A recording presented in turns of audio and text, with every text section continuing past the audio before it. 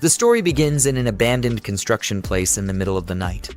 We see a boy being surrounded by a group of evil people who are armed with dangerous weapons while hanging above a cage full of zombies who are eager to eat the boy.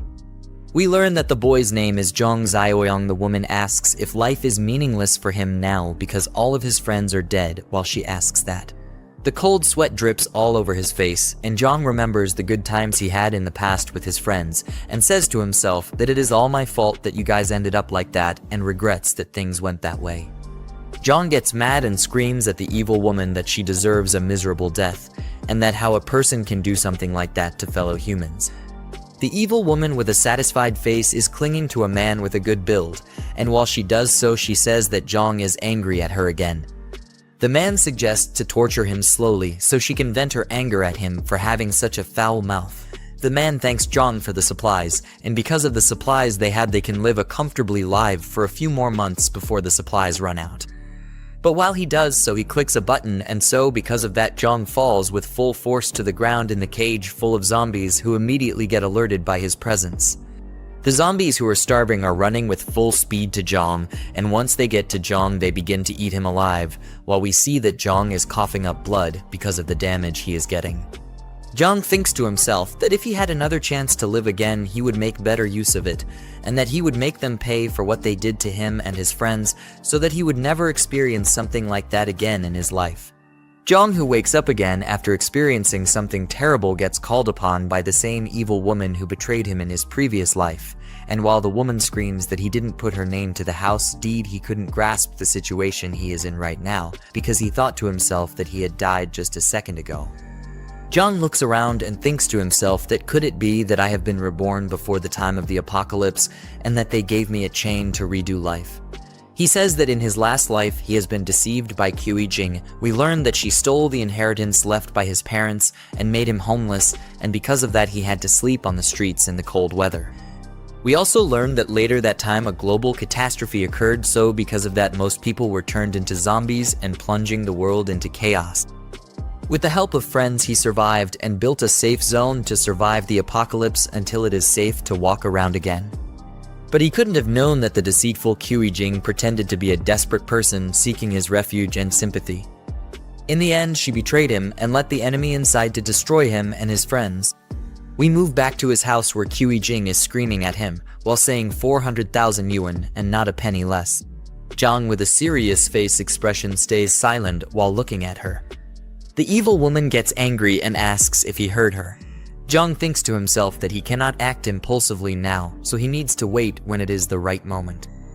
The evil woman says that she will give him a week time for him to make everything right, but Jiang cuts her off and says fine, I got it, so she needs to go while pushing her to the door. This shocked the evil woman a bit and thinks to herself that when did Jiang become so assertive, and asks if he wasn't her lackey before. Jiang closes the door and turns around. But while he does so, he looks at the clock and thinks to himself that he must prepare for the impending apocalypse that is going to happen in a month's time, because if he doesn't, the same will happen like last time. Jiang gets shocked, and we see a system alert saying the apocalypse system is now active. We also see several system missions saying own a piece of land to get 10 points as system rewards for completing the mission. Jiang asks in a surprised tone what those points can be used for once he completes a mission, and how he will be able to use them. We learn that there is a system store displaying different types of items which can be bought with system points he earns from mission rewards. We learn that in his previous life, he saved every penny he got to save up for the evil's woman bride price, which left him malnourished. Jiang picks up his phone and gets a message saying, "Are you full?" And he thinks to himself that the zombies will be everywhere in a month's time, so he should eat good food until that happens. We move to an expensive-looking building. We see nice-looking food on the table, and Jiang asks to himself if this is the legendary Michelin 3-star expensive takeaway. He wonders what a 300 yuan braised pork tastes like. While he puts the food in his mouth, his face expression turns into happiness after trying it. Then he screams that the food is unbelievably delicious. We see that the neck is enjoying his food like a pig, but gets surprised to hear a message from his phone when he is just enjoying his food. We see that he is being called by the friend of the evil women. He thinks to himself if that manipulative woman cried to her friend again, and sighs at the view of the name on the phone. The friend gets angry at Jiang for treating her friend like that, and says that she only wanted him to prove his love to her. She also says that if you can't give her property, how can you love her, which is the stupidest thing I have ever heard. She says that Jiang was testing him a little and that he failed miserable, but if he brings 1 million by the end of the day in cash to them, she might help him to get her back to him. Jiang gets angry at her and says, "Who do you think you are for testing me like that?" and that she needs to get lost. The friend is trying to respond, but Jiang ends the call before she can do so. Jiang lays back on the couch and thinks to himself that he will build the strongest fortress on this land where no one dares to come, but not only is it becoming defensive, it is also built next to a water source and forest, so he will not run out of water that easily. We move to a hall full of people who are walking where the Mig gets greeted by a woman while she asks what he is looking for. The Mig tries to respond to the woman, but gets cut off by a man who we learn is the real estate manager of this place. The real estate manager asks the woman to help the others move boxes in the back because they have a lot of toilet paper that needs to be dealt with. The woman tries to respond to her boss, but gets cut off before she could do so. The real estate manager asks if she has forgotten who taught her everything in this field of work, and with an angry tone sends her to the back to help. The manager turns around and says to the Mick that a broke loser in cheap clothes can't even afford a toilet, let alone a house to life in. The Mick, his face expression turns dark and gets angry, so he asks the real estate manager if he is looking down on people or if he is just an evil person. The real estate manager says that he looks down on dogs like him, and he further says that if the Mick can afford a toilet, he will live stream himself eating shit. Jiang says to the real estate manager that he will find some fresh, hot, steaming ones for him later to eat on stream. Jiang comes back to business and tells the lady worker that he is not here to buy a house, but to buy land for himself, saying this with a confident face. The real estate manager and the lady worker can't believe their eyes when Jiang pulls out a black pay card, and cold sweat drips from their faces. Every customer in the building is shocked beyond belief, so they are asking what Jiang means by buying land and if he knows how much money it will take to purchase a piece of land. Another customer explains that he has never seen anyone buy land so easily. They exclaim that Jiang must be a wealthy person to buy such expensive land. The lady worker still cannot believe her eyes and asks Jiang to please follow her because she will give him the best detailed introduction available. While they are walking away, the real estate manager, with an annoyed expression, says that everyone knows how to brag, but he is not capable of paying for such expensive land. Jiang takes a seat on a chair provided by the lady worker, who further explains that these are the land pieces they currently have available, so Jiang needs to look carefully at which piece of land he wishes to buy. Jiang explains that there is no need to do so, and that he will just explain what kind of requirements he needs for his land. After that, she will need to look for the land that fits his requirements. Jiang further explains his requirements, such as proximity to mountains and water, so he has a water source. He also specifies that it needs to have convenient transportation and should have large buildings on top of it. The lady worker thinks hard before she answers, but is interrupted by the real estate manager, who adds that there is a piece of land in the East District that fits Jiang's requirements. The lady worker asks in a surprised tone why he suggests the East District, as there are still unfinished factory projects there and they cannot sell such land to a client. The real estate manager becomes angry and says that this broke loser's requirements are outrageous and that he is not here to buy an expensive piece of land, but to cause trouble for them. Jiang is surprised to hear that there is a piece of land that fits his requirements and asks the lady worker for confirmation. She responds positively but further explains that there are still unfinished factory projects because the construction team leader ran off, and there is no one to finish the work in time. Jiang thinks to himself that it is a great location because it fits all of his requirements. He further says that if he puts up barbed wire, it will be easy to defend, and the unfinished factories will also save him a lot of money. Jiang tells the lady worker that he will take that piece of land and would like to make a contract now so he can pay right away. The lady worker takes the papers back from Jiang and says in a scared tone that they are sorry for offering something like that. However, after she hears his response, she gets a shocked expression on her face and asks Jiang if he really plans to buy land with unfinished projects. Jiang confirms that he does and says that someone is waiting to eat some fresh poop later, so they should hurry with the contract and down payment, while the real estate manager is sweating cold drops of sweat A while later, we see the real estate manager holding a receipt and saying that it is impossible. He further says with a dumbfounded face that he really paid a $300,000 down payment and questions how someone can buy such expensive land with unfinished projects on it. Jiang explains to the real estate manager, who still cannot believe his eyes, that he made the down payment and that it is up to him to perform in front of the camera, so he should at least enjoy it. Having had enough, Jiang walks away, while other customers tell the real estate manager that they have turned on the live stream, so he needs to hurry up. Another customer adds that his stomach doesn't feel good, but promises that it will be fresh for him. Jiang thinks to himself that he has spent all the bride money on buying that piece of land, but now he needs to figure out how to get money to stockpile supplies for himself. As Jiang ponders, a fat man walks past him and wonders if that was indeed Jiang. The fat man continues to his destination, but is surprised to see the real estate manager being forced to eat poop after making a deal with Jiang.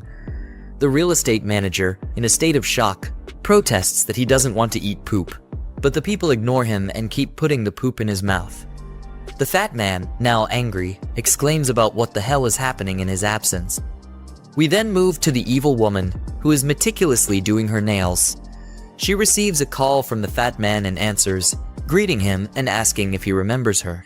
The fat man cuts her off, asking if she knew that Jiang went to the real estate company to buy an expensive piece of land.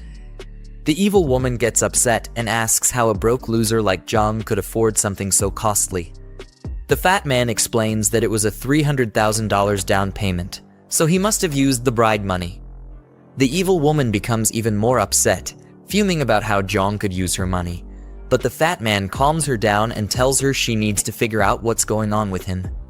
The evil woman says that she will expose Jiang online for using her money, and for doing so behind her back.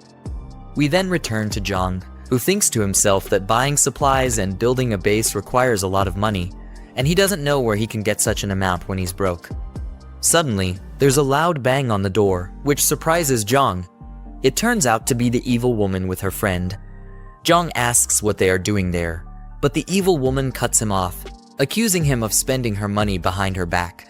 Jiang is dumbfounded and asks what she means, but the evil woman insists that she knows everything, including how he used her bride money to buy a piece of land, and since it was her money, the land now belongs to her.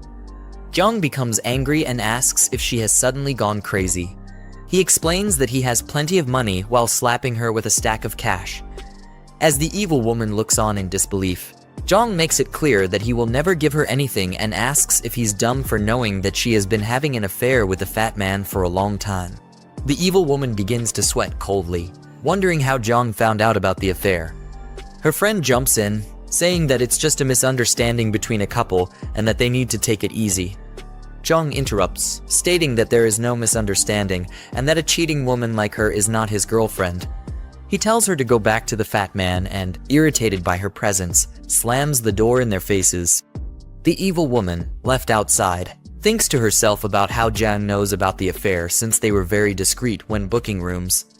The evil woman and her friend start to leave, but the friend stops her and asks if Jiang told the truth about her affair with the fat man and why she didn't mention it before they confronted Jiang.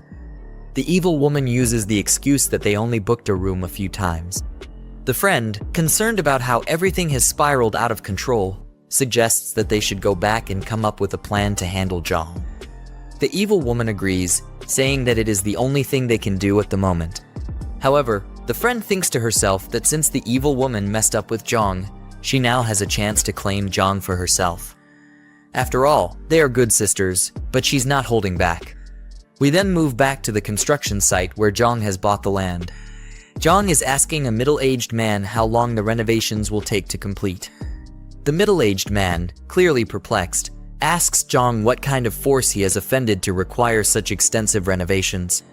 Jiang explains that he doesn't need to know the details and that asking too many questions isn't helpful. He then inquires about the cost to complete the work within a month.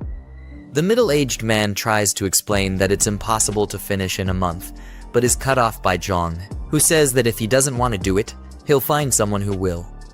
The middle-aged man reluctantly agrees, but clarifies that his concern isn't the timeline, but the cost that will need to be paid. Jiang asks what the price will be, and the middle-aged man explains that because the construction needs to be expedited and the work intensity will increase, the cost will need to be at least this amount. Jiang, surprised, asks if $20 million is enough. The middle-aged man confirms that it is and adds that Jiang needs to pay a $5 million deposit before they can start building. Jiang says he will transfer the money within a week and instructs them to hurry up with the construction.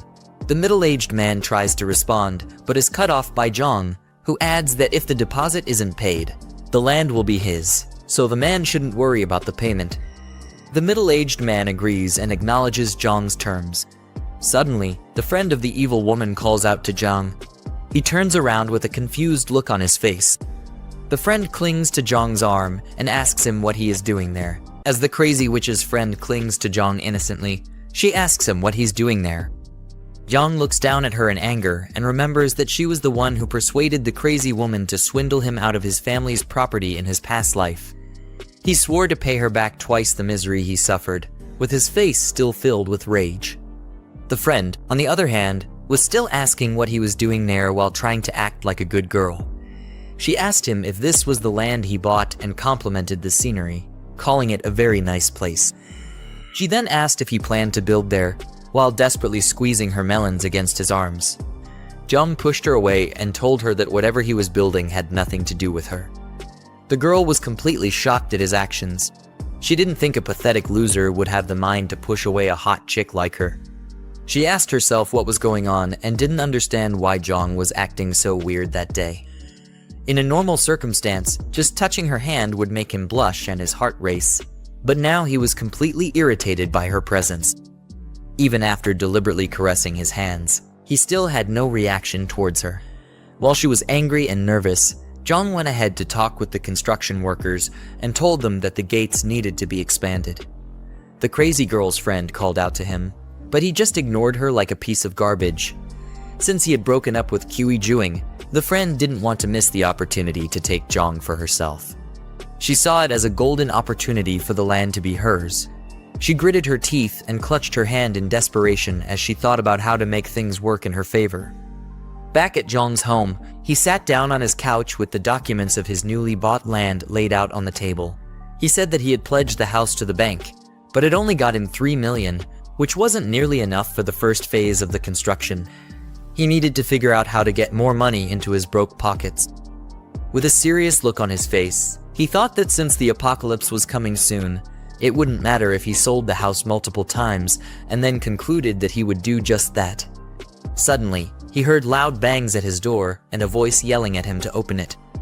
As he walked to open the door, he said the voice belonged to his downstairs neighbor, Grandpa Lai. The old, rickety man was a nuisance who had some money, and he owned the first and second floors of the building where Jiang lived. Lai also wanted to buy Jiang's third floor, but the house was meant to be his matrimonial home, which was why he didn't want to sell it. As Jiang grabbed the door handle, he said that the old man was always causing a ruckus, splashing paint, dumping garbage, placing funeral wreaths, and jamming the locks. He opened the door, and Grandpa Lai immediately accused him of going clubbing the previous night. Jiang yelled back at the man and asked if he was done with his silly theatrics. He told the man that he went to bed before 10 last night, so there was no way he could have gone clubbing. Lai said that he didn't care and that he heard something, but Jiang cut him off and told the old man to stop his annoying rambling. He was fed up with Lai and his crazy stunts. Since the old man wanted the house, Jiang said that he'd sell it to him. The old man was completely stunned and asked Jiang if he was really serious. Jiang looked down at the monkey-faced old man and said that he'd sell it on one condition, and Lai asked what it was. He told the old man that his new house wouldn't be ready until after 6 months, so he needed to stay there for that amount of time. Before that, the old man would have to pay him a total of $5 million for the house all at once. With that, he'd be able to pay off the loan on his new house. Lai was about to respond, but Jiang cut him off and said that if he didn't agree, then he should forget it, while slowly closing his door. Lai stopped the door, pushed his head in, and nervously said that they'd have to sign a contract to avoid any regrets. Jiang looked really irritated as he looked at the ugly old man and told him that the contract wouldn't be a problem. Of course, with a plague coming in a month's time, Jiang had successfully swindled the old fool. He closed his door and cursed the old man out, telling him to stay in his house and wait to meet his maker. Jiang began going through his phone, calculating the old man's 5 million together with the 3 million loan, which came to a total of 8 million. The system popped up and showed that he had completed the first task of owning a piece of land. With that, he claimed the system's reward. The next day, he went into the city to complete the next task, which was to get a year's worth of supplies. He breezed through the shopping mall, collecting many items that could be useful to him. The people there thought he was deranged, and some even said the foolish boy should be avoided. They all stood and watched him as he filled numerous carts with supplies that would last him a year. They didn't understand what he was going to do with all that stuff, and some of them even called him a pathetic idiot who believed in doomsday rumors. Jiang wasn't bothered by their comments because he already knew what was coming. By the time he had gathered all the items, the task was completed, and the system rewarded him with 10 points. As he looked through the system's store, he thought about how enhancing attributes would be useful during the apocalypse, but he was too broke for that. The protagonist's supply box was the best thing for him to get with his 10 points. Jiang had a pumped-up look on his face as he convinced himself to get the protagonist's supply box and expand his advantage immediately. He bought the box, and his 10 points were deducted. The supply box popped out with an infinity symbol on the top of it and question marks around its body. When the box gets unlocked, we see the system information pop up and tell him that he got a level 1 space ring. The ring had a huge spatial space of 500 cubic meters, and time in the space was static. Jiang knew the first item he was going to get would be a gold one. With the time-static properties of the ring, it meant that fresh food wouldn't spoil. Jiang was happy about this information because he was a good-for-nothing idiot who didn't know how to cook for himself. After that, the system brought up his next task and told him to get supplies for 10 years, with the reward for that being 20 points. As that happened, the store manager walked out with some guards and asked who was causing trouble in his store. He looked like a mangy mutt as he asked Jiang to identify himself. Jiang recognized him as Yang Tao, his middle school classmate, and a dumb lackey of the school bully, Zhang Xingzhi. Yang always liked to bully weaker people, but couldn't stand up to those stronger than him. We see that in the past, Yang and a couple of other dumb-looking idiots bullied Jiang and asked him for a protection fee. During that encounter, Jiang told them to screw off, and that Sheng should come collect the money if he wants it. Anyway, he was surprised to run into the same blockhead at the store, much less as a manager. Yang told him to return all the items he put in his cart or else. Jiang cut him off and mocked him for still bullying weak people and acting like a useless wimp in front of those stronger than him. He told Yang that he was there to make a purchase and asked if that was how Hurenfa treated its customers. Yang thought he was crazy for actually saying he was going to purchase all those items. He told Jiang to pay for them immediately or else he would get rough-handled. An hour later, all his items were scanned, and the cashier printed out the total. As Yang was told the total price by the cashier, he handed out the payment terminal to Jiang and yelled at him to pay immediately.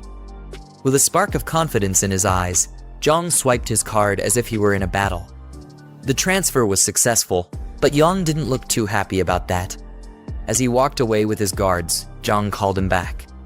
Yang was already pissed off enough, and he asked Jiang what he was doing. Jiang told him to apologize for his rude behavior, or else he would return all the goods that he just purchased. The store manager felt insulted and told Jiang not to push his luck, but the other customers interrupted him and told him to apologize. They told the blockhead that an apology wasn't much, and if he didn't, they wouldn't let it go. One of them had even started recording and was ready to make Yang a famous piece of shit. Jiang told him again to apologize, and if he did, Jiang said he would buy 10 times the amount of items he had already bought. Yang didn't believe his words, so Jiang told him to bring the POS machine so he could show his balance. He swiped his card on it, and Yang was shocked to see that the pathetic weakling he knew had over 7 million. It was an amount that he had never attained in his wretched life. Once again, Jiang told him to apologize. With no choice, Yang bowed down like a peasant and said he was sorry.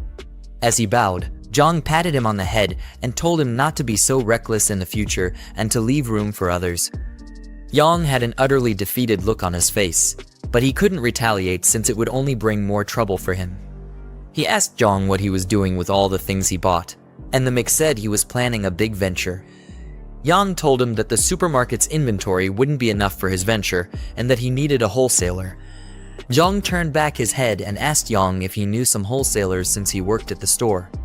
Surprisingly, the wholesaler he knew was Sheng, the dumb bully who always extorted Jiang in school. Jiang quickly called Sheng and told him that he had found a big client. Jiang looked disappointed at the fact that Jiang was still Sheng's useless slave. He wondered how much gray income the two of them could have made in the supermarket. After that, Jiang and Jiang went to a warehouse. A badass car swiftly drove in and nearly turned Jiang into a cadaver. Jiang was angry at how arrogant the driver was. The driver, Sheng, stepped out of the car, smoking a cigarette and puffing the smoke clouds in the air. Jiang introduced him to Jiang and asked if he remembered him from their high school days. Sheng proved that all the smoke had clogged up his ears as he made Jiang repeat himself. He finally said that he remembered who Jiang was and blew smoke on his face. He referred to Jiang as the guy with a bit of a backbone. He tugged at Jiang's hoodie drawstring and called it a fake designer brand. Sheng said he hated people like him who pretended to be rich when they weren't. Jiang replied by saying that he didn't know if it was a designer brand and that he just bought it from a random store. Sheng grabbed Jiang's head and yelled at him for bringing such a useless guy as a client. He told Jiang that his time was wasted with Jiang's presence and kicked him in the butt. Jiang tried to explain that his client was a really big one, but Sheng didn't believe the idiot's words. He said that he could tell who was rich, and he wasn't because he had been in the business for many years. But it was obvious that his brain and eyes were also clogged up from his rubbish cigarettes. Jiang felt his aura wasn't working and said that he couldn't intimidate illiterates like Sheng, who looked down on people. Sheng arrogantly grabbed him by the collar and told him to repeat what he just said. But Jiang wasn't fazed by the fool. Jiang repeated himself and said that he looked down on people, but Sheng focused on the part where he was called illiterate. Jiang took it that he didn't mind being told that he looked down on people. Jiang then tried to calm down the situation and said that Sheng's sore spot was when people called him illiterate because he really was one, and he hated being called that the most. Sheng kicked him to the side like a trash can and told him to shut up since he could talk so well. Then he threatened Jiang by saying that he wouldn't leave there standing if he didn't buy a truckload of goods. Jiang whipped out his phone and told the dumb bully to stop tugging on his collar and show him the account he was going to pay to. Seconds later, he wired $1 million to Sheng, who was surprised to see such an amount of money. He looked completely baffled as he read the transfer details on his phone. Jiang let him know that there was no other reason for him to be there. He said he was going to buy $5 million worth of goods. Then he told Sheng to load up the truck with the rest, and he would pay the balance when the goods were ready. Sheng asked him what kind of goods he wanted, and he replied, saying it was rice, salt, and basically anything that was edible or drinkable. He wanted it all. Then Sheng, with a sly smile on his face, told Jiang to follow him. Unknown to Jiang, Sheng planned to give him a batch of food that was nearly expired. They went into the warehouse, where it was filled with barrels and crates of different kinds of supplies. Sheng offered to give him a 10% discount if he took the whole batch. He was going to stoop to any level to get the goods off his hands. Jiang told him it would depend on the quality of the goods as he walked towards the crates. He got to one of the crates, picked up a brown bag, and began to analyze the item. Looking closely at it, he told Sheng that everything was nearly expired, except for the outermost layer. Jiang called him a shrewd man for trying to set him up like that. Sheng was surprised that he was able to figure it out. Caught between a rock and a hard place, he then offered Jiang a 50% discount. Jiang told him that there was no need because he was only using the $5 million to buy the best quality goods. He then said that he had other plans for the expired goods, and Sheng wondered what this crazy guy was talking about. Jiang was going to take the nearly expired goods at the 50% discount, but the payment would arrive a month later. Sheng asked what would happen if the goods expired, and he didn't get his payment, but Jiang assured him that he would mortgage his house to him if that happened. Sheng was still curious as to why someone would buy that many nearly expired goods. He asked Jiang what his channel was, to which Jiang replied that the channel was himself. Jiang told him that even expired goods would be worth a fortune in a few days, as he tapped Sheng's shoulder. A cold sweat ran down Sheng's face, and he looked like he had already shit on himself. With a shaky voice, he asked Jiang what he meant. But Jiang told him to stop asking questions and just deliver the goods, and that he would send him the address later. Jiang suddenly got a call, and the voice over the phone asked if he was selling his second-hand house. As he left to take the call, he told Sheng that he had other matters to attend to and that he should take care of the food. He then walked out of the warehouse. Yang, who had been a complete nuisance, asked Sheng if he had scammed him. But Sheng wondered how Jiang was doing so well since his family was short of anything special. Jiang got back home and met Grandpa Lai, who gave him a bag full of money as a deposit. The old man accepted his condition to leave the house in 3 months and asked to sign the contract immediately. Jiang just looked at the old fool and said that he didn't even inspect the house before making a deposit. He was puzzled as to why Lai was so desperate to get the house and asked the old man why he was in such a hurry. Lai, with a sad look on his face, told Jiang that his granddaughter needed to transfer schools, so they urgently needed the house for residency. He had been looking around the area, but only Jiang's house was up for sale, and he begged Jiang not to back out of their deal. Jiang called out the silly man's honesty and asked if he wasn't afraid that he would raise the price after hearing what he just said.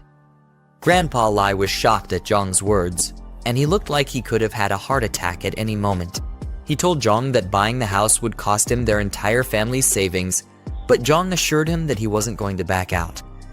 After that, they signed the contract, and Lai was relieved that his granddaughter wouldn't have to sleep in the streets like a gutter rat. He bowed like a peasant before leaving and left Jiang to attend to more important matters. As he left, Jiang thought the old man's kind and honest traits would be his doom during the apocalypse. He quickly stopped the man for a second and asked for Lai to give him the address of where he currently lived. The next day, Jiang returned to the construction site to see how his new place was coming along. As he got there, the construction manager asked for the second batch of funds like a hungry ingrate, but Jiang told him that he would transfer the funds soon. The construction manager showed him around the place as they walked inside the building and said that it was between 70 and 80% complete. They stood under the reinforced doors and walls, and he assured Jiang that they were absolutely safe. Jiang asked about the warehouse and was told that it had already been cleaned up and was ready to be used. With that information, he called Sheng with a happy look on his face and told the dumb bully to bring the goods. Moments later, workers began to fill up the warehouse with boxes of supplies. They happily did their work because their boss was paying each person a lot of money. They were a bunch of broke fools, and they needed some way to sustain themselves in their miserable lives, which was about to be cut short by the apocalypse. They commented on how the place looked like a shelter and said that rich people really valued their lives. Jiang directed them and told them to make sure that the perishable goods were stored separately. After a work-filled day, the underpaid interns started leaving the warehouse when night came. As they left, Jiang stood in front of his tower of supplies and was happy to be done with that task. The system showed that he completed the task of acquiring 10 years' worth of supplies and rewarded him with 20 points. As Jiang looked through the system's store, he noticed that there was a new box item there. It was a box that would give him an awakening ability. Jiang was happy at the fact that he would be able to gain abilities before the dawn of the apocalypse since he was a good-for-nothing weakling. He quickly purchased the box, and it gave him the ability known as the Mind's Eye. It would help to detect if another party was hostile or had harmful intentions. Jiang said that it was one of the most useful abilities in the early days of the apocalypse. He would easily be able to tell friends from foe and deal with them accordingly. After that, the system popped his next mission, which was to arm himself. Jiang had a mischievous look on his face as he said that was what he had in mind. It was nighttime at the market, and all sorts of vendors and customers could be seen prancing about, looking for the next best rare item to purchase. For a bunch of fools who were clueless about the apocalypse, everyone there seemed to be eager to get something important. Jiang walked through the streets of the market as he listened to the idle chatter of everyone around. Customers were trying to determine if items were real or fake, and the vendors were tired of dealing with annoying idiots. They all had stern looks on their faces, as if they were all trying not to be intimidated. Jiang's attention was caught by someone who was trying to haggle like a thief. The customer wanted an item for $300, but the vendor couldn't believe the sheer stupidity and asked who did business like that. When he turned back, he saw that the idiotic customer was none other than Lai Shuxing. The fat piece of shit was trying to bring the price of an item from 2,000 to 300. He threatened to leave if the vendor wasn't going to sell it to him at that price. The vendor, trying his best not to punch the idiotic fool in the throat, was trying to calm things down so that they could come to an agreeable price. Eventually, he agreed to sell it to Shuxing at that ridiculous price, just to get him to stop yelling. One of the random people on the streets looked at the vendor as if he were a complete noob who had no spine to stand his ground. Jiang was curious as to why Shuxing was buying fake bracelets on the black market. For someone who likes to brag a lot, Shuxing was nothing but a cheapskate and a silly one at that. He called his crazy ex-girlfriend, Kiwi Jing, a fool for falling for a scam. The way he stared at Shuxing showed that he was irritated by the guy's presence. He went back to looking for more items and saw a display of fine swords and machetes. Each blade looked like it could take anyone's head off with ease, but it wasn't just him who stared at the blades with such intent. There were other people passing by who seemed to like slicing and dicing things. Jiang smiled and was happy that he found what he was looking for. He met with the vendor and began examining the blades. With the way he held one of the blades, you'd think this nincompoop actually had experience as a swordsman. Jiang asked the vendor if he had any hard stuff there, and by hard stuff, I'm pretty sure he wasn't talking about their sausages. Anyway, the vendor didn't want to waste time with a loser like Jiang, so he showed the knife sharpener to him and told him to get to work if he wanted something hard. The vendor said that he could also buy a baton if he was too lazy to sharpen the blade himself. Jiang, with a mean look on his face, still insisted that it wasn't hard enough and he needed something harder. Yeah, this whole conversation was getting really sus. The vendor felt annoyed by Jiang's words and questioned if he was there to cause trouble. He had a camouflage jacket on, which gave the impression that he was a veteran who was skilled in taking care of wastes like Jiang. His facial expression changed when he suddenly got a credit alert on his phone. Jiang had transferred a substantial amount of money to the vendor, and this calmed him down. The vendor was shocked to see how much an ugly kid sent to him, and he couldn't believe it. Jiang, with a happy expression, showed that it was he who transferred the money and told the vendor to pipe down. He was serious about getting something hard to satisfy himself. You know what I mean?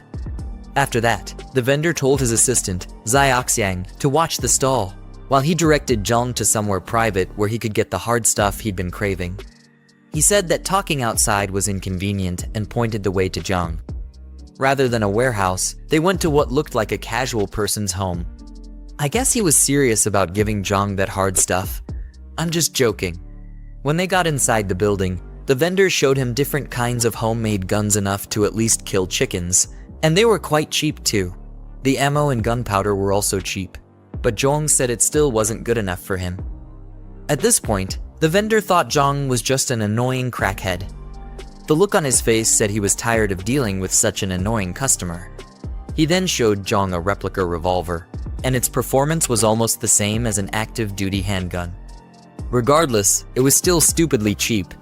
It was obvious he was trying to sell cheap stuff and keep a huge amount of change for himself. Jiang was furious as he looked down on the vendor and told him that it still wasn't acceptable. He had paid the vendor a lot of money, so all this cheap stuff only got him irritated and upset. He told the vendor that the 200,000 that was sent was just a prepayment. The vendor thought this sick kid had lost his mind, but Jiang, with a stone look on his face, said he was buying weapons worth 2 million. What kind of apocalypse could this loser possibly be preparing for? The vendor had to ask what he did for a living because no normal person would come to purchase that much heavy weaponry. He was probably scared for his meager life as well and didn't want to get on Jiang's bad side. Jiang basically threw his question aside, saying that it was his subordinates who usually handled trivial matters and the vendor didn't need to ask many questions. Seeing how serious Jiang was, the vendor went to lock the doors and close the windows to make sure no one could see or hear them. Luckily, Jiang didn't get defiled after that. The vendor told him that he had come to the right person.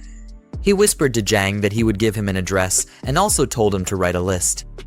Jiang was to go to the location the day after tomorrow at midnight to complete the transaction, and he was meant to bring cash. As he left the building, he heard the fat fool, Shuxing, calling his name. Just the sound of the idiot's voice made Jiang look like he was going to throw up. Shuxing was surprised to see him on the black market and said that must be why he had been spending lavishly recently. The foolish degenerate obviously wanted all that money for himself. He also called out Jiang for ignoring Jing and also said that his family must have had some heirlooms. He assumed Jiang was there to sell off his inheritance and said he had been watching too many marketing accounts recently, in a mocking tone. Jiang didn't even look bothered by Shuxing's degrading statements. Rather, he saw it as the perfect time to test his mind's eye ability. He activated it, and a blue flame surrounded his eye. He was able to see different icons on the top of the vendor and Shuxing's heads. The icon on the vendor's head looked friendly, while that of Shuxing showed he was definitely an enemy. Jiang was glad that the ability worked as expected. He turned back and began to mock the fat piece of garbage, saying that he must have tricked Ku Jing by buying fake and second-hand goods in order to clap her cheeks. Jiang said that she was just his second hand, who was worth the fake items. Shuxing was infuriated by Jiang's words, but he made no attempt to deny that he was a broke loser who had to buy cheap items to clap a girl. The vendor asked Jiang if they knew each other, and Jiang said that the fat fool was an enemy. Thanks to the money he was offered, the vendor began acting like Jiang's silly lackey and said that he'd handle Shuxing, while Jiang went ahead to handle other matters. The rest of his dumb friends came out to tag along in the drama, and Jiang told him not to kill the fatso since he still had plans for him. Shuxing was already shaking like a chihuahua as the goons slowly walked toward him. He tried to put up a tough attitude, but it was no use. The arms dealer swung out a baton, which made Shuxing try to negotiate with them. The proud fool was now a sacred wimp, and he had probably pissed on himself. The arms dealer and the rest of the goons gave Shuxing the beating of a lifetime. Laying defeated on the floor, Shuxing swore to get back at Jiang for humiliating him. 2 days later, in the dead cold of night, Jiang unveiled his new guns, which were delivered in a truck at his warehouse. With his new arms acquired, his task was complete, and he was awarded 10 points by the system. As a bonus reward, he was also given 2 physical enhancement potions. Rather than an actual potion, it was basically just a syringe, which meant that the system was obviously forcing this guy to do drugs. Anyway, Jiang noticed that the potion's effectiveness was as good as the one in the store. He brought out one of his hands and lifted the other in the air as he got ready to inject it into his body. As he used the potions, he gritted his teeth in pain, and his eyes went completely white. It was either he was feeling ecstatic like a junkie who just got his daily dose, or this idiot was about to die. Luckily, his second chance at life wasn't about to be wasted so easily. According to him, the average adult male had a strength of 5, but with the added 2 points from the potion, he got a 40% increase. He rolled up his fists as if trying to get a good feel of his new strength, but he still looked like the same old useless loser. Still, it wasn't enough for him. Jiang opened up the system's store and looked through the 2 items that were left. He decided to maximize his advantage by buying an extra physical enhancement potion. While injecting himself, he winced like a little girl who was getting touched inappropriately. The extra potions brought him to a total of 8 points, and he had 60% more power than the average person. All that was left was to find a punching bag to test his new powers on. He looked to the wall by his side and saw some bags of cement and a couple of rods on the floor. As he picked up one of the rods, he looked like he was still unsure about his new powers, but there was only one way to find them. He pulled out some sweet Bruce Lee moves as he kicked the rod, bending it and sending it flying towards the wall, which also cracked the wall. With his new strength, Jiang felt like a big bad boss who was not to be messed with in any way. He was sure that he would be able to easily handle early-stage zombies when they showed up. After that, he decided to store the guns in the space ring since they wouldn't take up much space there. The weapon crates shrunk and flew into the ring as if they were being sucked in by a black hole. The day after tomorrow was going to be the first day of the apocalypse, so Jiang was trying to make sure that there was nothing else he had to do. Flashing through his mind was the memory of Grandpa Lai, telling him about his granddaughter and how they needed his house for residency. Jiang felt stupid that he couldn't completely ignore the old man's unfortunate situation, even after suffering at the hands of human treachery. He decided to send the man some essential supplies for the apocalypse, but it was up to the old fool to survive or become a tombstone. Jiang said it was going to be his repayment to the old man for funding his apocalypse plan. The next day, a black car pulled into what looked like an abandoned neighborhood. Jiang stepped out of the car and said that whoever was going to look for this filthy slum definitely needed some kind of GPS. He had to walk all the way to the top floor where Grandpa Lai was staying so that he could deliver the supplies. From the looks of it, the old man was a broke fool, and Jiang said he had a screw loose in his head for living in such a cheap place. Before knocking on the door, he remembered to take out the supplies from the space ring first, so he wouldn't have to get into a long explanation with the old man. After setting out all the boxes, he knocked on the door, and Lai crawled with his rickety legs to open it.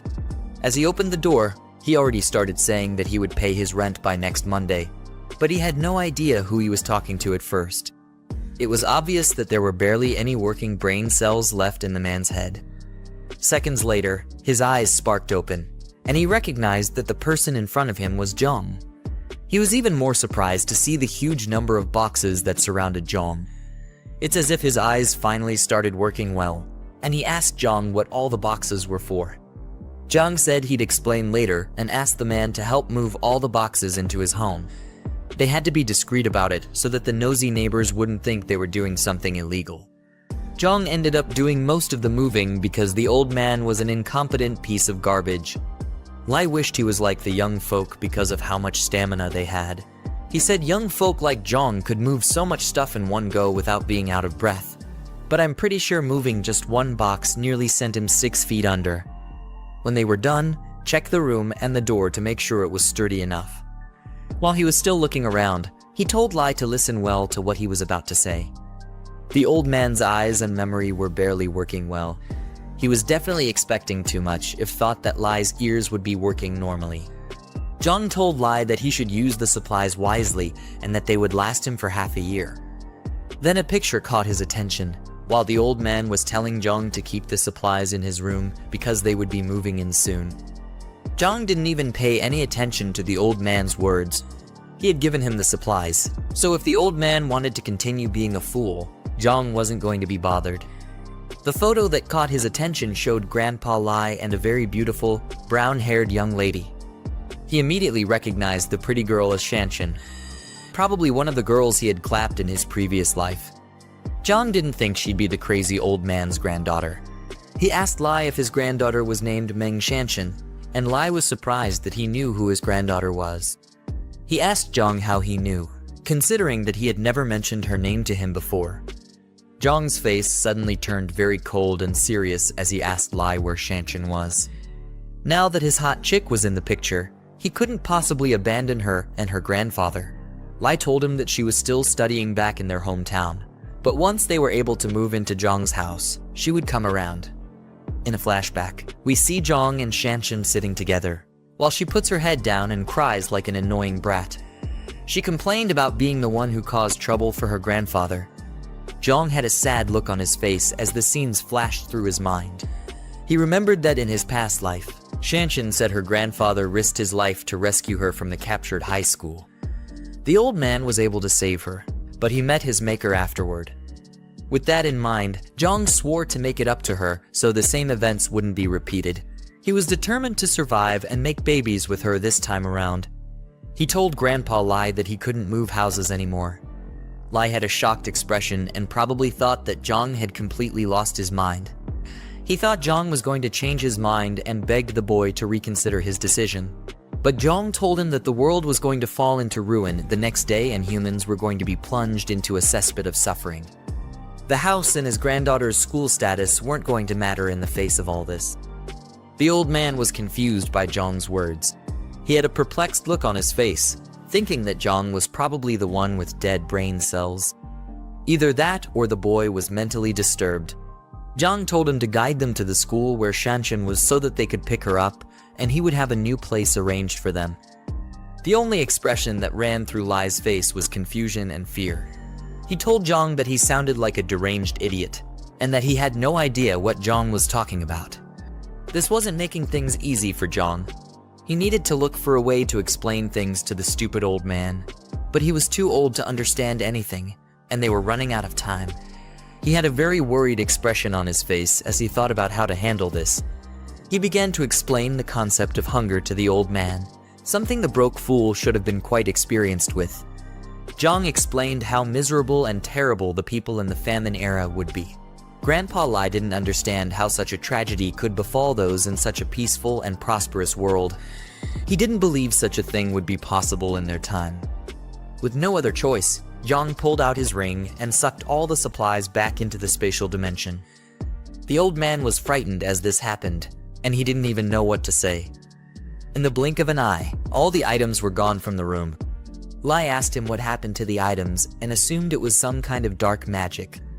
A powerful aura surrounded Jiang, and in a forceful tone, he told the old man that he had superpowers and that he could see the future. He said he wanted to live, and he also wanted Shanshan to live so they could make all kinds of happy noises together. Then he stated that from then onwards, everything was going to be done according to his words, and Lai would not be able to defy him. He demanded to be told where Shanshan's school was because there was barely any time left. They left the house and got into Jiang's car, but Lai was still looking at him as if he were an insane villain. They sped through the streets and quickly arrived at the school. Jiang asked the old man if he knew Shanshan's class and dormitory. Luckily, the old man knew, which made him quite useful. I can't imagine the horrors Jiang would have put him through if he decided to be incompetent. They hurried to wherever she was, with the clock ticking away fast. Meanwhile, in the middle of the school, we see a bunch of delinquents harassing a girl for some silly reason. The girl who was being harassed was Shanshan, and she was getting whooped by some illiterate bullies because they were jealous that a guy liked her. Rather than trying to get some good Riz skills so the guy could notice them, they decided to take it out on the poor girl. Shanshan was looking bruised up, and she tried to explain that the guy, Zheng Xiaochen, was the one who liked her, and it was all one-sided. Sadly, the stupid bullies were too dumb to understand, and they thought she was just making excuses. They kicked her and pulled her hair to make up for their low self-esteem. They didn't believe that Xia Cheng was the one desperately trying to get into Shanshan's pants, and they felt she was silly for mocking him. Shanshan made some happy noises as her hair got pulled. I guess that's the kind of thing she was into. A voice called out to the stupid bullies and asked them what they were doing, but the girls looked unimpressed by whoever showed up. Luckily for Shanshan, it was Jiang and her grandfather who came to save her. One of the bullies recognized Lai as the useless grandfather. Shanshan was surprised to see her grandfather and asked why he was at her school. You'd think she'd be grateful to him for coming to save her pathetic butt. He screamed at the bullies and told them to let go of his granddaughter. Jiang, who stood behind him, looked like he was itching to give the stupid girls a piece of his strength. The other dumb-looking guys approached Lai, and they were holding knives and bats. They told the old man not to get into young people's business and he should stop meddling in their affairs. The blonde-haired leader walked up to him with his knife, but the old man stood his ground. Grandpa Lai rushed the guy with the knife and said he was mannerless for bullying his classmates. While they tussled, someone else was about to send Lai to the pearly gates with a bat. He swung down, aiming for Lai's neck, but Jiang caught the bat and saved the man from an early grave. Can you even call it an early grave? Jiang mocked the bully for being so young and learning how to be a thug. Of course, the bullies weren't fazed by Jiang's weak looks. They saw him as another pathetic, broke guy who was trying to act tough and assumed he was Shanshan's little brother. With one kick, Jiang sent one of them flying through the air like a frisbee. Thanks to that, the bullies took him seriously and said that he must have been trained, so they decided to gang up on him together. Their silly tactics didn't rattle Jiang, as he kept a serious look on his face. The idiotic bullies had no idea what they were in for. After circling around him, the one with the bat rushed and swung his weapon, but Jiang quickly ducked to avoid the attack. Thanks to his enhanced strength, his reflexes were off the charts as well. He grabbed the idiot by the collar and tossed him to the ground with one hand. That one quickly got his lights knocked out as his head slammed into the ground. The last one rushed Jiang with his dagger. Jiang weaved through the attack and kicked the fool to the ground, nearly sending him 6 feet under. After he was done dealing with them, the girls started shaking in fear and asked him what he was going to do with them. They thought they were about to get defiled, but their milk jugs just weren't Jiang's type. He slowly walked towards them and started smacking them around the place. He slapped one of them, and she couldn't believe that he would raise his hands on a woman, but to Jiang, she wasn't a woman.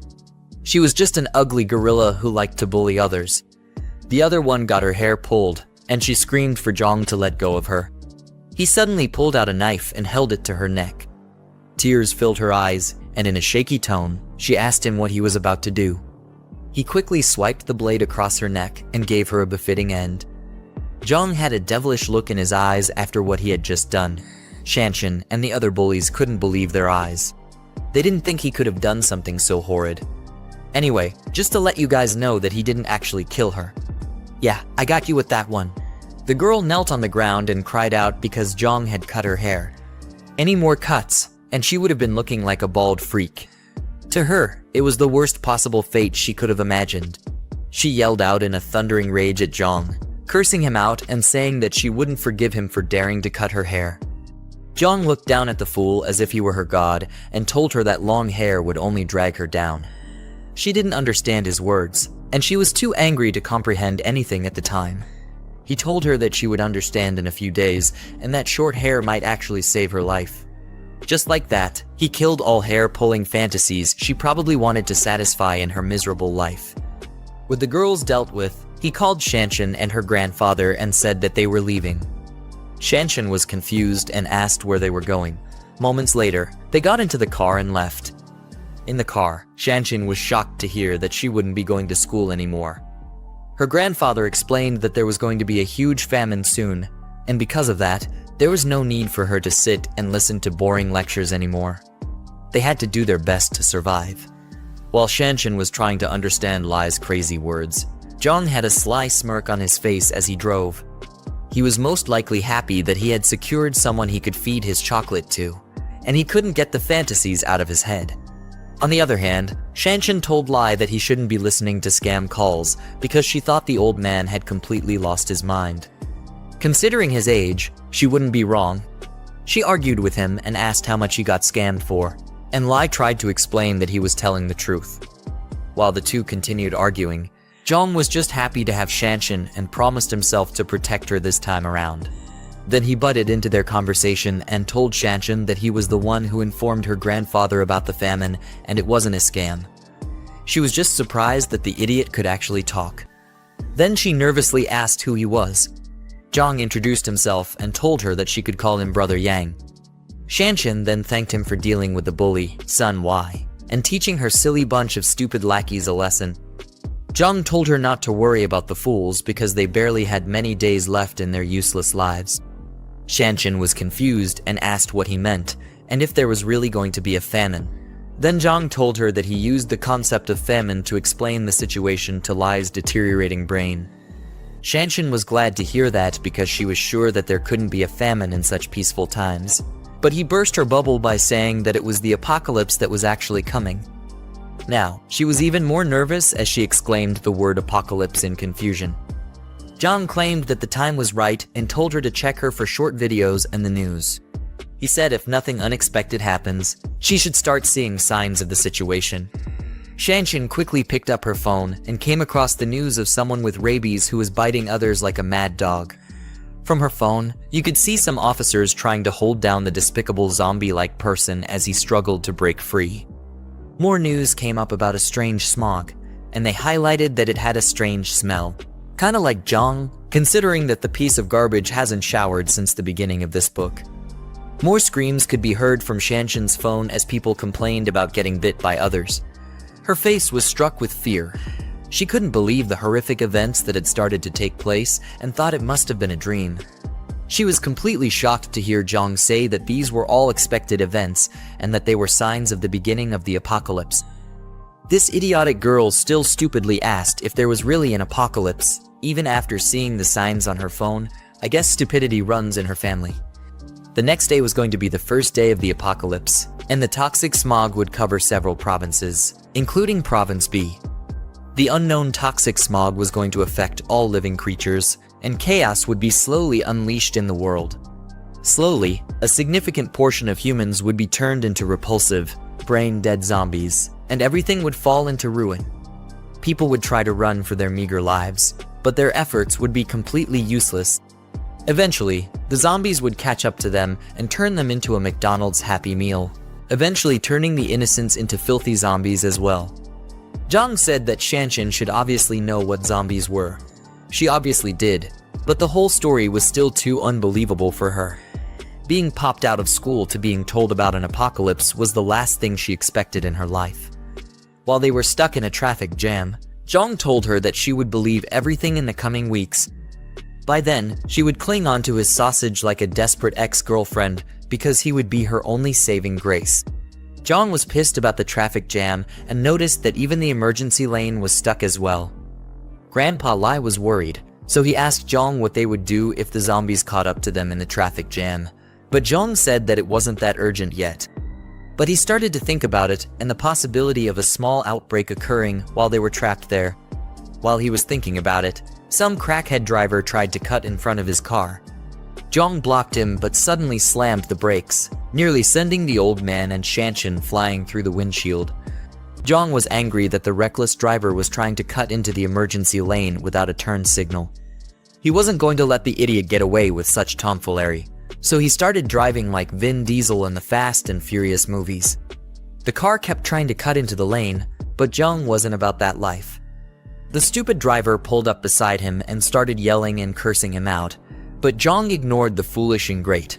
Lai tried to advise Jiang to let it go because the idiot looked like a rich and powerful person, but Jiang was ready for the worst. If the driver eventually wanted to step out and cause trouble, he was ready to beat him to a pulp. The traffic was over, and the cars finally started moving after being stuck for almost an hour. Shanshan noticed the reckless driver from before was still trying to cut in front of them, and she told Jiang to watch out for the fool. At this point, Jiang was enraged, and he was ready to send the idiot to the deepest depths of hell. The two of them got into a crazy road rage, and Lai begged Jiang not to stoop to such a foolish level. With the apocalypse already approaching, Jiang wasn't bothered about traffic rules anymore. He said that there was no need to be lenient with a stupid, reckless driver. He eventually broke free, causing the driver to nearly crash by the side of the road. The ugly fool got out of his car, cursed him out, and called the police, telling them to find the plate number of Jiang's car. He was probably another spoiled rich brat who loved to spend daddy's money recklessly. He swore to get back at Jiang and teach him not to mess with certain people. At nighttime, Jiang got back to his new safe house. As they stepped out of the car, Grandpa Lai and Shanshan were amazed at how massive the place was. Shanshan even said the place was a bit too much. It definitely won't be when she and Jiang finally get down and dirty. Jiang told them to get some rest because the following days were going to be a whole lot tougher. The next morning, Jiang was standing in front of his huge window while sipping a hot cup of coffee. Shanshan stepped out of her room, yawning and stretching, while stating that it had been so long she slept so well. She finally didn't have to wake up like she was at a boot camp and get ready for morning classes. Jiang looked glad that she was able to rest well. I guess he couldn't satisfy his urges yet since her grandfather was still with them. He then asked to go with him so they could check out the fortress together. You'd think they'd finally have some alone time, but Lai the Great Fool just had to tag along. As they took a tour of the place, Jiang told them that the walls were made of reinforced concrete and the remote-controlled gate was also made of pure steel. The only way to break through was with heavy weapons, so neither zombies nor regular humans could easily get in. He reminded them that without his permission, no other person was allowed into the fortress except the three of them. Shanshan asked whether they were going to let survivors who made it to the fortress just die like a bunch of wastes. He ignored her question and told her to follow him like a lost puppy. He explained how people's true intentions would be unpredictable during the apocalypse. Being too kind would get them swindled, and humanity's dark side would fully show itself when the events begin to unfold. They walked to the back of the building and came to a place he called the buffer zone. They were shocked at how huge the place was. We could see some lined up crates and a small building that was to serve as a shelter. Jiang told them that if survivors came while he was away, the buffer zone could provide them with temporary shelter, but they would not be allowed into the fortress until he returned. Next up, he said he would take them to the food storage, which was the most important thing in an apocalypse. If they weren't able to find food, Jiang and Shanshan might have to start eating themselves, not in the way your dirty mind was thinking about. He said he'd show them the areas of food that would be distributed sparingly. As he led them into the food warehouse, he suddenly stopped to look back at them. He activated his mind's eye ability to make sure that Lai and Shanshan were truly on his side. The two of them looked confused because they didn't understand what he was doing. Jiang saw two happy emojis at the top of their heads and figured it was a sign of trust. It was his first time seeing it, which meant that the old man and his granddaughter completely trusted him with their lives. Jiang brought out a weapon crate from his ring and told them that weapons were the most important thing during an apocalypse. Isn't it supposed to be food? Anyway, he told them to make sure to keep it under their control and not let it fall into enemy hands. The two of them were shocked as they picked up a shotgun and a crossbow. It was as if they had slowly started realizing how serious things were. Lai, with a stupidly dumb look on his face, agreed to keep the weapons under control. With that done, the system popped up and showed Jiang that he had completed the task, which was to reunite with Shanshan. It then told him to find and rescue his former companion, Zhang Kai. Jiang was shocked to see that the system was trying to bring him and his comrades back together. As they stood by a huge glass window, he saw a huge arrow pointing him in the direction of where Kai was. It proved to be very helpful because he was really worried about how to find his comrades. While he ran out, he told Shanshan and Lai to remember everything he had told them and not to violate his instructions. Shanshan asked where he was rushing out to, and he said to recruit more people to strengthen their team. Somewhere in the city, at a KTV building, a group of ugly-looking guys were enjoying a karaoke session, and their table was filled with a crazy number of drinks. Two of the guys stepped out to go to the restroom. The fatso had to guide his gray-haired friend, who was probably too drunk to walk straight. He told his friend to eat slowly and not to choke. I hope it's not what I'm thinking. The gray-haired dude then told his fat friend that he would pack something for him to take back. It's definitely looking too suspicious between these two. When they were done with whatever the hell they were doing to each other in the restroom, they started heading back to meet up with the rest. The gray-haired guy mistakenly bumped into a girl who was walking with her man. He apologized, but the stupid man, feeling like it was a good time to show off his foolishness, kicked him and told him to watch where he was going. The gray-haired dude flew through the place, and his friend, who had never spent a single day in the gym, came to check if he was okay. We find out that his name is Zhang Kai, the companion who Jiang was looking for. Zhang Kai's friend yelled at the stupid man for hitting his friend just for a simple mistake. The man felt insulted that a fat piece of garbage was talking back at him and said that it was rare to meet someone who dared to try such. He grabbed the fatso by the collar and jacked him up. While Zhang Kai tried to apologize for the misunderstanding, he begged the guy not to hit his friend. Some loser who worked there stepped out of the restroom and saw the commotion that was going on. He was barely recovering from an upset stomach, and he caught a cold. He tried to calm down the fight, but the man just felt even more disrespected. He was really trying hard to show off to a girl that he had probably never banged. He told the worker that his boss wouldn't dare try to grab his clothes, but here he is doing the unthinkable. The unfortunate underpaid worker told Kai and his friend to leave while he dealt with the man. The man told the worker to call his boss and questioned how they had the audacity to disrespect him. He even threatened to throw the karaoke bar out of business. Kai and his friends ran like little wimps back to their companions, who asked them if they were chased by a dog. Kai explained that they bumped into a drunk fool when they left the restroom, and the man wanted to mess them up. Luckily, they got saved by the waiter. If not, they would have gotten really bruised up. One of the guys got angry that the fatso didn't fight back, saying that their mechanical engineering class had never backed down from a fight. It was obvious that he was the idiotic musclehead of the group, and he was always ready for a fight. He said he'd make a call to gather more of their brothers to take care of the thug. The brother with a white jacket looked at him like the dude had completely gone bonkers. Zhang Kai told him to stop showing off because they were graduating in less than a year, and the last thing they needed was more trouble on their hands. He told them to enjoy the music and keep dancing. Sadly for them, the thug walked into the place with more of his retarded lackeys and the waiter, who looked like he was barely conscious. Zhang Kai and his crew were shocked to see the pitiful state of the waiter. The idiotic thug pointed towards them and told his goons to teach them a lesson. Zhang Kai and his friends got rounded up, and they were made to kneel with their hands behind their heads. The waiter, on the other hand, was seriously shaking from the pain he was in.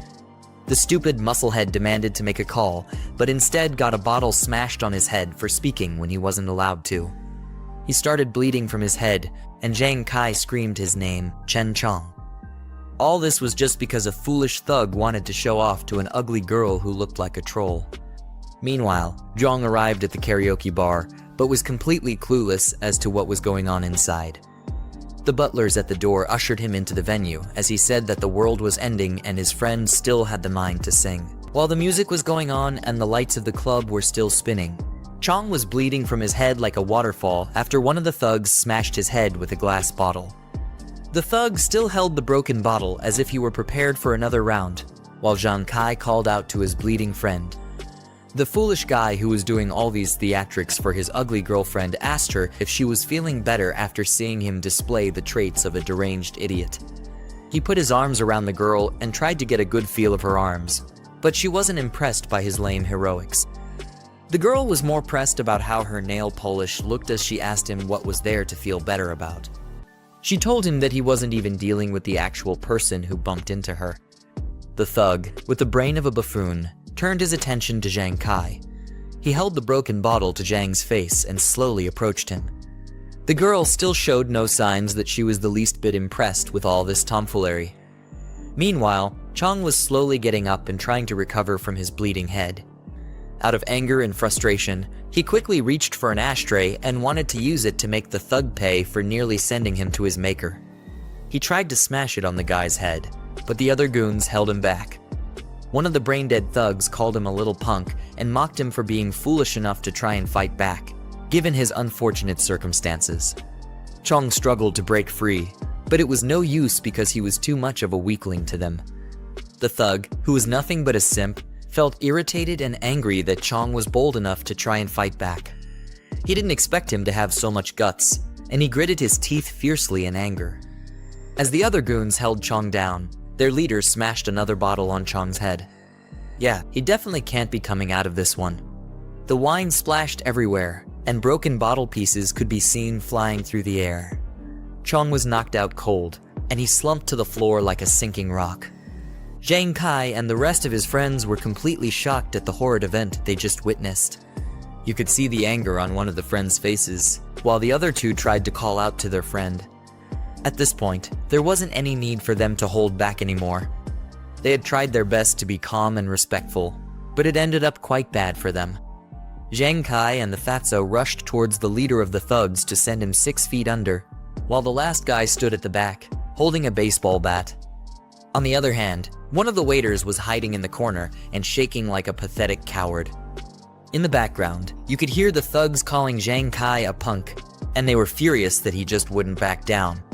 Things got out of hand, and everyone was ready to go all out. Lao Si was told to grab one person and make sure that they never see the light of day again. While everyone was brawling and being a nuisance to the club, the waiter was in a lot of pain, and he groaned as a lot of cold sweat ran down his body. His body was shaking a lot, and you could see some purple veins pop out from his back and his forehead. It was like he was slowly having a bad mutation of the Hulk. At the same time, Jiang Kai was dishing out knuckle sandwiches to all the idiots who tried to mess with him and his friends. He swung hard at one of the goons, but the guy was quick enough to dodge, while another person was coming at him from behind. The waiter, who was shaking like a junkie earlier, now looked completely possessed, with blood dripping from his eyes. His eyes had gone completely white, he was sweating profusely, and he was drooling like a hungry beast. As he looked at the bunch of fools who were fighting, all that ran through his mind was how good they would taste once he got a bite. He roared out like a filthy beast and rushed to join the fray. Whatever caused him to mutate made him run at an inhuman speed, but it was probably at the cost of whatever was left of his brain. The waiter, who was now a mindless zombie, quickly grabbed one of the thugs and forcefully held onto him. The thug tried to break free, but the zombie displayed a terrifying level of inhuman strength. The filthy thing quickly took a bite of the thug, who was now in agonizing pain. The dumb girl, who was the cause of all this mayhem, screamed in shock as she saw the zombie take a large bite out of the guy. The thug called the waiter a dog and tried to get him to let go, but it was hopeless for him. He then called out to his guys so that they could help him. A man who was watching the whole thing couldn't believe his eyes. It was as if he had been thrown into those horror movies, and he was the side character who was completely useless. All he could do was put his hands behind his head. He opened his mouth wide and screamed, hoping for it to all be a dream. Meanwhile, the thugs were trying to hold down the zombie, but his crazy strength left them shocked. They still had yet to clock that they weren't dealing with an average human being. The zombie let go of the person he was clinging to before and went ahead to bite the other unfortunate soul. The guy called him a good-for-nothing and was surprised to see that he was really acting like a deranged dog. As the thug struggled to break free, the zombie knocked him down to the ground, while his teeth were still firmly planted into his arms. The thug was baffled at how insane the zombie's strength was because his arm was about to be completely ripped off. As the struggle continued, a hand suddenly popped out and grabbed the neck of the zombie from behind. As the person lifted the zombie into the air, we saw that it was Jiang performing such crazy feats with his physical enhancements. Everyone else in the room was surprised that he could lift up a fellow human with such ease, and even with one hand. Jiang slowly squeezed the zombie's neck, and his face didn't look too happy about what was going on. With blazing anger, he smashed the zombie onto the glass wall and held his face to it so that the shards could cut him up slowly. Then he turned to the rest of the idiots who had been causing a ruckus and told them to stop. Everyone else there was still freaked out by Jiang's crazy strength. The man who was a snack for the zombie looked beyond frightened as he looked up at Jiang. He said that the deranged zombie was as strong as a bully, but he didn't understand how Jiang was able to pin him to the wall with one hand. It was as if he was also angry at himself for being a pitiful weakling. The stupid thug leader screamed out and asked Jiang who he was. Rather than thank the protagonist for saving their miserable lives, this brickhead thought it was wise to yell and act like he had some use. The other pathetic goon beside him was in a lot of pain because the zombie had taken a chunk of his shoulder for dinner, and it looked like the wound had become infected. Jiang ignored the idiot's question and turned to Zhang Kai. He wanted to make sure that his friend had been bitten by the monster and also make sure that he was alright. Zhang Kai told Jiang that he was fine, but with a perplexed look on his face, he asked Jiang why he was worried about him being bitten. Jiang ignored that foolish question as well and, with a mean look, told his friend to come with him. There wasn't any time to waste, and he needed to assemble his past comrades as fast as possible. While Zhang Kai stood up to go, that idiotic simp pulled him back and said that they weren't done. A literal zombie just wreaked havoc in their midst, and his men were severely wounded, but he was more bothered about how much he had to impress some ugly girl, who he had probably never laid before. Anyway, as he was being stupid, one of his goons, who got bit on his shoulder, suddenly started coughing and complaining about his spinning head. His boss asked him what was wrong, and he thought it was just a cold, but he was about to find out how his foolishness would be the end of him. Jiang had a look on his face that said he already figured out what was happening to the thug. He wasn't fazed at all, but just kept his composure and waited for the worst to happen. The purple veins began to break out of the thug's neck and head. He gritted his teeth in pain and held onto his wound, but it was already too late for him. He tried to explain that he just had a runny nose in the afternoon, but got interrupted by Jiang. The protagonist asked him if his shoulder was bitten by the zombie while still holding onto the monster's neck. The zombie was still fighting to break free, but Jiang had that dog in him, so he wasn't breaking free anytime soon. The thug was confused and wondered how the zombie's bite had anything to do with the way he was feeling. While still fighting the pain, he told Jiang that he was bitten and asked what that had to do with anything. You could see as the purple filthy mutation was slowly creeping up from his back to his face. The fact that no one else in the room could figure out what was going on showed why they must have died like fools in Jiang's past life. Jiang started to analyze the whole situation and thought to himself that the thug was probably already infected before he got bitten. Now that he was bitten close to his head, he was likely going to mutate soon, since the signs had begun to show themselves. Jiang dragged the already deranged zombie and was heading out, while the H-Tug leader asked him what he was doing. The others were staring at him, and they hoped that he would give a reasonable explanation for all his strange questions and actions. Jiang got to the door and tossed out the mutated filth like he was a pile of trash. Then, he quickly shut the door. The zombie started to bang and claw at the door, trying to force himself back inside. Jiang, on the other hand, was glad that zombies were too dumb to figure out how to open doors yet. Because of this, they were all safe in the meantime. As he dusted off his palms, he turned to the others and saw that they were all looking at him weirdly. It was obvious that they were waiting for him to start explaining himself, but Jiang was taking his sweet time. I mean, it's his show, so you can't really blame the guy. His mood shifted, and you could see the killing intent spilling from his eyes. At this point, the demons of hell were scared of what this idiot was about to do. He cracked his knuckles and asked Jiang Kai which one of the stupid thugs he needed to take out first. However, Jiang Kai had no idea who this crazy kid was, and he asked him if they knew each other. The leader of those thugs was looking completely pissed off because he was being threatened.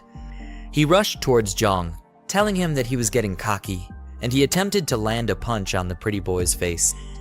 That punch looked like it was taking years just to hit, and Jiang wasn't the least bit bothered by the idiotic simp. Before the guy's hand could halfway through, Jiang swiftly grabbed his head and shut him up before he spewed any more rubbish from his mouth. With his Hulk-like strength, he smashed the man to the ground, knocking him out in the process. The other foolish goon who was bitten on his shoulder rushed towards Jiang in an attempt to attack him. He cursed out Jiang and said that he was definitely asking for it. Sadly, he was no match for Jiang's Bruce Lee moves. Jiang gave him a hefty punch to the nose. Now the idiot's nose wasn't only runny but bleeding as well. Jiang barely used his true power, but he was able to send the guy falling straight to the ground. As the guy got knocked to the ground, Jiang maintained his fighting stance like he was a character in a fighting game. Meanwhile, the goon was knocked out cold and was foaming at his mouth. His partner rushed to his side and asked why he was acting so pathetic after just one punch.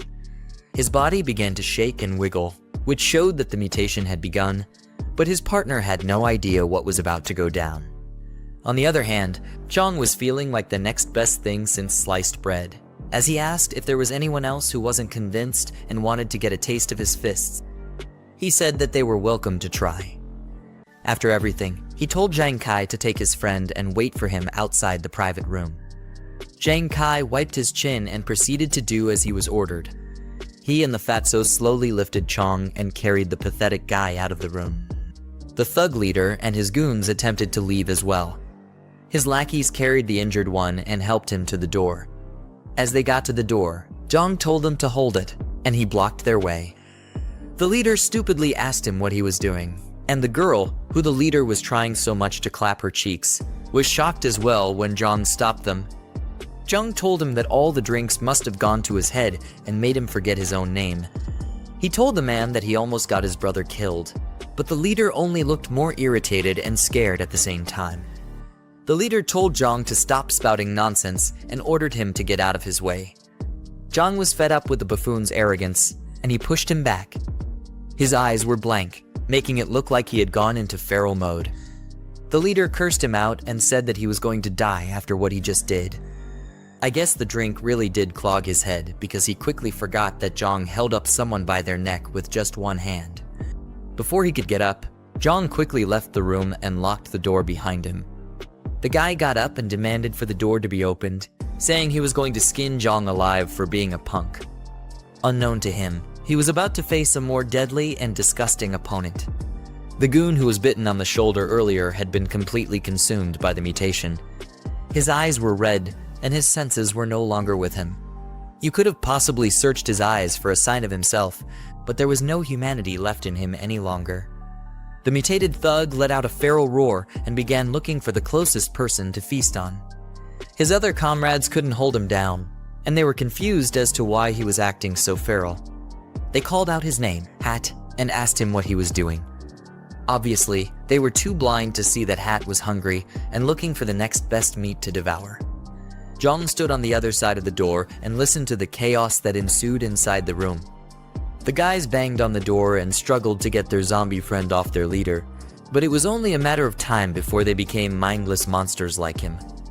Voices could be heard screaming for help, but Jiang wasn't bothered about them.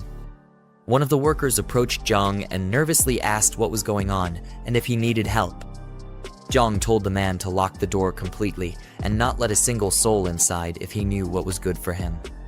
He then told him to call the police and the hospital to inform them that there was a patient with the rabid flu inside the room. The worker either had his ears clogged up or he was just shocked that Jiang mentioned the rabid flu. Jiang's words left him frozen and frightened on the spot, and he didn't know how to process it. While he was still spacing out like a fool, Jiang yelled at him to get to it immediately. The worker responded and hurriedly brought the door keys. His hands were nervously shaking as he tried to get the key into the lock and lock the door. While he was struggling with that, Jiang left with Zhang Kai and the rest of his friends. Chong was still unconscious as they carried him and followed Jiang. The worker who was supposed to be locking the door stopped what he was meant to do because he felt troubled by the sound coming from the other side. His colleague approached him and asked why there was so much chaos going on. The worker told his colleague that Jiang told him about a guest who had the rabid flu, but the colleague didn't believe that there was actually a rabid flu. On the other hand, the worker was surprised that his silly colleague even knew about the disease. Then the two of them headed to the security room so they could check the live surveillance and see what was really going on.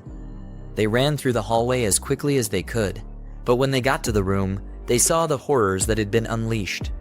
The security man who was watching over the cameras couldn't even believe what he was witnessing. Their ugly faces showed that they couldn't stomach whatever the hell they saw on the screens.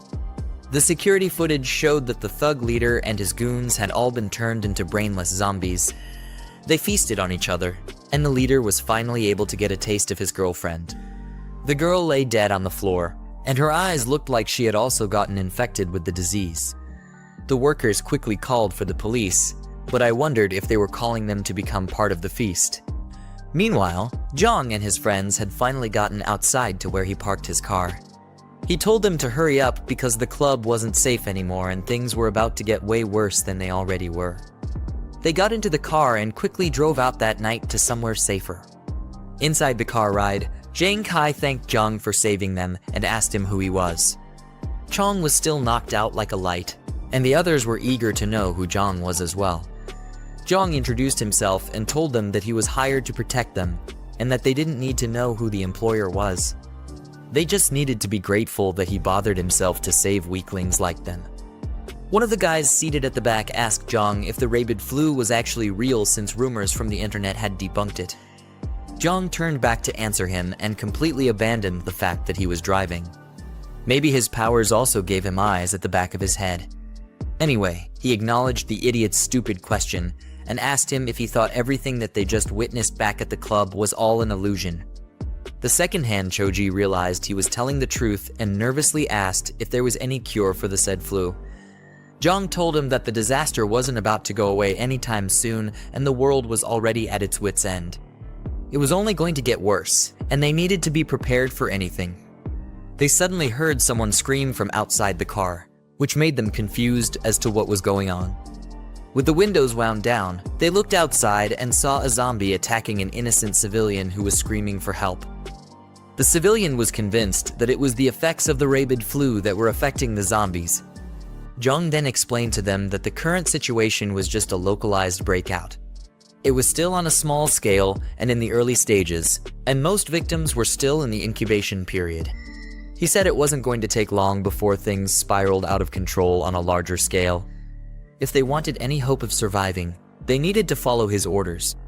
In unison, they all agreed to do whatever Jiang said, except for Chong, who was still doing God knows what in his dreamland. With his new comrades secured, the system popped up and notified Jiang that his task was complete, and it awarded him an extra 20 points. He couldn't wait to check out the new items in the store and further enhance himself. Bear in mind that this guy is still driving with all this going on. It's ridiculous. Anyway, he opened the store and looked at the list of items that were available at the moment. Looking closer, he noticed that a box known as the post-apocalyptic cultivator box was still there. He decided that he either had to buy it or refresh the store to get rid of it. Seeing that all the boxes would be useful to him, he decided to get all of them when he got back to his fortress. After he was done with that, he looked at his new comrades and figured it was going to be a serious issue to gain their trust.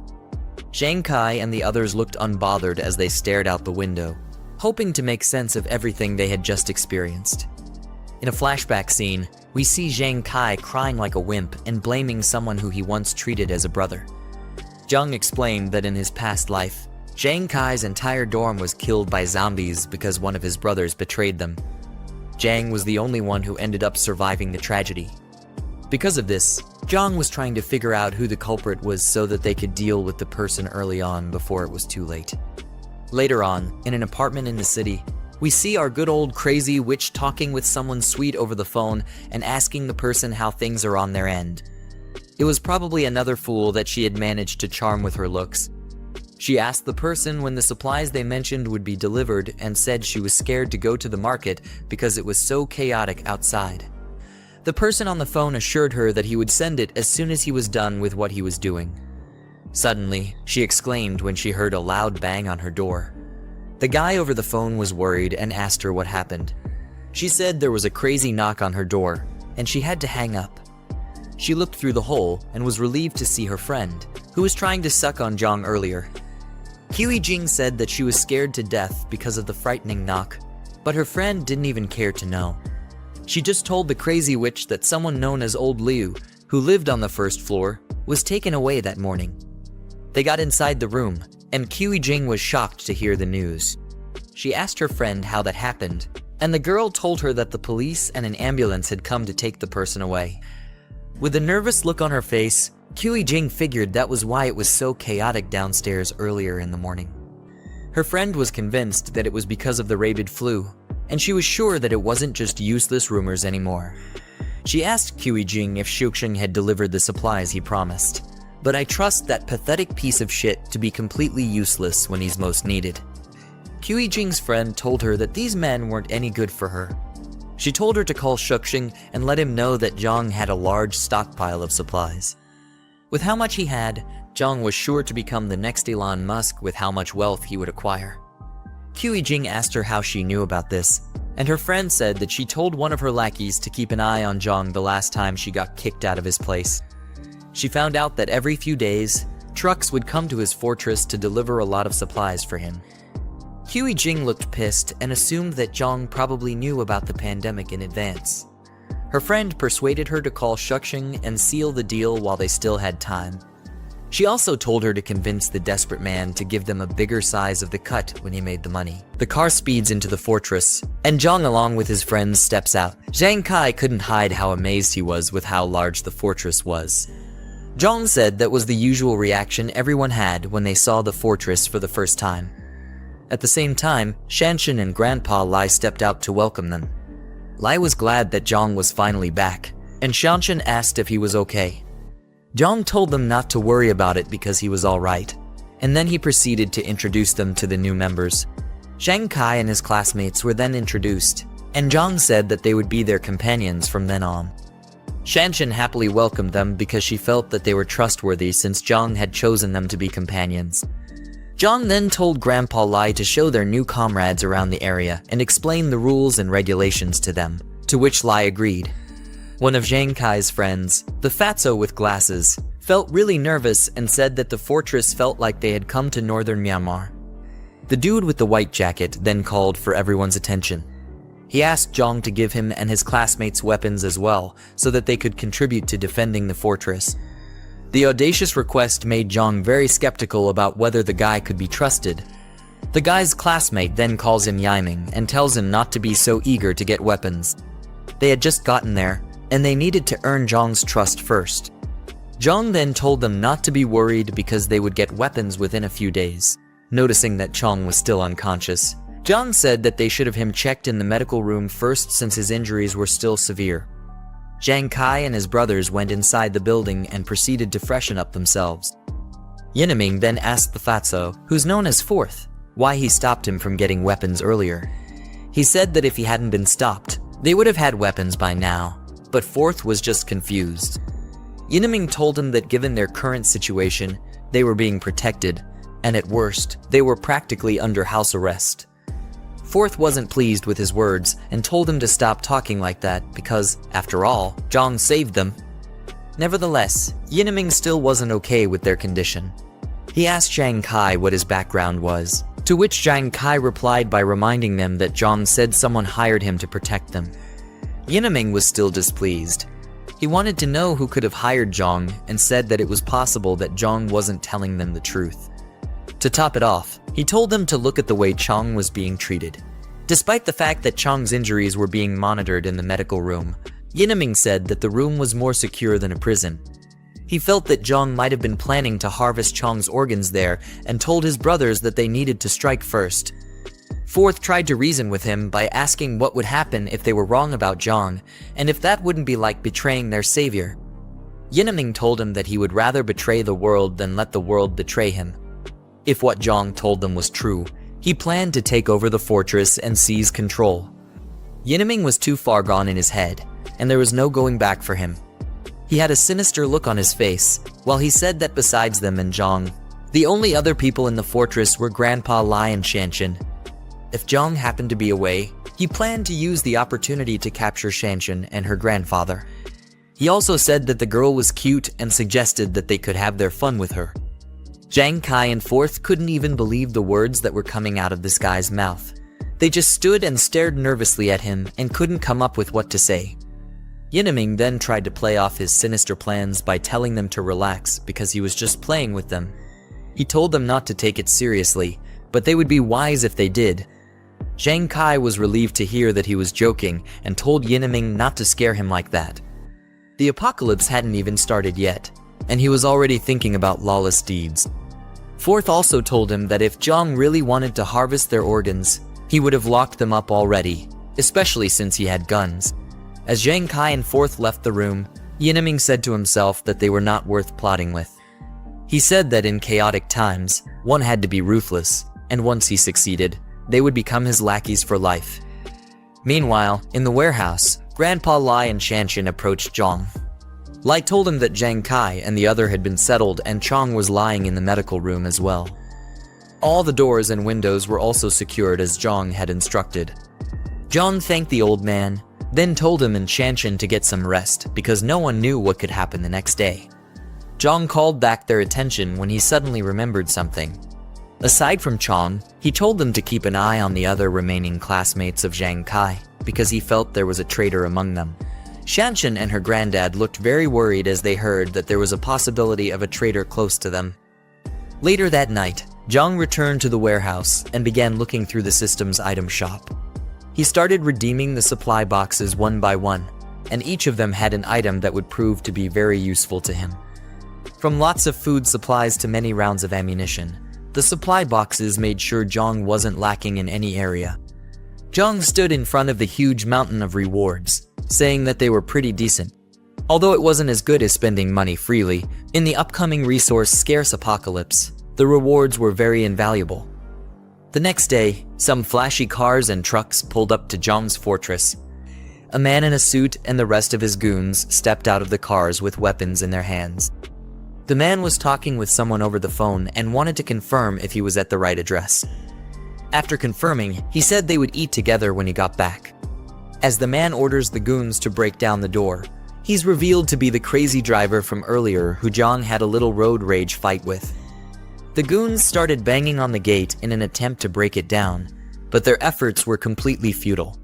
One of the goons told the man that the gate was probably an inch thick and they wouldn't be able to break it down with the weapons they had. The man was infuriated and asked who would use such a thick door in a normal house. He then ordered his men to bring out the big guns from the cars. They started to slowly unload the crates, which were filled with bottles of Molotov cocktails. The goons ignited the explosives and started throwing them over the gate. Fire rained down and spread throughout every corner of Jiang's fortress. In a matter of seconds, the place was filled with smoke, and the fires were burning uncontrollably. The goons continued to throw the flames into the fortress, setting everything ablaze. Shanshan, along with Jiang Kai and his crew, rushed out to extinguish the fires before everything would be burned to the ground. She said that Jiang was right about everything he had told her. The disaster hadn't fully hit yet, but extreme situations were already happening. At the same time, Jiang and Grandpa Lai stepped out with their guns to take care of the people who were causing trouble. They approached the fortress tower to get a better view of the goons. When they got to the top, Lai told Jiang that one of the guys looked familiar as well as one of the cars. His memories clocked it, and he recognized the man as the crazy driver who had a road rage incident with them earlier. One of the assailants noticed some strange movement in the tower. Then he told their boss that Jiang and the rest had arrived. The crazy driver immediately recognized Jiang and called him a little punk. He ordered Jiang to come down and face him, or he would burn the fortress to the ground. But Jiang told the idiot that he had 5 minutes to get lost with his lackeys or else. The bunch of lackeys got angry at Jiang's words, calling him a little brat and asking him if he knew who their boss was. They were told to stop wasting time and to bring out the other 2 crates of Molotovs, which were remaining. Just then, Jiang suddenly got a new task from the system. The crazy driver and his goons were seen as a threat to the fortress by the system, and it told Jiang to eliminate them as quickly as possible. Grandpa Lai then asked Jiang what their next plan was and if they should fire a warning shot. Jiang thought the idea of warning shots was a joke. He called the guys complete gangsters and said that order hadn't been completely broken down yet, but they were already committing garrison. They couldn't care less if someone actually got burned to death. As he got ready to fire his rifle, he told Lai that leaving the guys alive during the apocalypse would only harm more innocent people and endanger them. After that, he opened fire on them. Before the gangster boss knew what was happening, his arm was shot off cleanly. He then screamed out in pain and held the wound down. Jiang, on the other hand, was upset that he missed his shot, saying that he had gotten rusty after living a peaceful life for so long. Meanwhile, the goons noticed that Jiang's forces had a lot of guns, and they all decided to retreat. The boss tried to get his goons to cover for him as they all ran towards the truck. Jiang got prepared to fire another shot and told himself to finish what he started that day because he hated waiting. He opened fire like a maniac and obliterated some of them before they could escape. The boss and a few lackeys were able to get into the truck, and he hurried the driver to kickstart the engines before it would be too late. Lai was worried that the rest were trying to escape by car, but Jiang told the old man not to worry because that was why he picked the automatic rifle. Jiang reloaded his gun and rained bullets on the jeep that was about to escape. Lai looked at Jiang as he fired the bullets and couldn't believe how proficient the boy was. The way Jiang hip fired and reloaded so smoothly was way better than how he was when he served. This made him wonder about who exactly Jiang was. The sounds of their screams could be heard as the bullets tore through their bodies, but there was no one who could save them. By the time Jiang was done, the front of the fortress was filled with dead bodies, and cars were up in smoke. After the job was done, he told Lai to call Zhang Kai and ask the rest to come out and clean up the mess. Suddenly, a thought popped into his head. Since they were still in the early stages of the disaster, he thought about letting the goons turn into zombies so that he could use them as practice for Zhang Kai and Shanshan. He then turned to Lai and told him that there was no need to rush. The old man asked if they were just going to leave the dead bodies on the road, and Jiang told him that he had other plans for them. Later on, we see 2 cars speeding down through the road. Shuxing was inside, and he asked if they were almost at their destination. Seated at the back were Jing and her friend, who told him that they should arrive at the next intersection. Jing was disappointed in her friend and said that every time Shuxing was around, she would put up an act. She knew what her friend was up to, but decided to play it cool. When they got to the fortress, Shuxing said he would park outside and then told Jing to message him once she got inside. As Jing stepped out, she told Xiaoya to tag along with her. Xiaoya was surprised that she had to follow her friend as well. Jing told her that she was obviously coming and asked how else she would know the factory to go to. Xiaoya told her just to walk straight ahead, and she'll recognize it right away. Her shoes were killing her, and if she walked 2 more blocks, she would be done for. Nevertheless, Jing wasn't listening to her silly excuses. High heels or not, she told Xiaoya that she was coming along as she dragged her out of the car. Xiaoya screamed that her phone was in the bag, but Jing told her to leave it in the car because she already had her own phone with her. As the 2 girls walked, Shuxing looked at them until they got far enough. Then he picked up his phone and told the person on the line to get everyone ready. He told them to follow him as soon as he started his car. The car behind him was filled up with a lot of thugs, waiting for the right moment to give Jiang hell. Their leader confirmed Shuxing's orders and waited for the signal. Meanwhile, Xiaoya asked Jing why she dragged her into this. Jing told her that she was an old fox and asked if she really thought that she would fall for her silly tricks. Xiaoya tried to play innocent by saying that Jing got it all wrong. She got all dressed up to make sure that she could hook Jiang since he already knew about Jing and Shuxing. Jing noticed something off and got nervous as she asked what was going on up ahead. As they got closer, they saw the dead bodies and wrecked cars in front of the fortress. Zioya wondered if a shootout happened there or something crazier. The girls got scared when they noticed that the bodies were dead. Zioya suggested that they go back, but Jing was still analyzing the scene. She said that, judging by the blood, the guys had been dead for a while. Then she wondered if two groups were fighting over Jiang's supplies. She thought that Jiang didn't make it out alive, but his death didn't matter to her. All she wanted were the supplies, and she wondered if they were still there. Unknown to the girls, the trunk of the car behind them opened up, and that crazy driver was slowly crawling out. They decided to head back and let Shuxing's people handle the situation, but they were completely clueless about the guy who was slowly mutating into a zombie. Jing and Zioya walked up to the huge gates of the fortress and thought about how they would get in. They were really nervous because of how exposed they were in the open. Zioya said that they couldn't see anything inside because of how tightly the gate was shut. Seeing how reinforced and tight the security was, Jing wondered if Jiang was okay. While they were still fiddling with the gate, a voice called out to them, and they panicked. Looking up, they saw Shanshan with her crossbow, and she asked them who they were and how they knew about the fortress. Zioya said that they were friends with Jiang, and Jing told her that she was Jiang's girlfriend. Quite the audacious statement. Shanshan didn't trust the two girls, so she called out to Jiang and told him that there were two witches outside his gate. She also told him that one of them claimed to be his girlfriend, which she highly doubted.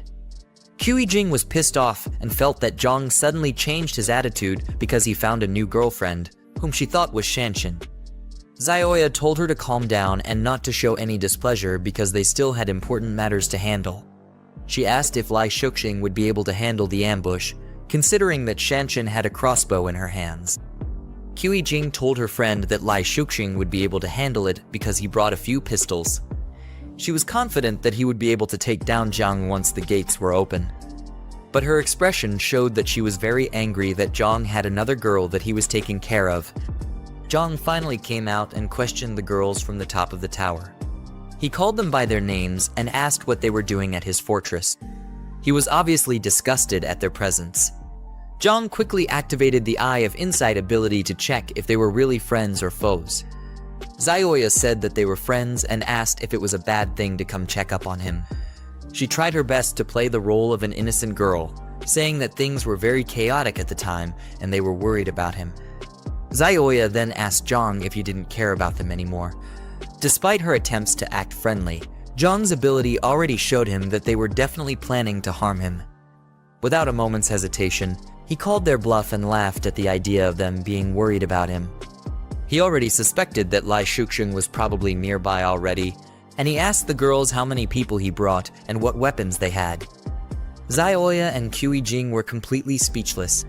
They couldn't even defend themselves, and they wondered how he already knew about their plans.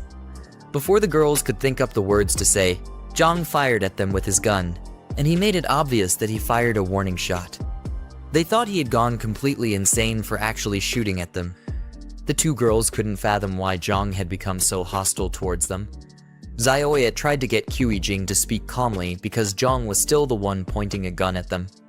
Jing, being an idiot, asked what there was to be afraid of. She wanted to know if Jiang would actually shoot her dead. Jiang laughed at them and said that it would be too easy to shoot them dead. Left to him, there were more treacherous things that could have been done to those girls. Their situation only got worse when they turned back because they started hearing strange noises. From the truck behind them, the mutant zombies had started slowly approaching them. Jing questioned if they were rabid flu patients. The zombies had their eyes fixed on the girls, and it was only a matter of time before they became repulsive creatures like them. Zioya wondered if the rabid flu was able to bring dead people back to life. Jiang looked at the horrible situation they were in and said that he would let the girls die at the hands of the zombies. The mindless zombies roared furiously and rushed towards the poor girls. As they dove to tackle Zioya and Jing, the girls were able to escape and started running for their lives. The girls ran as fast as they could back to Lai Shuxing's car. They yelled his name as they got closer to the car, and he wound down the windows to figure out what was going on. Tears and sweat dripped down from their faces as the zombies got closer to them. Jing yelled for Lai Shuxing to come to save her, but it was looking like it was the end of the road for them. They weren't expecting the tables to turn on them so drastically. Lai Shuxing panicked as he saw how terrible the situation was. He asked how it was possible for the rabid flu patients to have been outside the fortress at that moment. He spoke to his goons over the walkie-talkie and yelled to them that she turn around as quickly as possible. He needed to move quickly before the infection would get into his body and mutate him into one of them. The cars quickly swerved around and fled the scene. Jing cursed out Lai Shuxing for abandoning her and Xiaoya to the treacherous claws of the monsters. The distance between the girls and the vehicles was far greater than the distance between them and the zombies. There was no hope for them, and the situation called for desperate measures to be taken. Just when it looked like the curtains had closed on them, Jing said that she didn't want to die as she raised her handbag. She tossed it towards Xiaoya's legs, and the poor girl's legs got entangled in the handle. You really can't trust anyone during an apocalypse. Xiaoya lost her balance and fell face flat on the ground. She screamed out in pain as her face hit the cold, rough road. That was how Xiaoya's life flashed before her eyes. She became an easy target for the vile creatures, and they quickly piled on her before she could get up. Her eyes were filled with fear, and her heart beat so fast that it could have probably broken through her rib cage at that moment. She told the zombies to wait, but she forgot that she wasn't talking to people who could be reasoned with. Her blood was spilled, and sounds of bones being crunched could be heard as the zombies feasted on her. Her vision quickly turned red, and all she saw were mindless creatures eating her up like a McDonald's Happy Meal. In her last moments of consciousness, she looked toward Jing with boiling rage and rained curses on the girl for setting her up like that. She called Jing all kinds of names, but it did little to help her already sealed fate. Choking on her blood, Xiaoya swore that Jing would never die a good death. No matter how long it would take, the crazy witch would definitely get what she deserved. Jing chose to ignore all the words hurled at her as she fled the scene. You could see the cold sweat dripping from her face and the deranged look she had. Jing told herself that Xiaoya deserved every single thing that was happening to her at that moment. She kept repeating the words to herself in order to feel better about the atrocity she had just committed. Meanwhile, Jiang and Shanshan watched the gory scene from the top of their tower. While Jiang was unfazed by what he was looking at, Shanshan was deeply disturbed, and she couldn't believe her eyes. The system then awarded Jiang 10 points for taking care of the threats that befell his fortress. With that done, it quickly gave him a new task, which was to clear the area of the infected monsters who were lurking around his base. Shanshan then turned her attention to Jiang and was shocked that all those people had mutated into zombies just like that. The thought of it caused her mind to become very troubled, and she wondered what the future would look like if this was just the beginning of the apocalypse. Jiang remained very calm and told her that the apocalypse had officially begun, with a large amount of alien infection sources in the air. The dead who were exposed outside would quickly mutate into zombies, but it didn't just stop there. Anyone who was injured and those with weak constitutions among the living were also at a high risk of getting infected. Shanshan found it hard to grasp all the information Jiang was giving her, but she eventually understood that things were like that for them.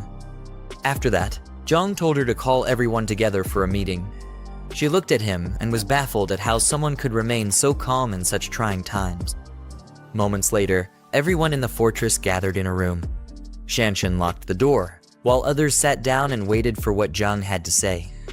Yinming, who was obviously still very hostile, refused to sit and decided to stand while the meeting went on.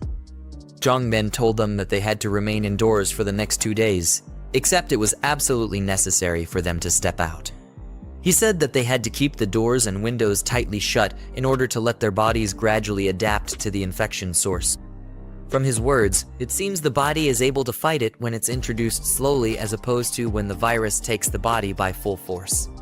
Anyway, Jiang said that it would greatly reduce the risk of them getting mutated if they adhered strictly to the rules he stated. Zhang Kai, on the other hand, was very worried about his friend, Chong. From the expression on his face, it didn't look like Chong's condition was getting any better. Later that night, in the infirmary, we see Chong lying on the bed, and he looks to be in a lot of pain. Part of his face and body were slowly turning purple. This was a sign that the mutation was slowly taking over his body, and if push came to shove, they might have to send the poor guy to his maker. It had spread all the way to his arms, and the veins were really bulging out. Cold sweat ran down his forehead as he gritted his teeth and tried to fight the pain, but only time would be able to tell what fate had in store for him. A chaotic scene in front of a tall skyscraper with dark smoke swirling around its facade. People in business attire are seen panicking and running away from the building, suggesting an emergency or disaster situation, as one man shouts in distress while others flee towards a yellow taxi. Shang's a worried expression looking out of a window, shouting, "It's complete chaos out there." He's observing a tumultuous or dangerous situation unfolding outside. In a tense moment, Shang's urgently tells a woman and child, "We have to go to the warehouse tonight and bring back the remaining supplies," he instructs. "Zio Lai, you and Shui stay at home. No matter what, don't open the door for anyone except me, understand?" This suggests an urgent and possibly dangerous situation, emphasizing the need for caution and safety. Shang's looking determined and tense, is preparing to leave while the woman holds the child protectively. Shen posture and expression convey urgency. Suddenly, someone knocking on the door. Shang's face displaying a serious and tense expression as he looks towards the door. A tense moment where Shang's, with a serious expression and a finger raised to his lips, signals for silence. The woman looks anxious while holding the child close, who covers his mouth, reflecting a situation that requires them to remain quiet and alert, likely due to an imminent threat or danger. Shang's cautiously opening a door while holding a golf club, indicating he is prepared for a potential threat. Someone calls out, "Brother Ji, are you home?" suggesting he is looking for someone. Shang's exhaling in relief, saying, "Ong Tao, it's you," while still holding the golf club. His expression suggests that he was initially tense and ready for confrontation, but recognizing Yong Tao has eased his worries, indicating he found the person he was searching for and no immediate danger is present. Shang's hand, gripping a door handle, opened the door. Suddenly, Shang's is being kicked in the chest, causing him to fall backward with a pained expression. In shock and anger, he shouts, "What the hell?" Shang's being restrained and attacked by a group of individuals. He is on the ground, struggling against multiple assailants as more people rush towards him, emphasizing a coordinated assault. Shang's pinned down forcefully by one of attackers. He struggles against their grip. Yang's dressed in suits loom over him with stern expressions, emphasizing their control and dominance in the situation. Shang's in a state of shock and betrayal as he yells, "Yong Tao, what the hell are you doing? I treated you so well." His expression shows disbelief and hurt, emphasizing the emotional impact of being betrayed by someone he trusted. Yong Tao responding with a mocking smile, saying, "Say that again, treated me well in your eyes? I'm just a lackey." His defiant posture and words reveal his resentment and bitterness, as Shang says, "Do you have any conscience? Without me, would you have been able to save up for your house down payment?" Yong Tao, standing confidently and expressing his indignation, saying, "Yes, he made a bit for the down payment, but you earned enough for several houses." He demands his warehouse keys and the address. Shang's still on the ground, showing his focus on retrieving something important. Shang's lying on the ground, gritting his teeth in frustration and anger. Yong Tao with a smug expression, saying, "Still being stubborn," as he looks back, indicating his confidence in having the upper hand. In the background, the woman clings protectively to the child, both appearing worried and vulnerable, emphasizing the tension. Yong Tao aggressively grabbing the woman by her hair, forcing her to look up as he commands, "Look over here, you bastard!" The woman in pain, while the child watches in shock and fear, highlighting the intense and violent nature of the confrontation. The child, filled with fear and anger, shouting, "Please let go of my mommy," as he reaches out in a desperate attempt to protect his mother. His face is flushed, and tears well up in his eyes, reflecting his emotional distress. Child biting Yang Tao's arm in a desperate act of defiance, tears in his eyes as he tries to protect his mother. Yang Tao reacts angrily, shouting, "You little brat. You've gone crazy, haven't you?" Child is forcefully thrown back by Yang Tao. The child cries out in pain as he is pushed away, while the mother watches in horror, her expression filled with shock and fear. Shang's on the ground, glaring defiantly at Yang Tao with determination and anger. He shouts at her, "Bastard, if you've got guts, come at me. Leave my wife and child alone." Yang Tao standing confidently with a smirk, arms crossed, as he says, "Don't worry, as long as you cooperate, your wife and child will be safe." While Shang's, visibly angry and desperate, is on the ground behind him. Yang Tao's command, "Now, take us to your warehouse." Meanwhile, Yang Tao and his group standing confidently in the doorway, silhouetted by the light outside. They strike imposing poses, with Yang Tao at the center, exuding a sense of dominance and control as they survey the area.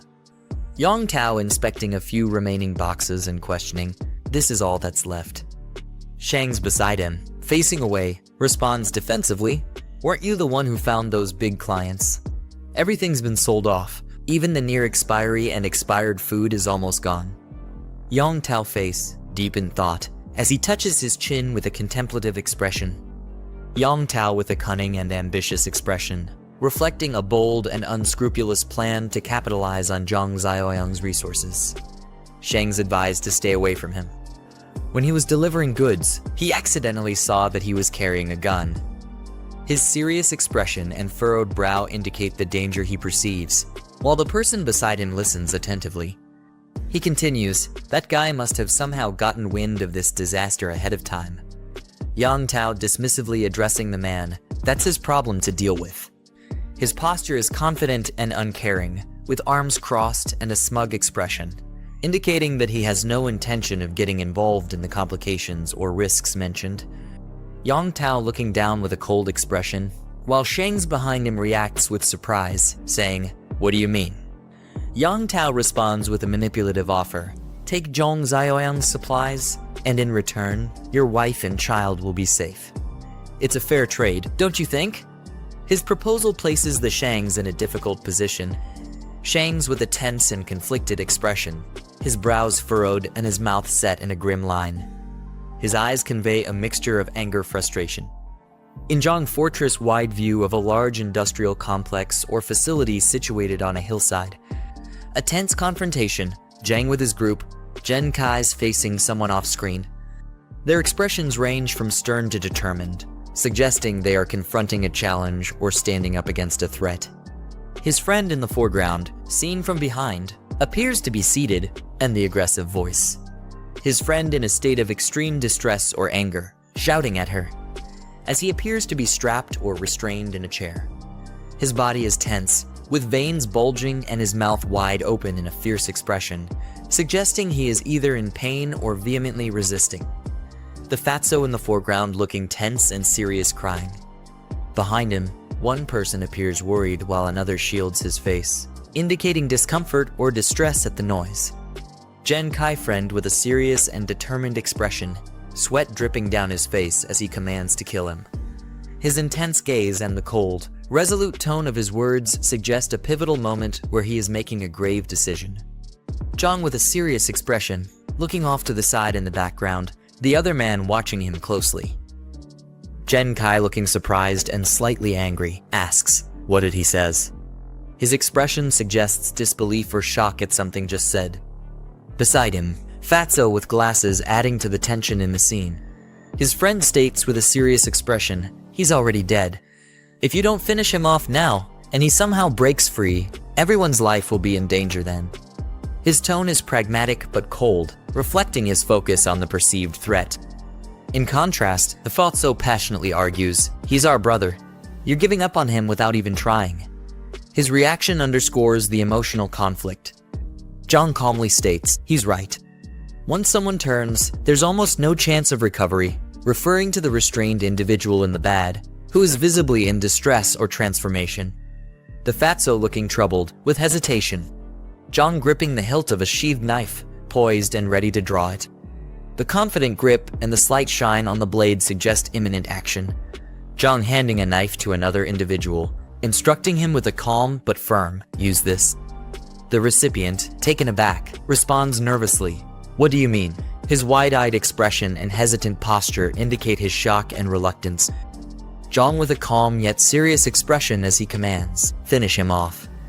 His gaze is steady, showing no hesitation, indicating his resolve in making a difficult decision. In the background, the restrained individual is seen in distress, further intensifying the gravity of the situation. The young man with a conflicted and tense expression, holding a knife close as he hesitates to act. Sweat drips down his face, and his mouth is set in a grimace, reflecting his internal struggle and fear. Jiang speaking sternly to his companion, saying, "You've always wanted a weapon, haven't you? Now, take this weapon and put him out of his misery." His intense gaze and commanding tone emphasize his insistence, as he pushes the man to take decisive action. The young man being addressed looks uncertain and distressed, with a bead of sweat on his face, highlighting his hesitation and internal conflict. Jiang gives knife to the man, one hand extending the weapon to the other with urgency and force. Jen Kai holding a sword at its hilt. Jen Kai looks serious and determined, while the others, on either side, appear conflicted and anxious. Jen Kai gripping the knife tightly, his expression resolute as he declares, "I'll do it." His determined look and firm stance indicate that he has made up his mind, ready to take on the difficult task at hand. Jen Kai tense and uneasy as he holds a knife, his expression filled with anxiety and uncertainty. Sweat drips down his face, indicating the pressure of the moment, while he hesitantly receives the knife from Jiang. Jiang, holding a knife, questions Jen Kai intensely, asking if they've truly considered their actions. He hints at the possibility that everything he previously said might have been deceitful, and warns that taking this step could lead them to be seen as a murderer. He tests Jen Kai's resolve in this critical moment. Jen Kai speaks with determination, expressing his trust in brother Jiang. Behind his friend looks on with a mix of concern and unease, reflecting the high stakes and uncertainty surrounding their decision. Jiang stands with a confident, smug expression, responding with a casual, "Oh!" Behind him person appears to be in distress, lying in a hospital bed with a pained expression. Jen Kai stands over his friend who is lying in bed, visibly distressed. Jen Kai grips a knife tightly, his expression filled with determination, while the man in the bed reacts in fear, screaming as the situation escalates. Jen Kai, filled with rage, raises a knife high above his head, ready to strike. His expression is fierce and determined, teeth clenched, showing his intense emotions in the moment. The other man, in a state of panic and fear, looks up in terror, eyes wide and sweating. The man on the bed screams in terror, mouth wide open and eyes filled with fear, as the knife stops suddenly, just inches away from him. Jen Kai with the knife is restrained by Jiang, preventing the attack. The tension is palpable as the aggressor struggles, while Jiang, intervening, remains calm and composed, firmly holding his wrist to stop the violent act. The individual on the bed looks up, still gripped by fear but also relief, as the confrontation is momentarily diffused by the intervention. Jenny Kai nervously addresses brother Jiang, likely seeking his attention, while Zioyong appears calm and observant, displaying a stark contrast in their reactions to the situation at hand. Jiang dismisses the others, indicating that he still has plans for someone whose situation he deems unique. His command reflects authority and control. A system prompt alerts that a rare variant has been discovered. A sudden bang echoes through the hallway as the doors to the medical room slam shut. In a tense confrontation, Jiang stands over an enraged individual strapped to a bed, who growls in defiance. The man, visibly furious and restrained, grits his teeth as Zioyang calmly addresses him by name, Chen Chong. Jiang leans in closely, asserting his authority over the restrained Chen Chong as he assigns him an important task, emphasizing the gravity of the situation. Chen Chong's pained expression reflects his inner turmoil. A sleek black car screeches as it makes a sharp turn on a rooftop, indicating a high-speed chase or a critical escape maneuver. The black car crashes into a pole with a loud impact, causing visible damage and abrupt skid marks on the road. Shangs emerges from the damaged car, visibly frustrated and rubbing his head, cursing his misfortune after the crash. His exasperated expression and the smoke billowing from the vehicle indicate the severity of the situation. As the zombie gazes into the distance, he reassures himself that help or something crucial is on the way, easing his earlier frustration. The man finds himself in a sudden confrontation with a zombie that roars ferociously, lunging at him with unrestrained aggression. In the heat of the clash, the man struggles to fend off the creature's relentless assault, managing to push it away just in time, sending it crashing to the ground. The man sprints toward his vehicle with the zombie pursuit, determined to reach a weapon or tool inside. He grabs a metal rod from the car, his urgency and desperation clear as he prepares to defend himself. In a fierce act of retaliation, he swings the rod with full force, striking the creature brutally and venting his anger in a violent clash. The man stands over the fallen zombie amidst the debris, panting heavily after the fierce battle, the wrecked car smoking behind him. With exhaustion evident on his face, he grips the rod tightly, receiving a warning from an onlooker to leave quickly, prompting him to hastily retreat from the scene under the bright blue sky, still reeling from the intense confrontation. A vehicle pulls up near a building as a group of individuals prepares for their next move. Jiang steps through a squeaky door onto the rooftop, signaling the beginning of a planned operation. He is accompanied by a determined team, each armed and ready, reflecting their resolve and unity in facing the challenges ahead. Shanshan expresses her discomfort with the gear, addressing Jiang and questioning the necessity of their protective equipment.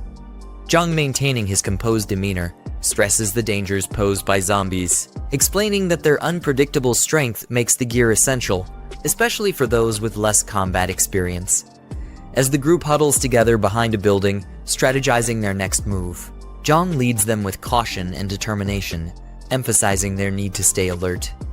Jiang signals his team to prepare, warning them that they are now within the perception range of the zombies, and readiness is crucial. As a zombie detects their presence, its vicious appearance and ferocious movements signal an imminent attack. Jiang shouts reminders to his team, urging them to maintain distance and watch out for one another as they brace for a fierce confrontation against the relentless zombie threat. A zombie pounces aggressively toward Jiang, but he narrowly evades the attack, keeping his focus sharp. Jiang quickly instructs his team, emphasizing that the moment a zombie misses is their best opportunity to strike, targeting the temple and the back of the neck for maximum effectiveness.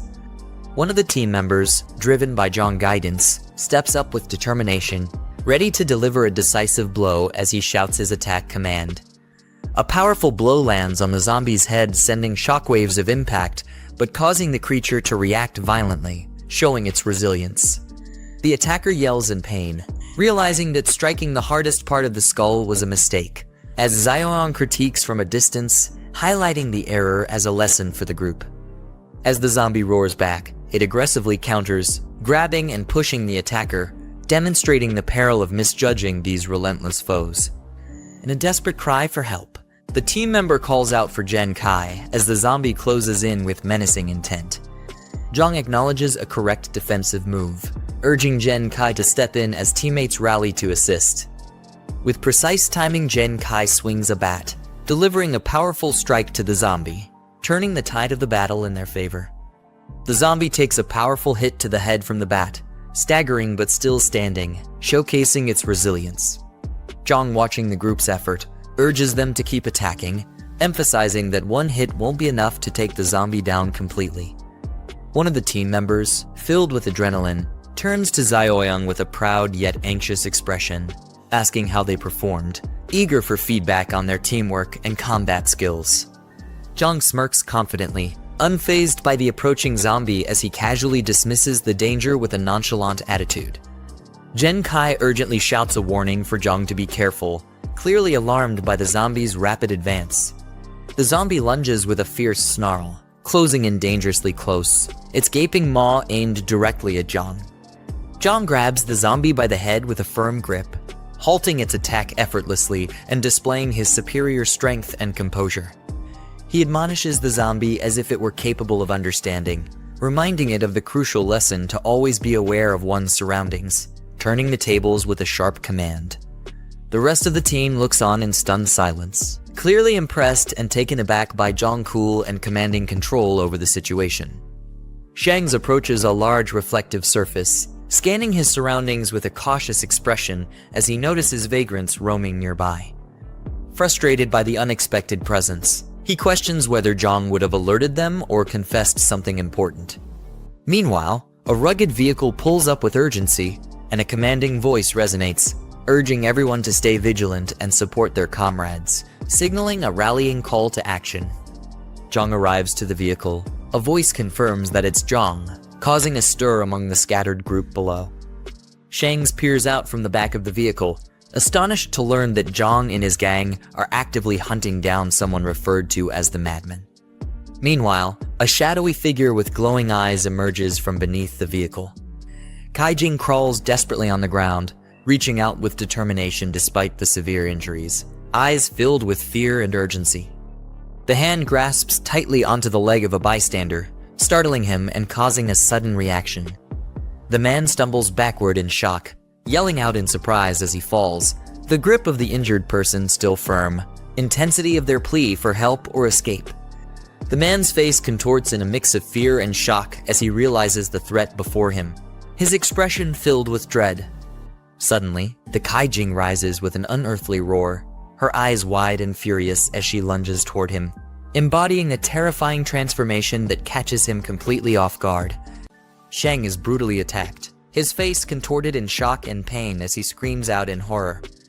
Blood spurts from Kaijing's body as the force of the strike overwhelms him, leaving him helpless and panicked, unable to defend himself against the onslaught. Jiang, holding a smoking gun, stands over a lifeless body while the survivor, drenched in blood, struggles to catch his breath. Desperation fills his face as he looks at the carnage around him.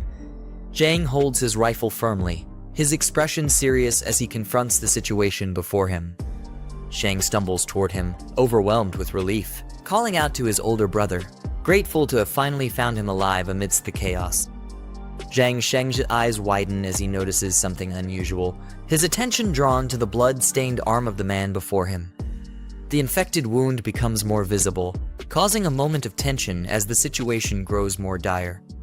Jiang coldly informs Shang that he has been bitten, raising his weapon to confront him. In a panic, the man begs for mercy, pleading with Jiang not to shoot as he tries to reason with him, but Jiang remains firm, warning him not to come any closer.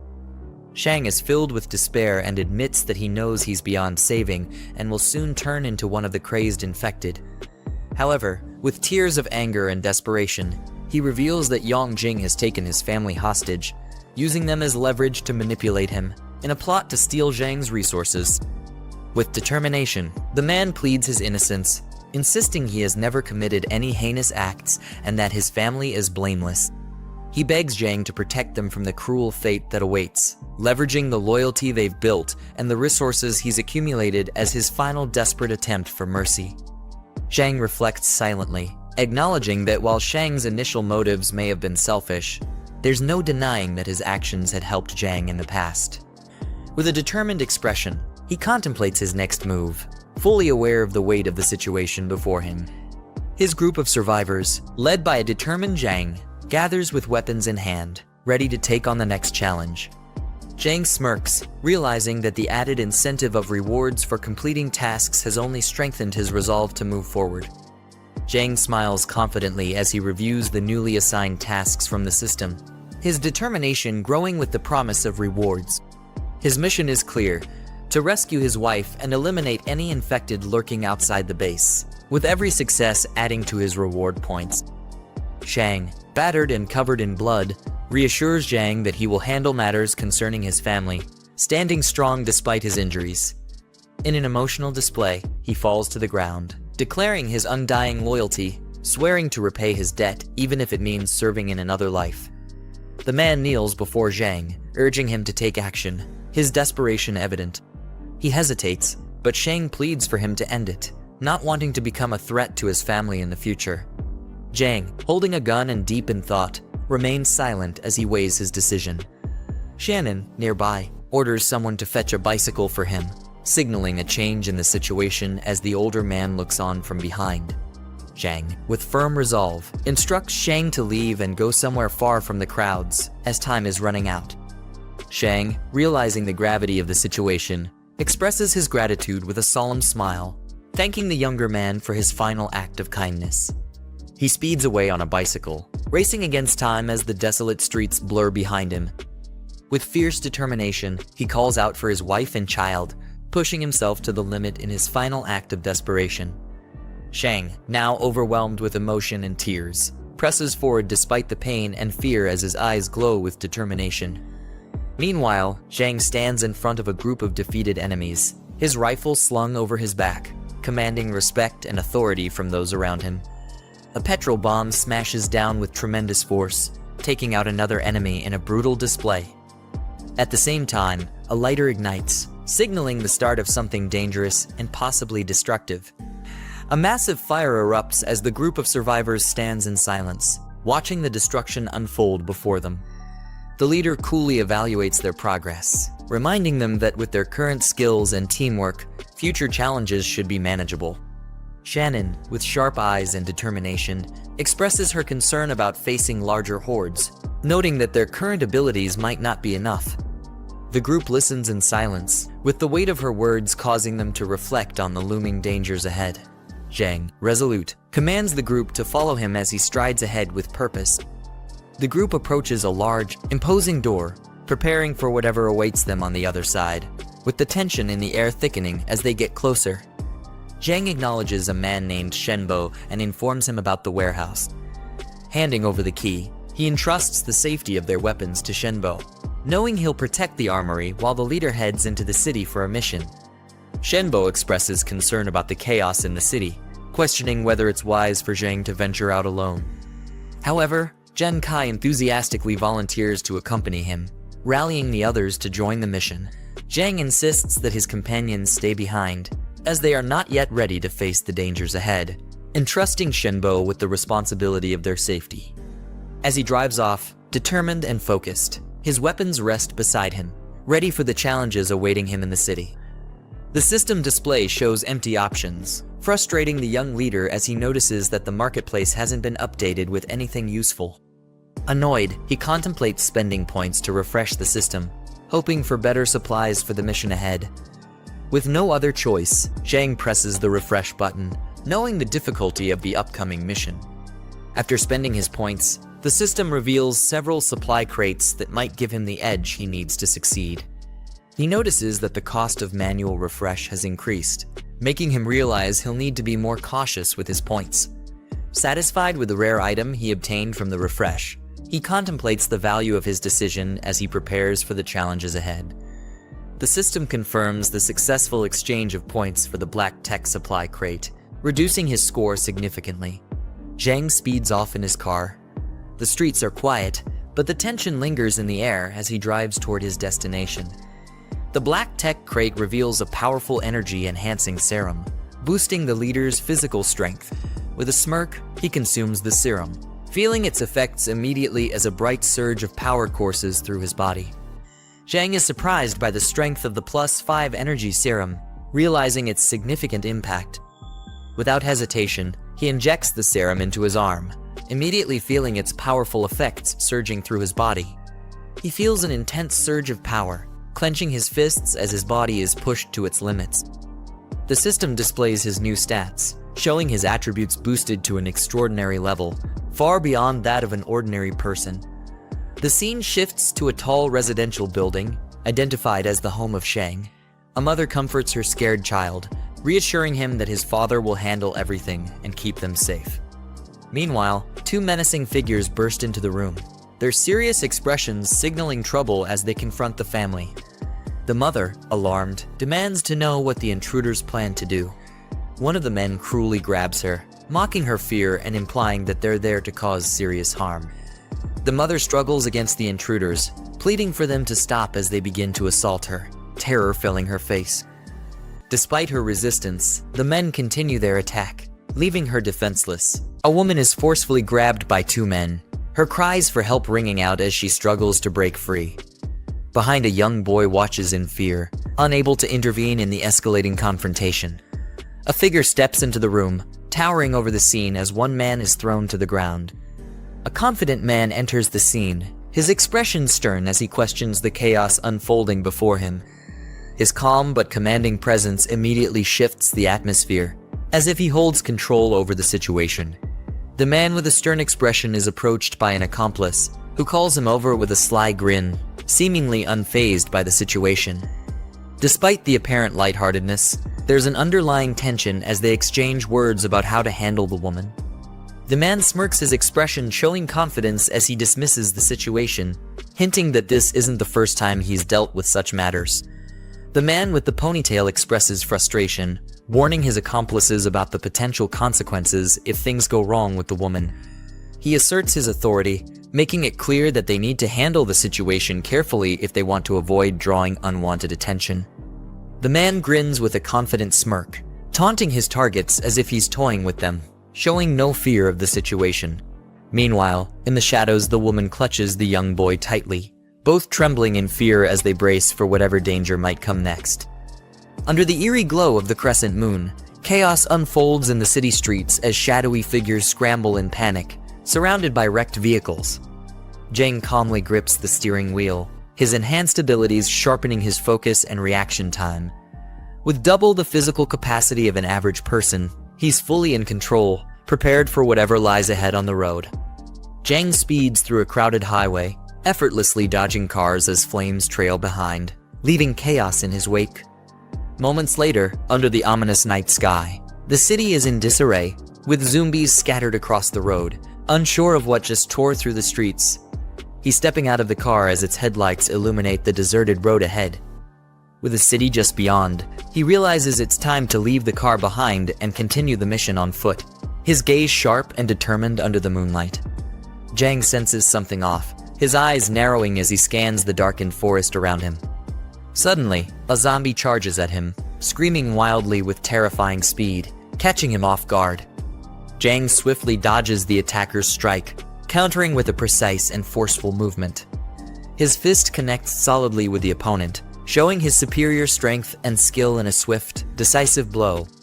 With explosive speed, Jiang delivers a powerful blow to his opponent, catching them off guard and sending them flying back. The force of the attack leaves the enemy reeling, as the protagonist prepares to strike again, showing no signs of slowing down. Jiang calmly extends his hand, digital energy materializing into a weapon, its sharp edge glowing with power. As the enemies approach, he stands unfazed, gripping the newly formed sword, ready to face them head-on under the ominous night sky.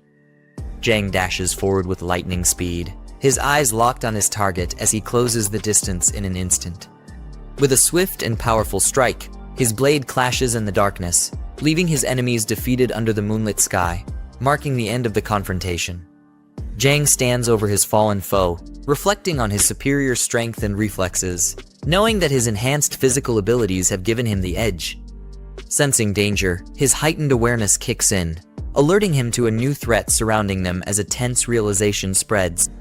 Jiang gazes into the distance, calculating the distance ahead as the city looms under the night sky, determined to continue his path.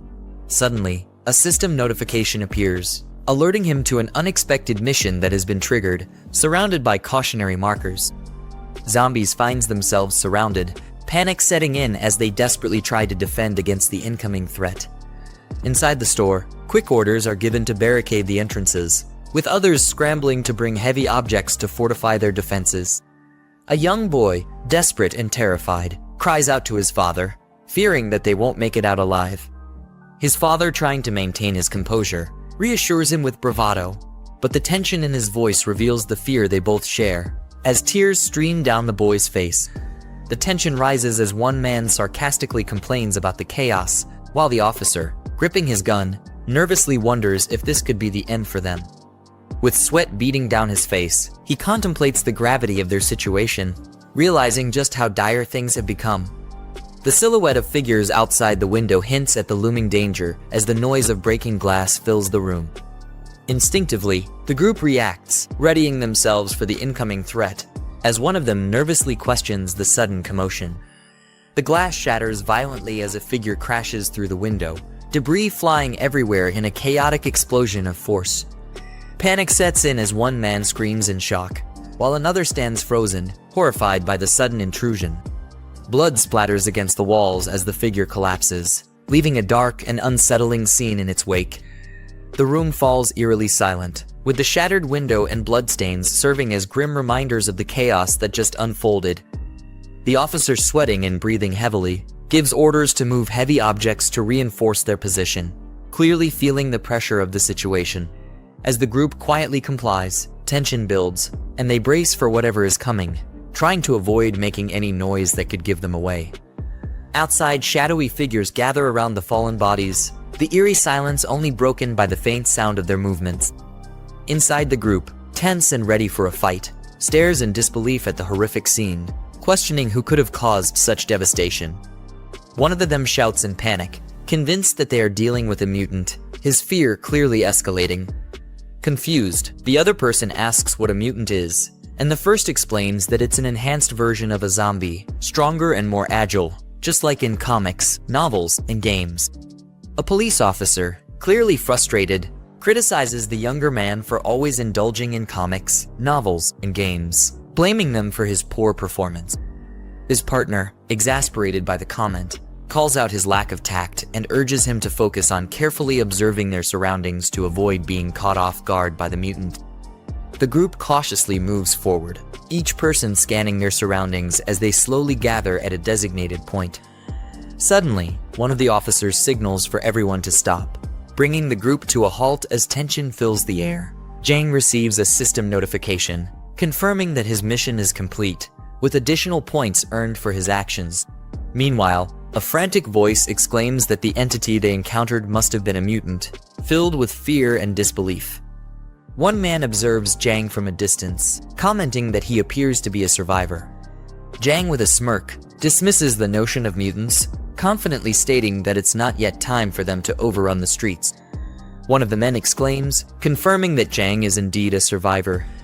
The officer, urging him to join their group, warns that it's far too dangerous to be wandering around alone in such uncertain times. Jiang questions the group's numbers, curious if they are the only ones left. The officer explains that they are out searching for supplies and that a large number of civilians have gathered at a place called Xiang Garden, which isn't far from their current location. The officer, confident in his group's abilities, invites the protagonist to join them, assuring him that with their numbers and experience they can protect him from the dangers ahead. The Jiang smiles warmly, thanking them for the offer, though his expression hints at something deeper. Three people stand in the middle of a street at night, surrounded by a faint glow. Their serious expressions suggest they are preparing for something important or dangerous. A man with a stern expression asks Jiang in the hoodie about an important meeting. Jiang responds simply with yes. The man with a stern expression turns back, asking if Jiang they're talking about is a relative or a girlfriend, implying that their relationship with the missing person might be important. The man confronts Jiang, reminding him that this is the apocalypse, and whoever he's looking for is probably already dead. He tells him to prepare himself mentally for that reality. The man angrily explains that even if someone isn't killed by the crazed attackers, they could still run into a dangerous crowd of survivors. His frustration and concern are evident as he warns about the different threats in their world. Jiang looks surprised and repeats the phrase, "dangerous crowd of survivors?" He's either confused or concerned. The man explains with a serious expression that a brutal group in the eastern part of the region will do anything to survive, even attacking other survivors without hesitation. He recalls that they encountered this group once before, losing companions to their violent actions. The man smirks and warns that whenever you come across other survivors, you should always stay alert and cautious, no matter what. A younger man yells in shock, warning, "Uncle Lai, watch out," as he sees something dangerous approaching the older man. The man engages in a struggle with a zombie, both of them fighting over a gun as the man tries to defend himself from the attack. The man fires the gun at the zombie, neutralizing the threat in the midst of the struggle. The man stands over the defeated zombie, breathing heavily, and curses out loud in frustration, relieved that the danger has passed. A group of zombies turns their attention toward the man, drawn by the sound of the gunfire. Their aggressive expressions show they are ready to attack. The man realizes the danger and tries to stay calm, gripping his gun tightly while quickly assessing his next move as more enemies approach.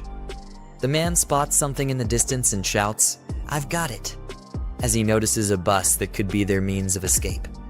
The group runs toward the bus with urgency, as the man yells for everyone to get inside quickly to avoid the approaching danger. Jiang reflects on their decision, noting that while running might attract more zombies, the bus is an ideal place to defend themselves. He also realizes that once they're inside, there will be no turning back.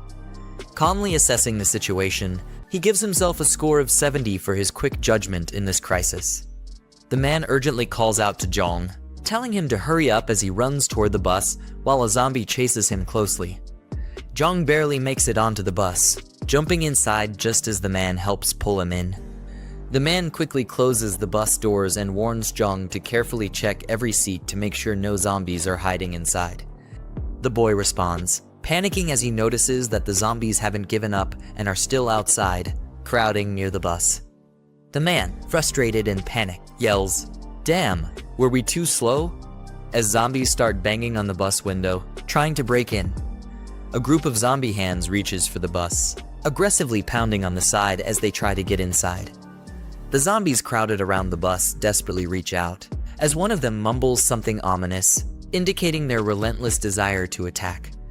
The man struggles to keep the door closed as a zombie tries to force its way in, shouting that he's losing control of the situation. The man looks surprised as Jiang places his hand on his shoulder, signaling something urgent while a zombie continues to try and break in from behind.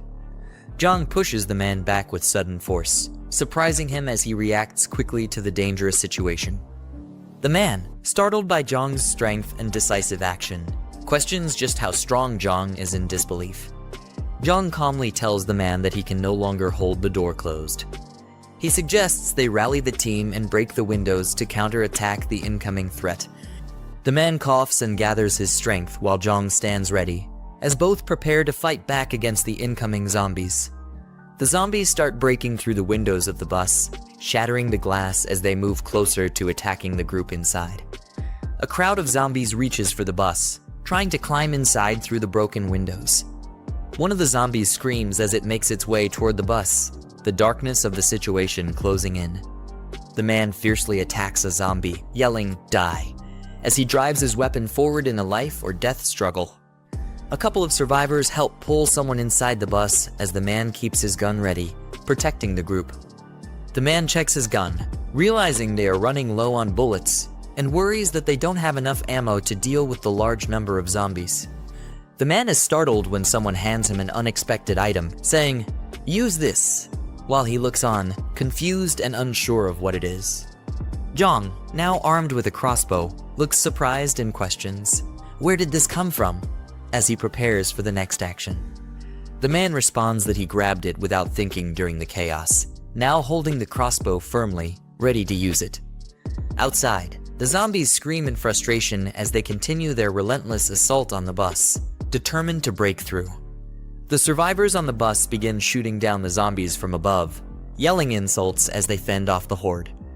The survivors stand in front of the bus after successfully fending off the zombie horde, surrounded by fallen bodies as they regroup.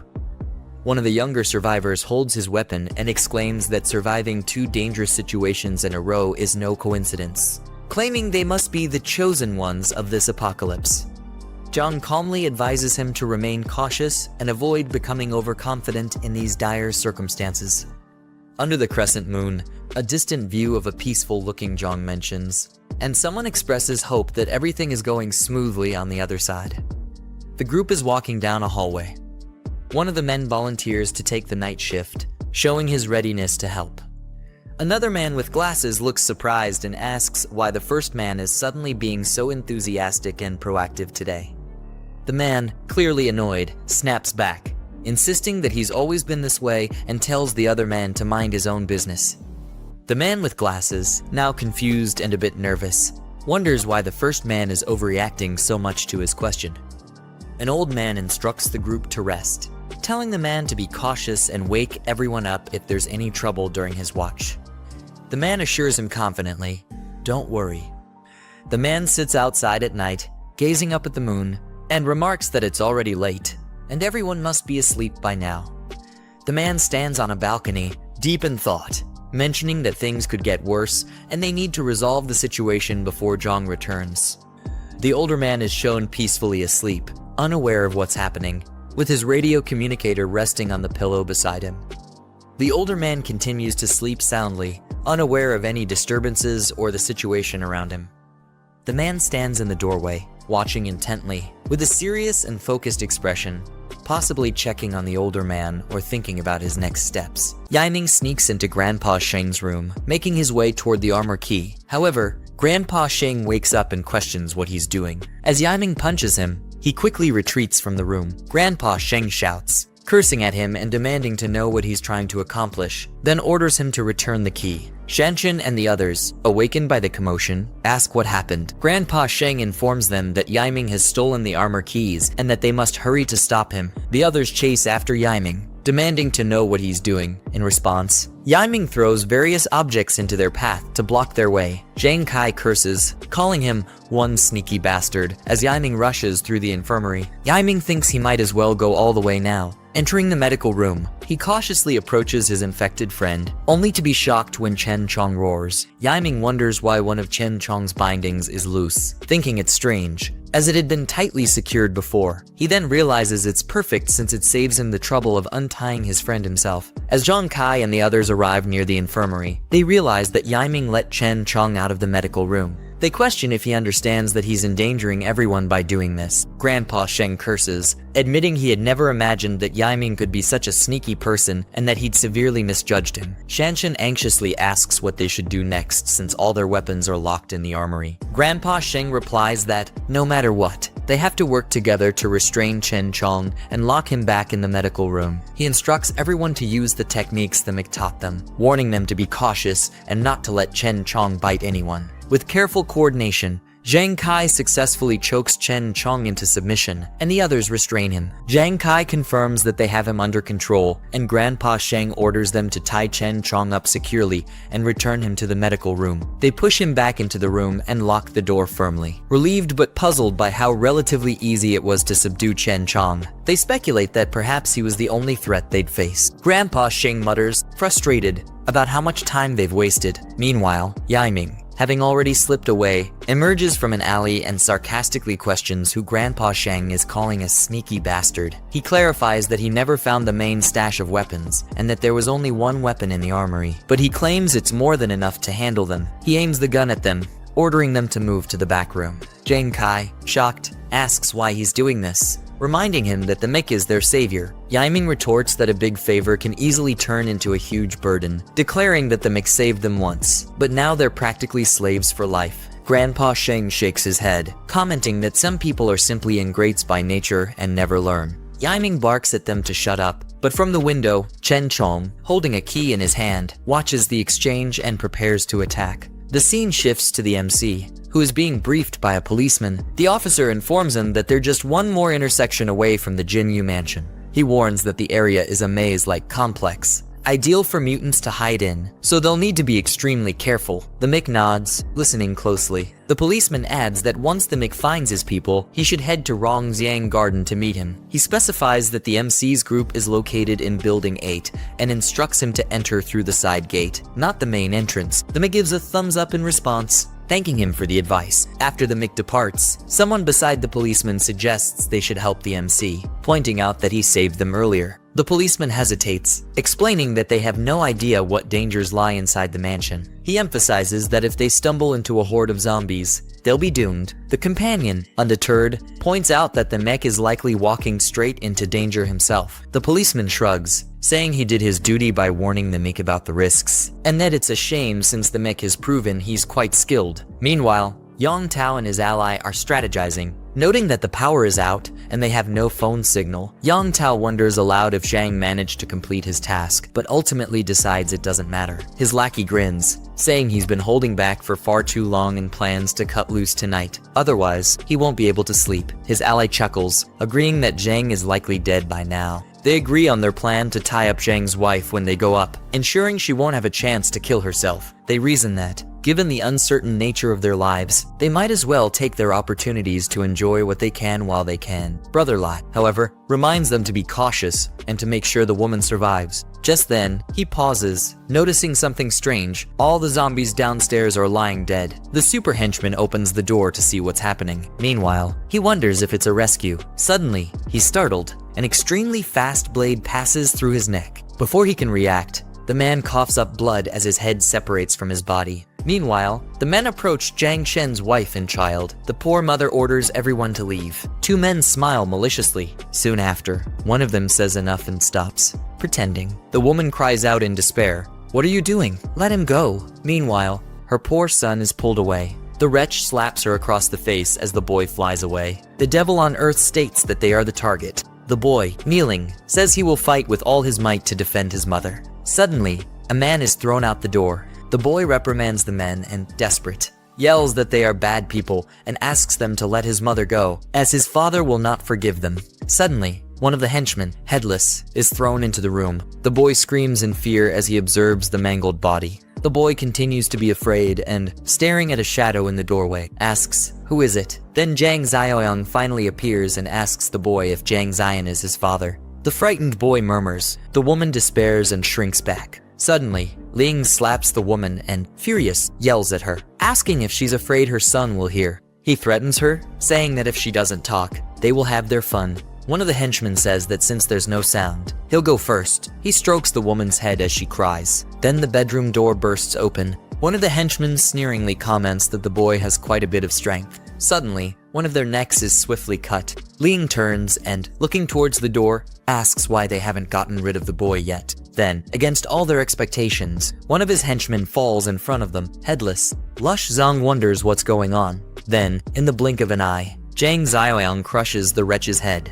The wretch flies backward until he hits the wall. Luch Chong, as he receives the impact of our protagonist's blow, spits up blood. One of the henchmen asks our hero who he is. Well, our hero delivers the best kick this guy has ever received in his life. Now at the fortress, Ying holds his pistol and threatens to shoot if they don't get out of there. Shangbo orders the others to do as he says and go to the room he mentioned. He states that the wretch has a gun, and therefore, for now, they will do what he says as they need to think of something. Yiming smiles maliciously and says they think they can plan something, but if he doesn't show some cruelty that day, he will never establish his dominance. The traitor, smiling, says that old Dong will die first. Then he points the gun at the old man.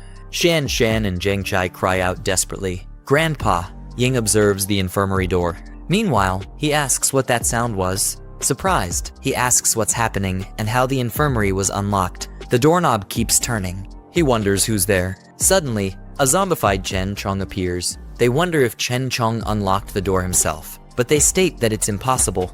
Ying observes Chen Chong and, surprised, asks what's happening. Chen Chong, with glowing red eyes, advances towards Ying, drool dripping from his mouth.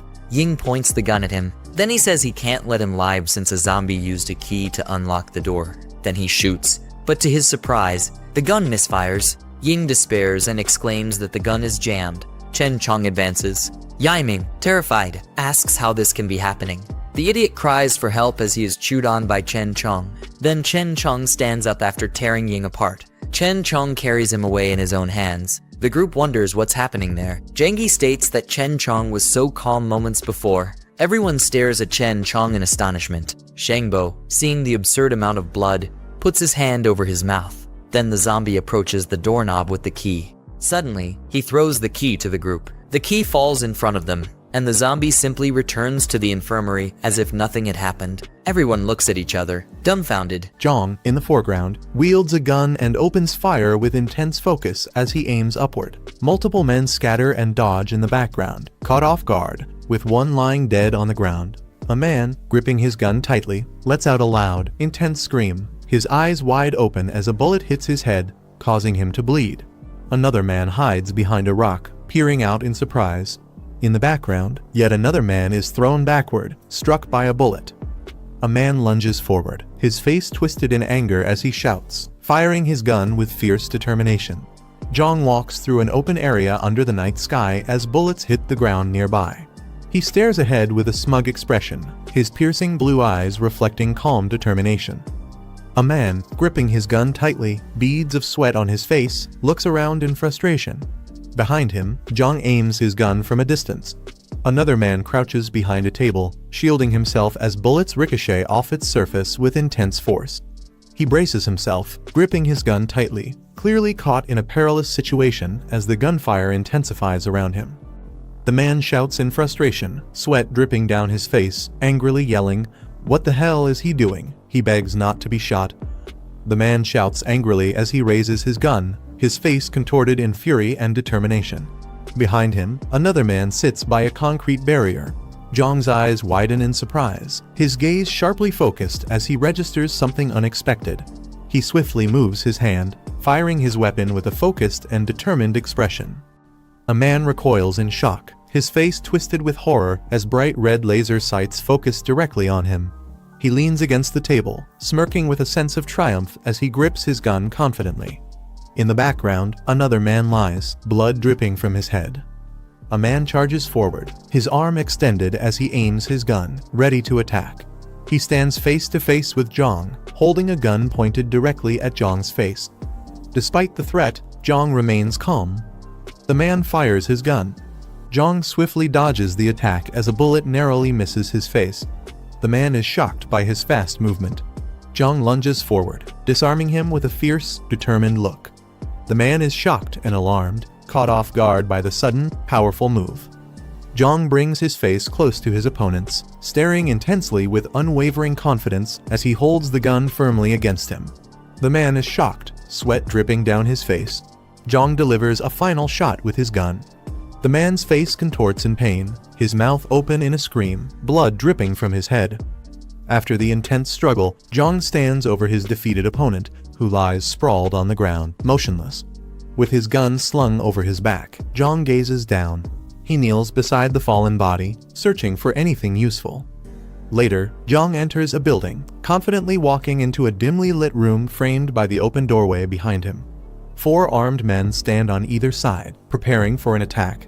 He glances to the side with a piercing gaze, his expression calm yet filled with resolve.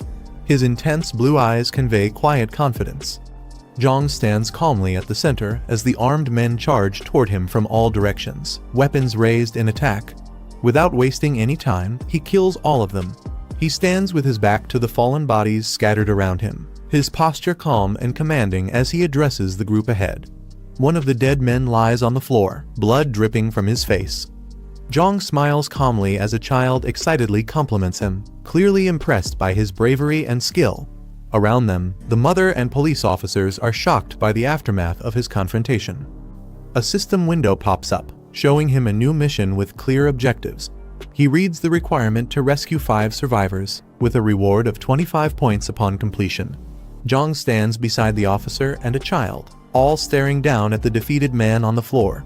Surprised, he questions the identity of these fallen individuals. The officer, visibly tense with a drop of sweat on his face, explains about the Emerald Mountain area. Jiang listens intently, his gaze sharp and serious as he absorbs the information about the location south of the city. The officer calls out to Liu Kao and Chen Jai, who approach him wearing yellow uniforms with determined expressions.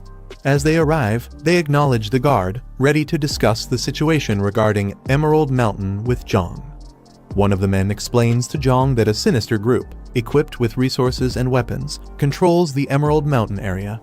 They mention that nearly all survivors from the southern part of the city have been drawn into this group's influence. Jiang stands silently in front of Liu Kao and Chen Jai. Jiang closes his eyes, thinking to himself, recalling past memories of a gathering place in the southern part of the city associated with Lai Shuxing and Kui Jing. He wonders if this current situation is connected to them. The man explains that while Emerald Mountain wasn't initially the only gathering place in the southern region, their possession of weapons has made them dominant. Other smaller groups lack the means to defend against their attacks, making resistance nearly impossible. He describes the brutal tactics of the Emerald Mountain group, stating they kill half the people in each gathering they attack. He adds that they take young women and anyone willing to collaborate with them back to their base, painting a grim picture of their methods. Jiang reacts with a fierce expression, his eyes blazing with determination as he resolves to take action against the injustice described. The officer, with a hint of nervousness, looks at Jiang and questions him, sensing his intense resolve. Jiang, calm yet focused, stares forward with unwavering determination, silently preparing for the next step. 3 defeated men lie on the ground, each with a handgun nearby. Jiang addresses Old Lai about collecting their weapons, checking them for additional ammunition, reflecting a strategic approach to gathering resources.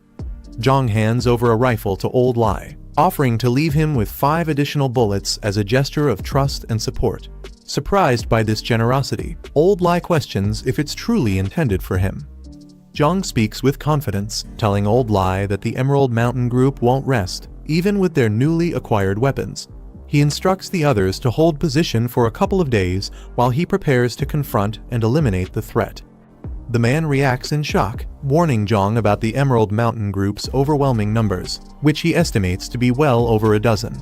His face is filled with doubt that Jiang could handle such a formidable force alone. Old Lai urges Jiang to reconsider, suggesting that it's not worth risking his life for them and proposing that they find a safer location instead. He rationalizes that the Emerald Mountain Group is a few kilometers away and unlikely to search the entire city for them. Jiang reassures the others, explaining that his conflict with the Emerald Mountain Group is personal. He adds that in a few days, he will bring a larger vehicle to transport them safely to the eastern part of the city. Old Lai, surprised, questions Jiang about the eastern city. Jiang turns around, explaining that he's established a secure base in the Laocha Leaf District and is currently in need of manpower to help manage it. Old Lai and the others bid farewell to Jiang, urging him and his companions to stay safe.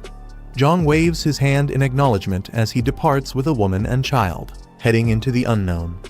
1 hour later, a man sits calmly on a rooftop, shaded by a hat, with his weapon in hand, overlooking a quiet, empty street. 3 lifeless zombies hang grimly in front of a building labeled Emerald Mountain, their forms battered and broken. 4 individuals sit around a large conference table, engaged in a serious discussion.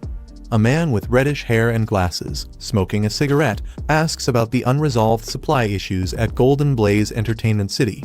His expression is calm yet probing. Xiao Lai responds with a confident smile, assuring the man that he has already sent people to handle the situation at Golden Blaze Entertainment City.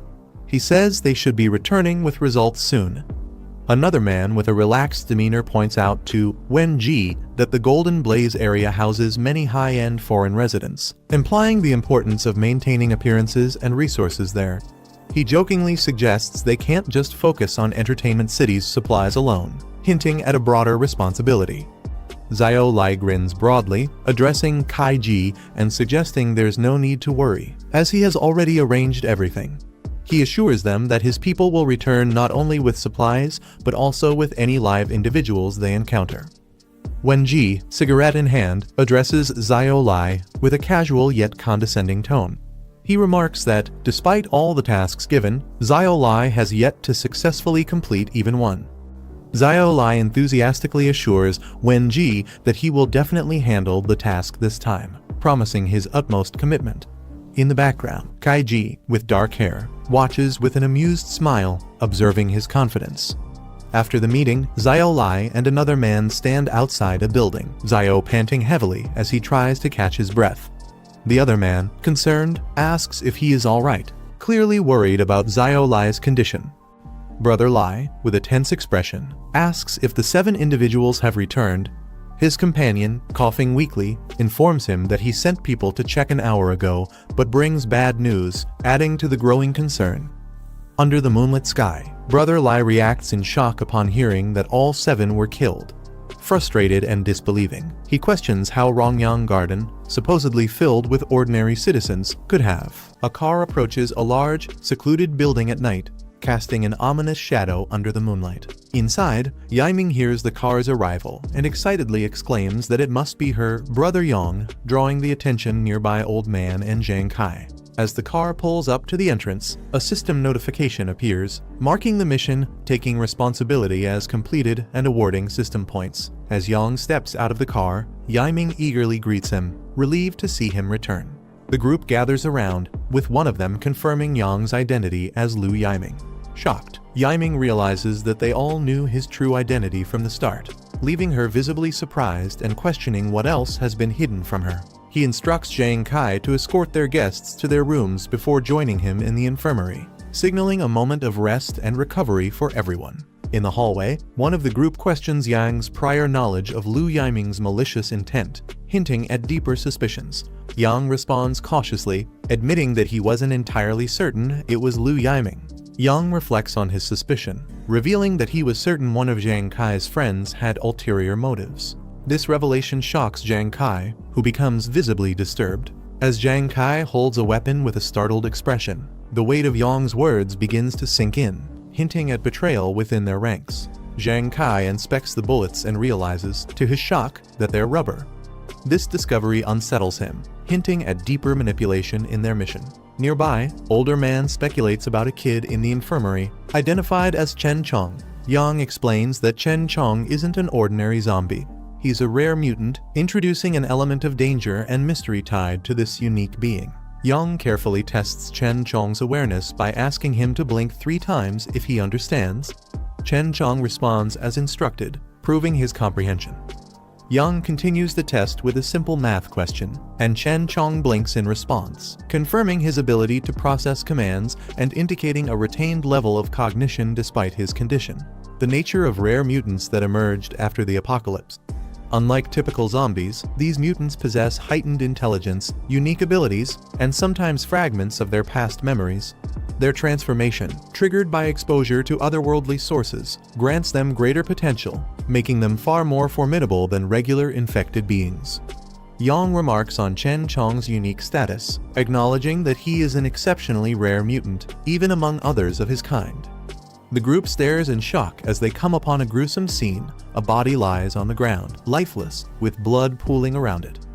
Chen Chong, now fully alert, lets out a curious sound as he observes the group with a menacing stare, his body covered in injuries yet standing tall. The group watches him in silence, tense and uncertain about his next move, sensing the potential danger he poses even in his weakened state. Yang, displaying a calm yet cold resolve, instructs the others to end Chen Chong's threat without restraint. As Chen Chong stands, one of the group members desperately holds him back but struggles against his strength, while the others watch, visibly tense and bracing for the worst. One of the group members, filled with hope, calls out to Chen Chong, wondering if he still remembers him as a brother. Chen Chong, visibly agitated, responds only with a low growl, hinting at the internal struggle between his past identity and his current mutated state, leaving his former friend in tense uncertainty. The man hesitates, seemingly lost in thought as he processes Chen Chong's response. Suddenly, with a burst of frustration and desperation, he lunges at Chen Chong, shouting in disbelief. Chen Chong reacts with confusion, caught off guard by his former friend's aggressive approach. Frustrated, the man exclaims that Chen Chong, even in his zombie state, seems to remember his old habits of not keeping his hands to himself. Upon receiving a notification, Yang realizes he's unlocked a hidden achievement for acquiring a mutant companion, an unexpected bonus that rewards him with extra system points. Lying back with a satisfied grin, he muses on his newfound points and decides to explore the shop for potential upgrades. As he browses, he's pleasantly surprised to see the inventory includes various supply boxes, each with unique attributes and costs. His eyes widen in astonishment when he spots a level 2 supply box, a rarity he's never encountered before. This discovery excites him, knowing that such a high-tier item could provide him with substantial resources or gear, likely giving him a considerable edge in his journey ahead. Enthusiastic about this fortuitous upgrade, he contemplates his next steps, eager to maximize the potential of his newly acquired achievement and resources. Yang examines the high-priced level 2 supply box, realizing that at 50 points, it's a significant investment, one he isn't quite ready to make yet. Deciding to be cautious with his resources, he opts to redeem the more affordable level 1 boxes first to conserve space and points. He selects the Lifesaver and Armed Deterrent supply boxes, each costing only 5 points. As he successfully redeems them, his remaining points decrease, but he feels reassured by his wise choice. The items materialize, their glow filling the room, hinting at the potential advantages they'll provide. Satisfied with his decision, Yang prepares to inspect his new gear, knowing that every resource counts as he advances in his unpredictable journey. Yang opens the Lifesaver and Armed Deterrent supply boxes, eagerly examining their contents. The Lifesaver box provides an interdimensional infection blocker, capable of preventing otherworldly infections but unable to reverse completed mutations, a potentially life-saving tool in their world. The Armed Deterrent box rewards him with a powerful Barrett M82 sniper rifle and 10.50 BMG bullets, leaving him awestruck by the firepower packed in a level 1 box. Amazed by these resources, he wonders what the higher-tier boxes could offer, jokingly imagining himself wielding a tank. As he contemplates the infection blocker's potential, especially for those on the brink of turning into zombies, his determination strengthens. Motivated to open the coveted Level 2 box, he checks his ongoing mission to recruit survivors from Rongxiang Garden, a task that promises 25 points upon completion. With renewed focus, Yang resolves to finish the mission the next day, excited by the thought of unlocking even greater rewards that could significantly boost his chances of survival in the harsh world he inhabits. In the quiet of the night, a helicopter flies over the high walls of a secure facility. As morning breaks, a group of individuals gathers in the open courtyard of a heavily fortified building under the clear blue sky. Yang addresses the group with a strict directive, emphasizing that everyone must dedicate at least an hour each day to shooting practice. This commitment to skill building is evident as they line up with determination, each member focused on honing their aim. Their collective shots strike various targets, creating bursts of impact, symbolizing their unity and resolve to survive and protect each other in the challenging days ahead. Yang instructs Sheng to coordinate with Jiang Kai to prepare additional rooms, anticipating the arrival of more survivors from Rongxiang Garden, whom he plans to bring back later. Uncle Sheng assures Yang of their readiness, expressing confidence in managing the base. Turning to Chen Chong, Yang commands him to follow, signaling that he has a crucial role in the upcoming mission, as Chen Chong emits a low growl, indicating his compliance yet retaining his primal, mutated nature. As Yang and Chen Chong make their way down an empty highway, their vehicle attracts a flock of cawing crows, adding an eerie atmosphere to their journey. They soon stop and step out, only to encounter an individual sprawled on the ground, seemingly thrown or fallen with a loud thud. Yang and Chen Chong stand over him, observing the situation. Inside the bus, a zombie growls at Yang with a menacing posture, its hands reaching out aggressively. Yang remains unfazed, his gaze steady as he assesses the situation. Meanwhile, Chen Chong takes action outside the bus, tossing other threats to the ground with ease, displaying his own formidable strength. A group eagerly waits outside a large building, one member impatiently questioning the delay.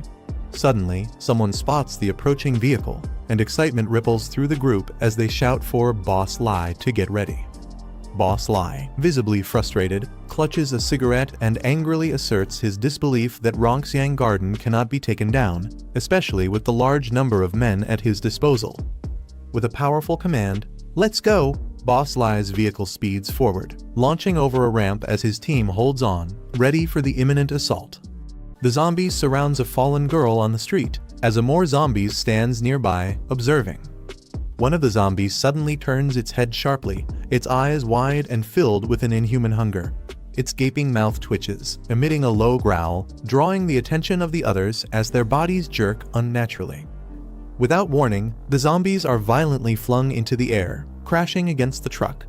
The force scatters them, their lifeless bodies colliding with the vehicle, leaving behind deep dents and broken glass. The chaos spills onto the highway as a speeding bus swerves desperately to avoid the carnage. A towering apartment building. Inside one of the apartments, the group sits in a circle, their expressions weary yet alert.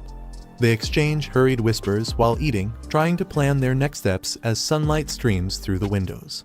The young man suddenly perks up, his face lighting up with excitement as he hears the sound of a vehicle outside.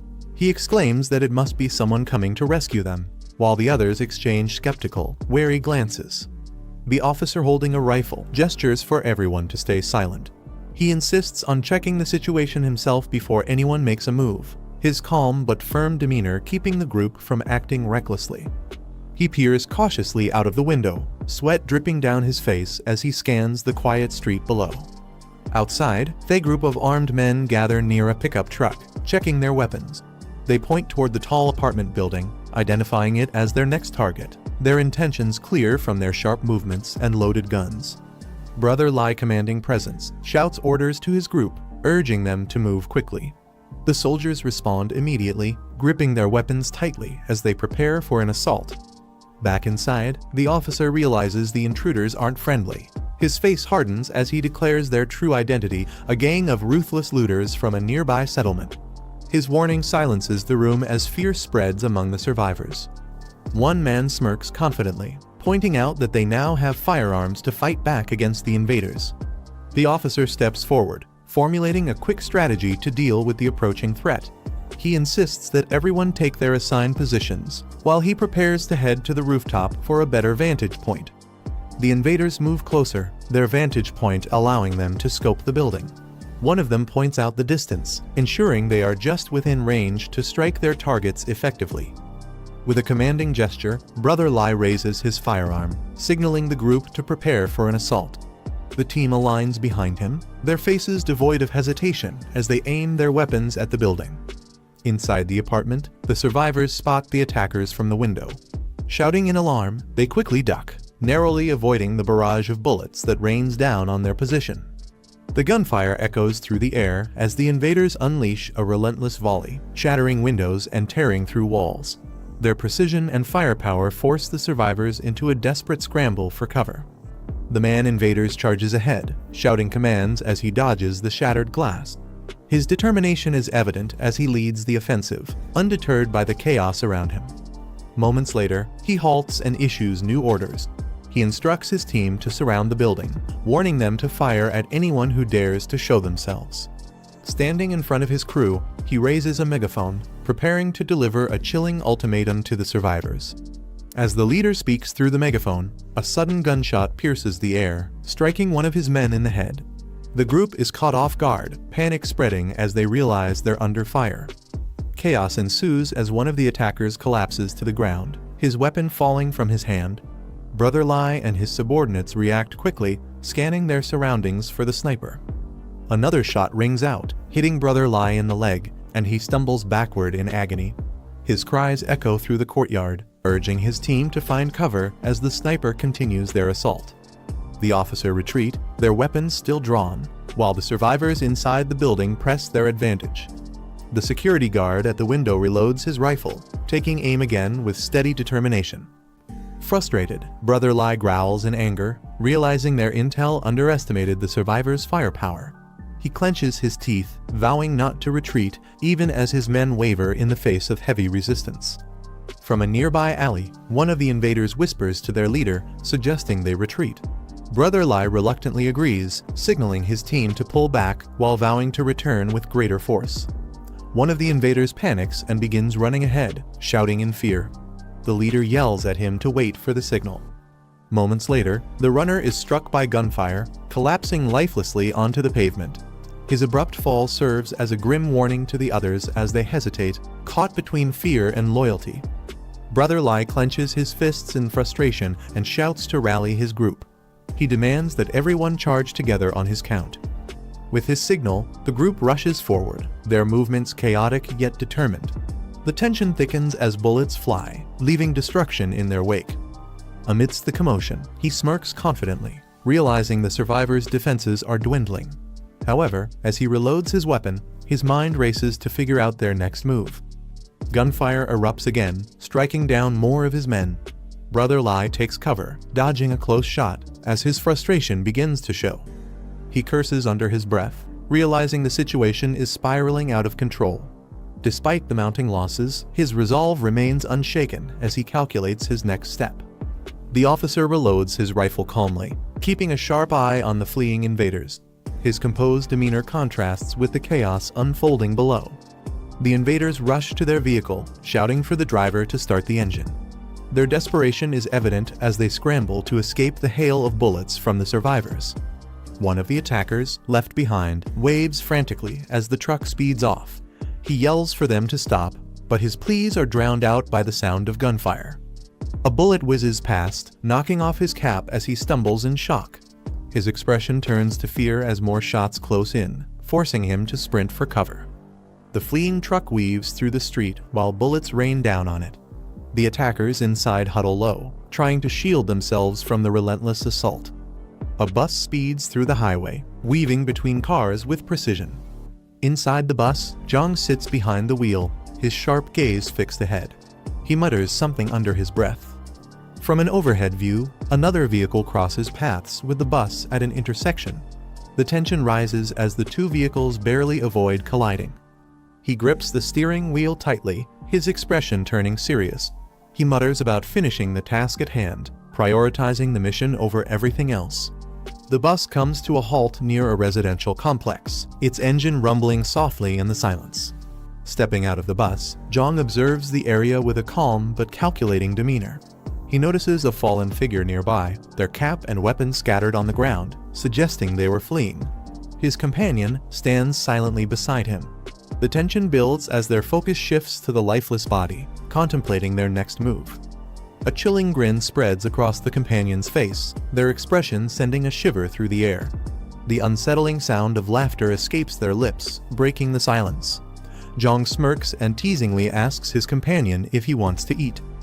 With a devilish grin, he permits his companion to feed, remarking that it's better than letting others take advantage of them later. The companion's eyes glow menacingly, his expression twisted with hunger and anticipation. He casually instructs his companion to meet him at the base of Building 8 after finishing the task. The companion lunges at the lifeless body on the ground, ready to devour it. He calmly enjoys his meal. Jiang stands in the courtyard, two bodies sprawled on the ground near him. He comments that Lai Hongli was ruthless in the killings. Above, the kid peers out of a broken window, calling out in shock and recognition, "Brother Jiang," as Jiang turning his head slightly as the voice continues to echo from the balcony. The group approaches the Jiang, with officer calling out to Jiang and asking if he had defeated all the enemies. He man confidently claims credit, saying it was thanks to the rifle Jiang provided and boasting about his skills as a retired marksman. Suddenly, a loud roar echoes through the area, startling the group as they turn toward the noise. A zombie approaches the group, their steps deliberate and heavy. Jiang's zombie friend twists into a grotesque expression, his veins bulging as he snarls. The group reacts immediately, with officer shouting a warning about zombies while raising his rifle, readying for action. Panic spreads as the threat becomes clear. Jiang steps forward, holding a broken weapon and telling the group to relax, assuring them the approaching friend is one of theirs. The officer questions his statement, nervously eyeing the snarling man. He calmly directs his friend to another body nearby, instructing it to eat. The zombie roars in response, drawing all attention toward it. The officer, sweating nervously, asks Jiang if he can communicate with zombies. Jiang, remaining calm, explains that the zombie isn't ordinary and assures them it's complicated. He directs the group to get on the bus, promising to explain further. As they prepare to leave, Jiang tells the zombie to finish eating quickly and join them back at the bus. The creature gives a faint gesture in acknowledgement while continuing to feed. The zombie adjusts a muzzle over its face, securing it tightly. It then approaches the bus where the group is waiting. The kid, gripping a pole nervously, remarks in disbelief about the zombie's act of muzzling itself, his voice filled with both shock and confusion. Jiang comments on the muzzle remark, cautiously warned that the zombie might retaliate if it overhears. Amused, Jiang reassures him, encouraging the comment. The zombie steps onto the bus as the doors close, and the vehicle pulls away, leaving the city behind as the group watches from inside. The officer notices the bus tilting slightly, his expression shifting to concern. Meanwhile, the zombie begins to make slurred, broken sounds as it tries to communicate. Jiang turns to it in surprise, questioning if it can now talk. The zombie continues attempting to articulate words, albeit clumsily, leaving the group astonished. He observes that after consuming 6 corpses, Chen Chang, the zombie, seems to have started evolving. Determined to use this growth, he declares they must return to the settlement quickly to convert these advancements into strength. The bus speeds down the road as the passengers brace themselves, still amazed at the reality of traveling with a functioning zombie. Meanwhile, a man berates Brother Lai for failing a mission, criticizing his incompetence in front of others at a meeting table. Brother Lai, sweating profusely, tries to defend himself, explaining to Boss Lin that the opponents had automatic rifles. Lin dismisses the excuse, questioning the plausibility of small-town cops wielding such advanced weaponry and accusing the man of lying. Brother Lai insists on his claim, pleading for someone to verify the truth of his statement. One of the men suddenly strikes the Brother Lai, sending him sprawling to the ground. He clutches his arm in pain, gritting his teeth as he tries to recover. The man glares at him, muttering that he's been fed up with this useless idiot for a long time. The man suggests exploiting the heavy losses suffered by their rival, telling at an opportunity to seize control. Another man smirks, accusing him of being more interested in the woman accompanying their rival. The accused laughs nervously, denying the claim, But the conversation takes a darker turn as they propose treating the woman as shared property. Lin smiles slyly, instructing his subordinate not to rush and promising to find the right opportunity. In the hallway outside the room, Brother Lai lingers, listening intently. His face darkens as he clenches his teeth, clearly distressed by the conversation he overhears. Meanwhile, on to the luxurious estate under a bright sky. Inside, Brother Lai angrily kicks over a chair, cursing in frustration. Kai Jing, startled, asks what's wrong. But he brushes off her concern, hastily instructing her to pack her belongings as they need to leave immediately. Despite his agitation, she tries to calm him with a reassuring. He urgently explains that the place will soon become unsafe, insisting they need to leave and plan ahead. He calls out to someone for assistance. Another subordinate enters, addressing him as Boss Lai and asking for orders. Brother Lai commands him to gather the remaining members, preparing for a crucial action to take place at midnight. Kijing stands quietly in the background, listening intently. His expression shifts to one of suspicion and concern, silently processing the urgency of the situation. Meanwhile, Jiang Group arrives at a secure facility, parking the bus inside his fortified compound. One of the group members steps out and looks around in awe, exclaiming that the location is truly a doomsday fortress, marveling at its defensive setup. Jiang checks his mission status, noting the completion of the survivor recruitment task and an exceeded target, earning bonus points. With his total points updated, he remarks on the reward system. He then informs Chen Chong that they'll be heading to the southern district the next night. The officer questions the reason for the trip. His curiosity piqued as Jiang remains confident and composed. Then he smirks, explaining that he has unresolved grudges to settle with the people at Bichui Mountain Villa. Later, he sits in his room, accessing a high-tech interface to unlock a level 2 supply crate using his points. He eagerly selects the crate, acknowledging it as his first level 2 upgrade, ready to discover its contents. He redeems the level 2 high-tech supply crate, deducting 50 points and leaving him with 16 points. Swirling energy surrounds him as the crate begins to unlock. With intense focus, he mutters, "Don't let me down," anticipating the rewards inside. Jiang opened the black tech supply crate level 2, and a radiant light burst forth, illuminating his surroundings. The reward materialized in front of him, a stamina enhancement potion plus 20. Without hesitation, Jiang reached out toward the glowing prize. He examined the stamina enhancement potion in his hand, impressed by the quality of the reward from the level 2 crate. He couldn't help but acknowledge its usefulness, knowing it would give him the extra edge he needed in the challenges ahead. However, moments later, Jiang injected the stamina enhancement potion into his arm, feeling the immediate surge of energy course through his body, as he let out a strained groan. After injecting the stamina enhancement potion, Jiang felt a surge of power course through his body.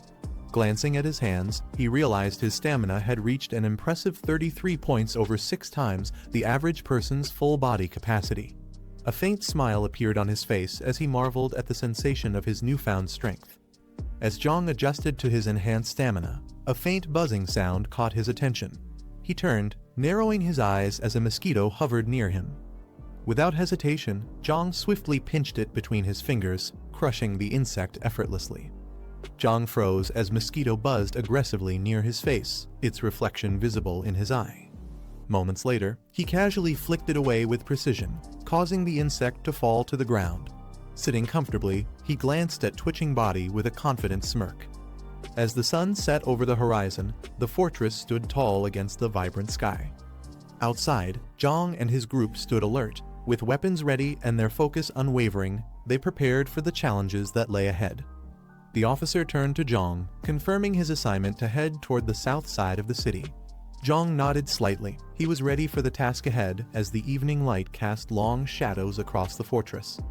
Jiang handed over the task of training the group to Zai, recognizing his exceptional shooting skills. Jiang requested Zai to prepare the team for the upcoming challenges, trusting his expertise to strengthen their combat readiness. With a confident smile, Zai assured Jiang that training was his specialty and promised to handle it without any issues. He signaled to Chen Chong as they prepared to head out for their mission. Without wasting a moment, they boarded the vehicle, ready to face whatever challenges awaited them. The bus roared to life, leaving the fortress behind as it rolled through the gates, heading toward. Under the starry sky, Boss Lai glanced at the towering building and asked about King's progress, concerned about his position. Assured by his men that King was already in place, Boss Lai gave the command to move out. With a determined stride, he led his team forward, their footsteps echoing in the quiet night as they prepared for the next phase of their mission. As the headlights of a speeding vehicle illuminated the night, Boss Lai and his men shielded their eyes, momentarily blinded by the sudden glare. The unexpected interruption left them on high alert. As the car's headlights illuminated the dark street, a group of armed men surrounded it, forming a menacing barrier under the night sky. At the center, a leader stepped forward, his sharp silhouette cutting through the tension. Inside the vehicle, shadows masked the identities of the occupants. The sudden flash of light from the approaching car left the group momentarily blinded, forcing them to shield their eyes in confusion and frustration. Before they could regroup, a commanding with a sharp mustache stepped forward, holding a gun and demanding sternly, "Where are you guys going?" The man named Dongzu confronted the group, his sharp gaze freezing them in their tracks. Boss Lai, trembling slightly, quickly tried to explain, stating they had planned to use the cover of darkness to scout out Rongxiang Garden. Jiang immediately asked Boss Zhu's sharp gaze fixated on Rongxiang Garden, questioning the unexpected plan. Before anyone could respond, one of the men collapsed to the ground under a brutal strike, highlighting the harsh and unforgiving environment they were navigating. As the unconscious man lay on the ground, the group was thrown into panic.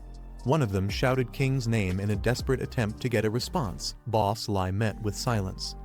Boss Lai, in a fit of frustration and fear, slapped his companion, yelling at him to open his eyes and focus on the situation at hand. As Boss Zhu's loomed over them, Boss Lai men froze in confusion, their panic palpable as they questioned the identity of this unexpected adversary. Without hesitation, Boss Zhu barked an order, his voice cutting through the tension.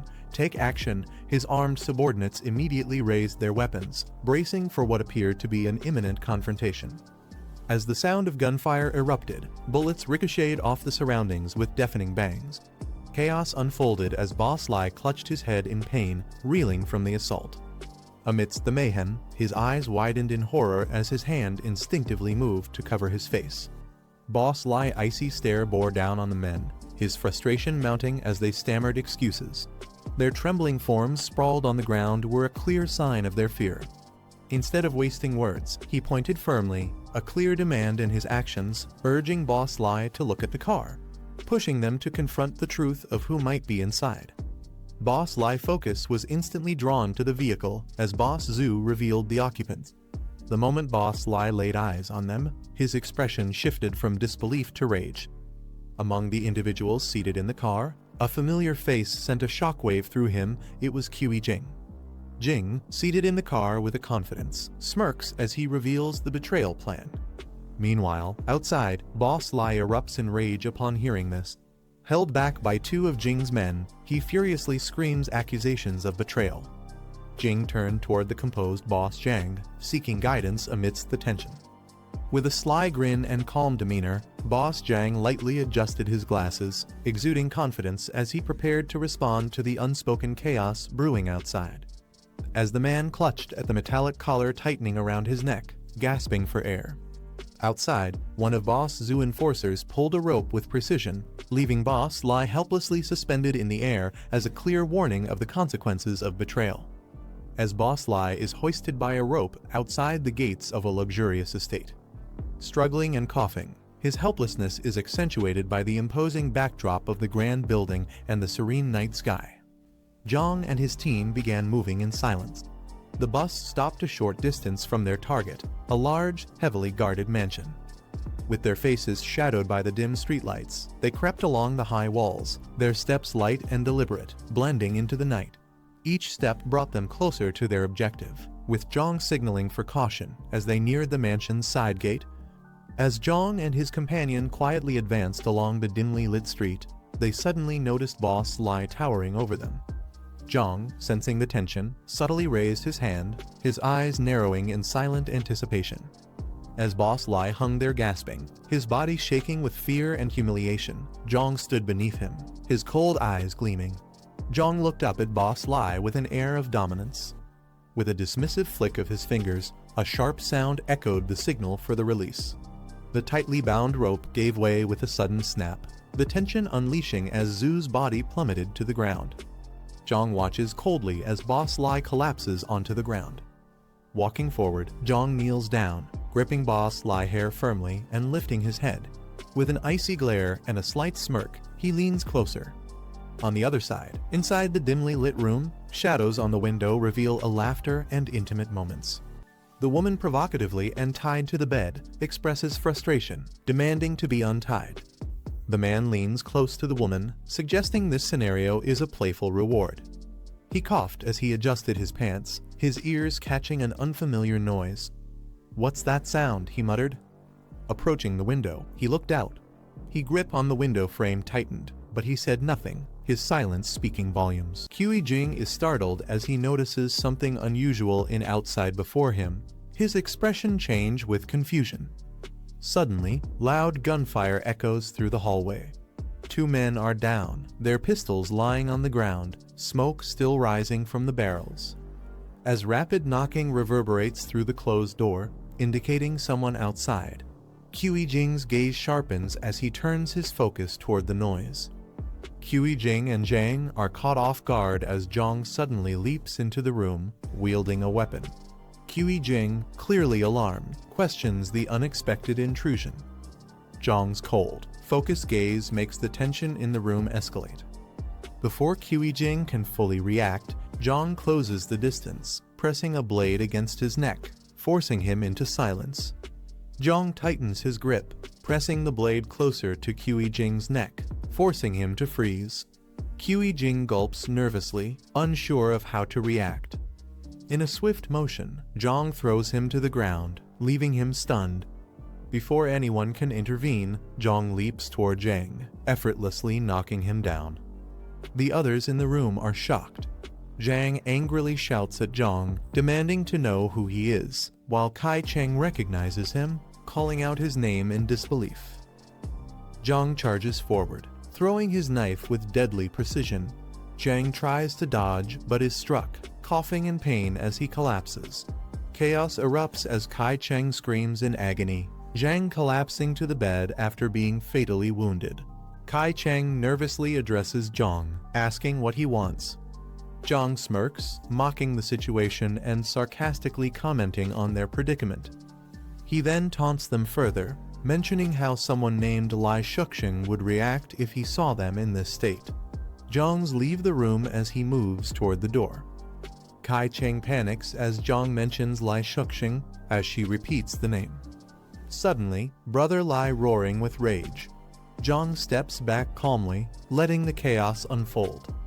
He lunges toward Kai Cheng, his massive hand reaching for her as she freezes in fear, tears streaming down her face. Kai Cheng cries out in desperation, begging Brother Lai for forgiveness as his attack intensifies. Her voice fades into screams as blood splatters across the room. Moments later, the entire space falls silent. Jiang, unfazed, silently observes as he closes the door behind him. Jiang coldly orders Chen Cheng to consume the corpses, pointing at the lifeless bodies around them. Chen Cheng hesitates, responding reluctantly that he could manage one at most. Jiang glances back and questioning as he evaluates the hesitation. Jiang adjusts his earpiece, listening intently as he observes the situation around him. The scene shifts to various survivors taking shelter in darkened corners, their faces filled with exhaustion and fear. Some sit silently behind barricaded doors, while others linger near staircases, staying alert for any signs of danger. The chef stands silently, gripping a knife. A man nearby gleefully picks out a child, calling her soft and tender, while the terrified girl cries out in fear. The chef, however, dismisses the choice, coldly stating the child is too skinny, his detached demeanor sending chills through the room as the tension rises. The chef coldly assesses the crowd and selects a child, pointing them out as the next victim. "This one's fat," he remarks, ignoring the desperate cries of the child's family. The child clings to their mother, but the chef pulls them away with a firm grip. When the mother tries to intervene, the chef strikes her down without hesitation, sending her crashing to the ground as her child screams for her. The mother collapses to the ground, pleading desperately for her son's life. Tears stream down her face as she begs for mercy, her voice trembling with fear. The crowd watches in silence, some averting their eyes, unable to help. The chef and his accomplice stand coldly, unmoved by her cries. A loud noise startles the group as someone yells, "Who's there?" One of the men exclaims in alarm, questioning who could still have such a weapon. The chef nervously replies that only the boss possesses one. Meanwhile, the mother clutches her son tightly, relief washing over her as she checks if he's unharmed. The room grows tense as the group aims their weapons at the door, unsure of what's coming. One of the men is ordered to check the situation. Hesitant and clearly nervous, he protests, but the command to move quickly shuts him down. With his gun in hand, he cautiously approaches the door, sweat dripping. As the man approaches the door, Chen Chong bursts through, grabbing him by the neck with inhuman strength. He lets out a startled cry before being thrown violently across the room. The others immediately recognize the threat, shouting, "It's a zombie," and opening fire in a panic. Gunfire erupts as the group shoots at the door, trying to fend off the threat. Shouts of "Over there" and "Careful" echo through the room. Suddenly, Chen Chong bursts through the barricade with a deafening roar, shattering the door and lunging forward with terrifying speed. The group struggles to react as the relentless attack begins. He lunges at the chef, who panics and tries to defend himself with his knife. Before he can react, Chen Chong grabs his face with a grip, silencing his screams. The force of the attack sends the chef flying across the room, shocking everyone as they scramble to avoid the chaos. The zombie rushes forward with incredible speed, knocking over everything in its path. Screams echo as people cry for help, their panic filling the night. Inside, the survivors watch in confusion as Chen Chong stands amidst the chaos. One whispers in disbelief, "It's not killing us." The survivors are baffled by Chen Chong's behavior, questioning what's different about it. Jiang casually praises Chen Chong, calling it Brother Chong, and remarks how fast it is despite its restraints. He even adds that it looks cooler this way, leaving everyone even more confused about his connection to the Chen Chong. The group stood frozen in shock as the woman, clutching the child tightly, trembled. She couldn't believe it, a zombie had talked. At the center of the room, Cheng in a gas mask stood silently. Everyone's eyes were fixed on him, uncertain of what to do. The woman holding the child and another girl nearby shook uncontrollably, overwhelmed with fear. Their bodies trembled, unable to process what was happening. Breaking the tension, Jiang stepped forward calmly. With a reassuring smile, he gestured toward the child and told them not to be afraid. He explained that Cheng wouldn't attack, trying to ease the fear spreading among the group. The girls trembled as she described Cheng a terrifying monster capable of killing without hesitation. Tears welled up in her eyes. Jiang, standing calmly, narrowed his eyes, trying to process what she said. Something about it made him curious. Without hesitation, he asked if she had seen creatures like this before.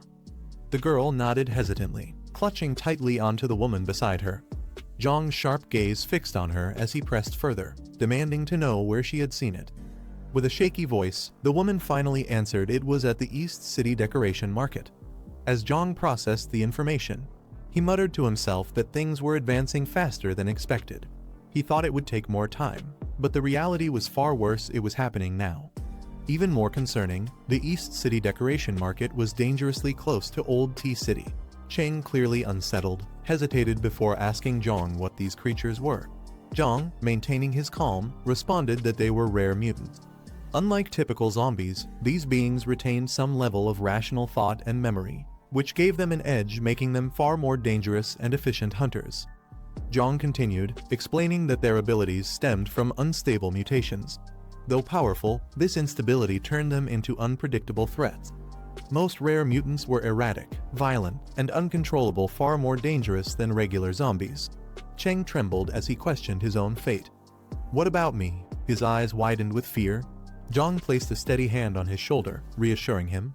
He explained that the masked man was one of the rare, lucky ones, a mutant who retained his sanity. Jiang promised to keep him grounded, ensuring he wouldn't lose control like the others. Shifting the focus, Jiang asked if there were other survivors nearby. The group hesitated before answering. They explained that many people were still trapped in the sales office, while others might have sought refuge in the basement. Jiang's expression turned serious as he realized the scale of the situation. He silently prepared himself. More people needed saving, and time was running out. Jiang led the group down a dark, narrow staircase toward the basement, their footsteps echoing in the silence. Suddenly, a faint noise broke the stillness. Open doors stained with blood. Jiang's eyes widened as they entered the space. The others stood behind him, faces pale with dread as the scene unfolded. In the dim light, traces of blood and shadows hinted at a grim truth. Jiang's tone darkened as he explained what was happening. Survivors were being captured and brought here, only to be slaughtered mercilessly. The group walked deeper into the dark basement, their expressions tense as they processed the horrific scene before them. Jiang's voice broke the silence as he questioned if this was why there were no survivor camps left in the southern city. The realization weighed heavily on everyone. One of the survivors spoke up in disbelief, questioning why so many people were being killed. Surely the monsters couldn't consume all of it. Another added that the bodies were regularly moved elsewhere, and no one knew how many of them truly existed. Jiang stood near the bodies, piecing together the grim puzzle. His voice turned cold and sharp as he acknowledged the numbers: far too many victims for consumption. A chilling thought crossed his mind. He speculated out loud. Could it be that they're feeding the zombies? Jiang turned to the group, asking for details about the sales office they had mentioned earlier. One of the survivors explained that it was located near the south gate, just about a kilometer away. Captured people were first taken there and locked up. Those deemed unfit or eliminated were then brought here to be slaughtered. Jiang's expression tightened as he listened, his sharp eyes reflecting his rising concern. Suddenly, a faint sound caught his attention. He turned, muttering to himself, his focus sharpening as though sensing something unusual. Out of nowhere, a system window appeared in front of Jiang. The group watched silently as the text revealed itself. Mission activated. Read Utopia objective. Expand the community. Requirements: increase the community score as much as possible. Current score: 2 reward points, 20 current points. 36. Jiang and the others approached the sales office, its ominous exterior casting a heavy shadow. Inside, 2 guards patrolled the area, casually chatting about earlier gunshots they had heard near the north gate. One of them sighed, remarking with a grim tone that live people were being used for target practice.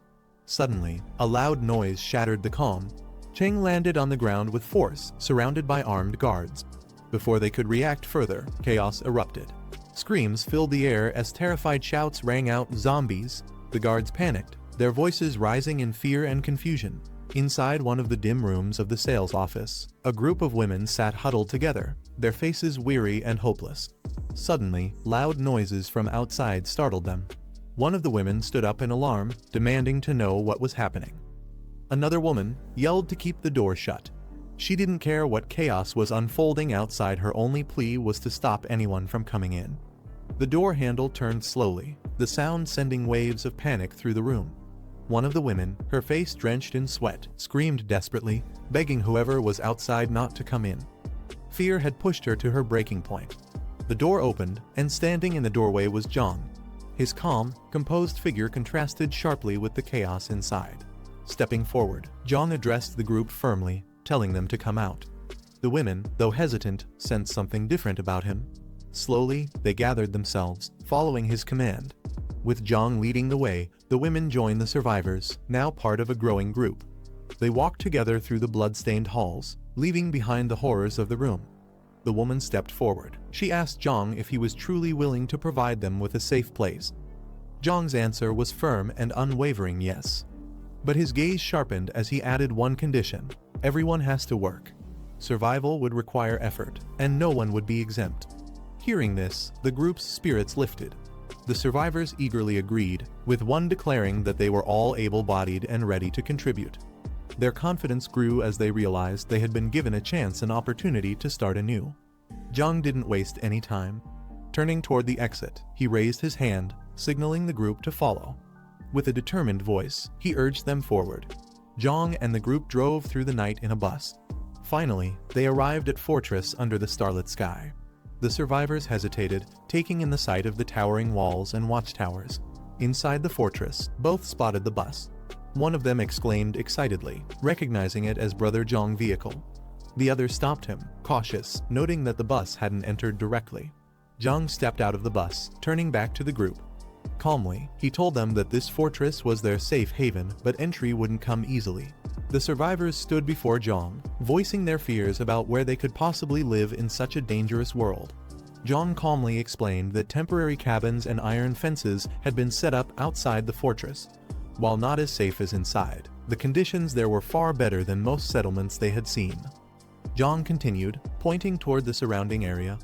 There were unfinished buildings and open spaces in Old Tea Town. With time, they could renovate and create a proper community, a place where conditions could steadily improve. Hearing his words, the group was overwhelmed with gratitude. Some fell to their knees, calling Jiang their savior and praising his generosity. The scene shifted as morning arrived. Outside, vehicles began to move. A large truck rolled in. Inside, a woman with purple hair sat, frustrated as no one responded to her calls. She muttered to herself, irritated, wondering what Jiang Qingwen was up to. Something felt off. Leaning forward, she observed her surroundings carefully and grew more uneasy. Determined, she stepped out of the truck with a companion, pushing open the heavy door. Light poured in as they entered the building. The girl gaze reflects his awareness. Are ugly three zombies standing in the shadowy light. Their bodies twitch unnaturally, emitting low growls. One of the zombies suddenly charges forward with a deafening roar. Its face and sharp teeth gleam under the faint light as it lunges. A tall, confident woman clad in bold attire steps in. With effortless strength and a chilling calmness, she delivers a devastating blow, sending the zombie crashing back. He hit him onto the face. The other two zombies halt briefly, their growls fading in hesitation. Nina stands in front of a mansion, surrounded by fallen enemies. A man steps out from the house, reporting that no one has been left alive.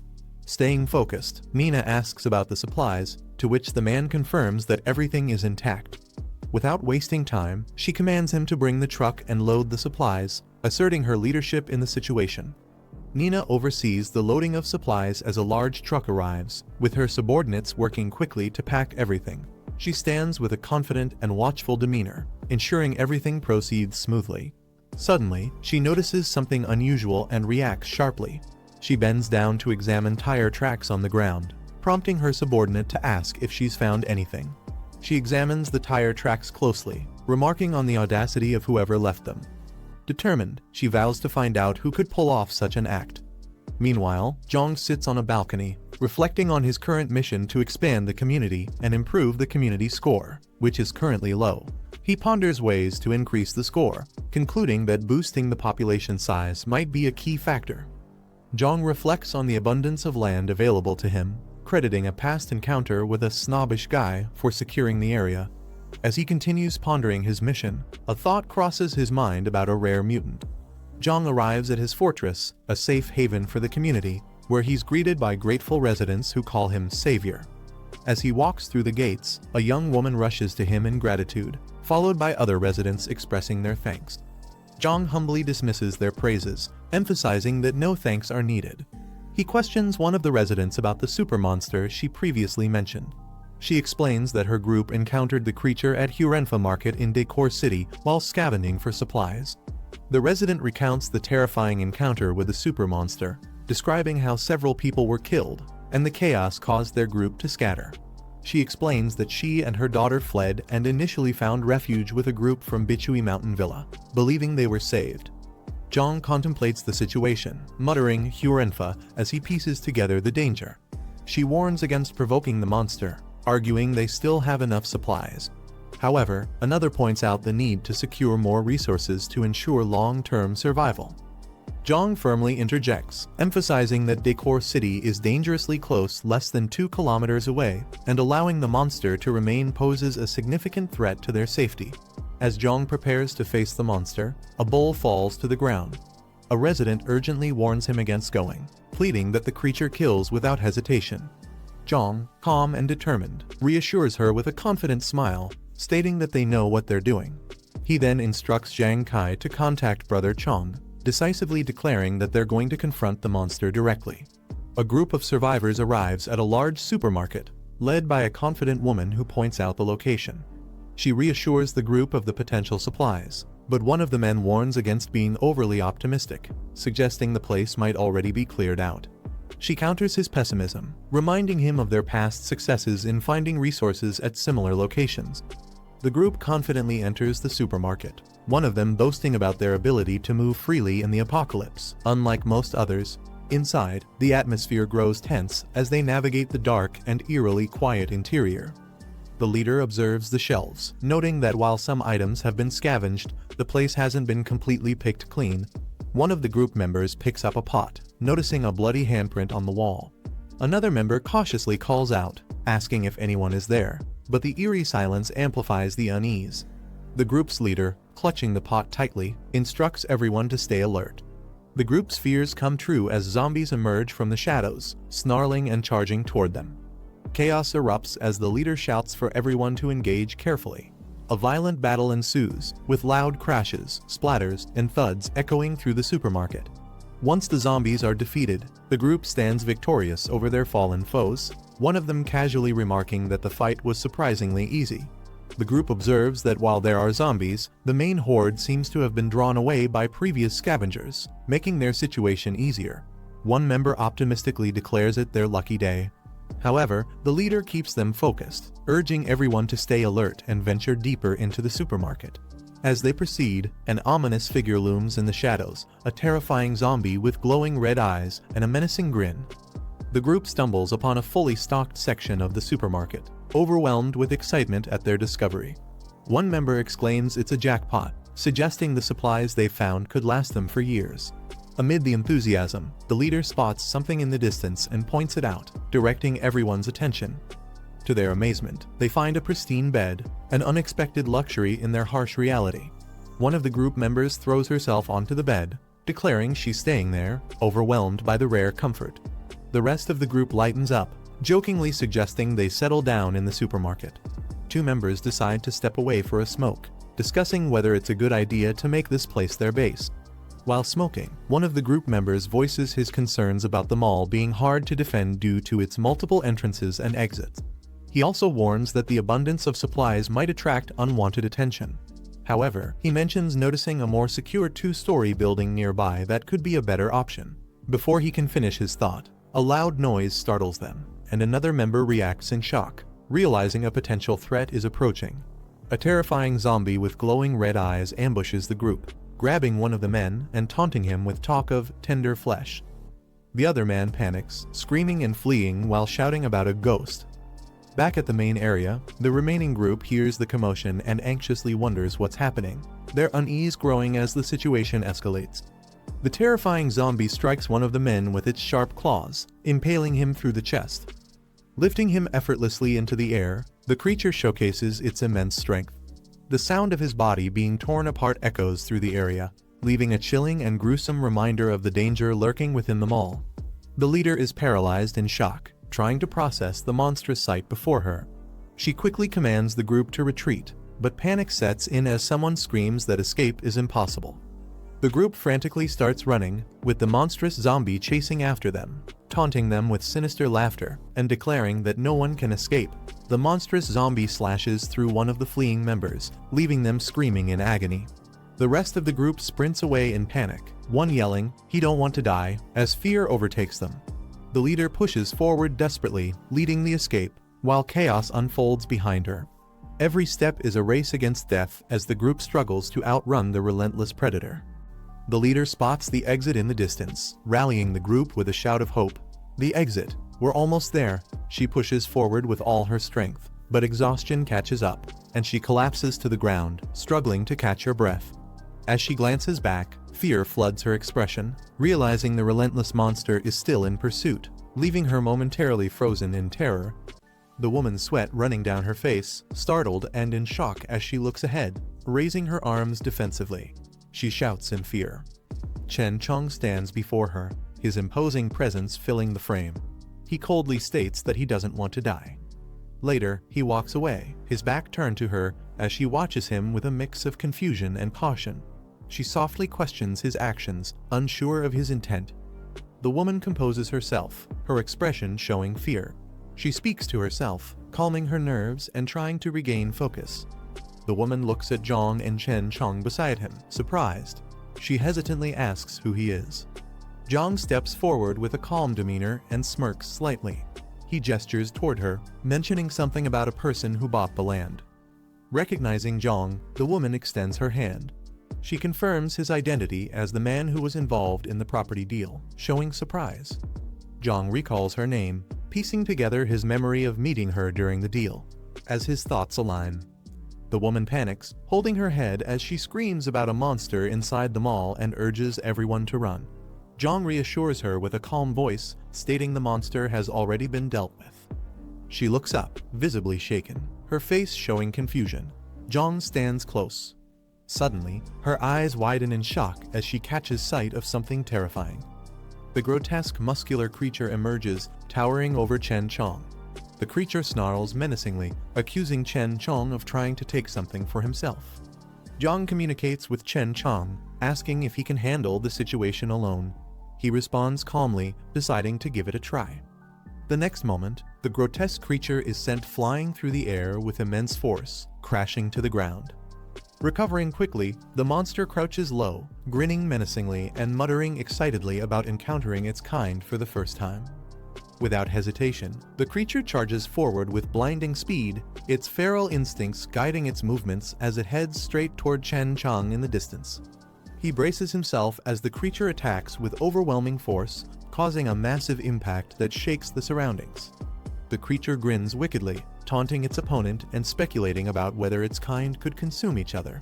It growls, urging its opponent to evolve quickly, seemingly eager for a greater challenge.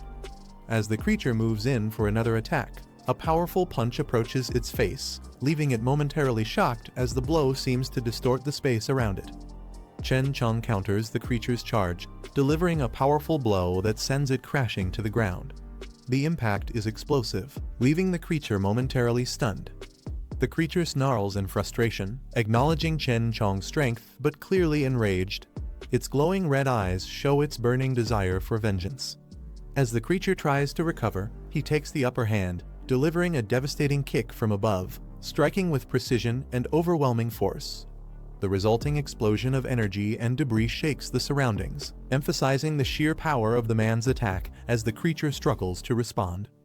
Chen Chong remains silent, his sharp gaze fixed on the situation. His eyes reflect his readiness to act. Suddenly, the creature leaps high into the air, preparing to launch a powerful attack. He quickly notices and reacts with focus. The creature smirks mid-air, tauntingly boasting about how it had been storing energy during its earlier hunts and is now ready to unleash its full power. His eyes widen as he braces himself. The monstrous creature looms over Chen Chong, its red eyes glowing menacingly as it lets out a bone-chilling laugh. Suddenly, a barrage of blue energy attacks erupts, lighting up the area with intense flashes of power.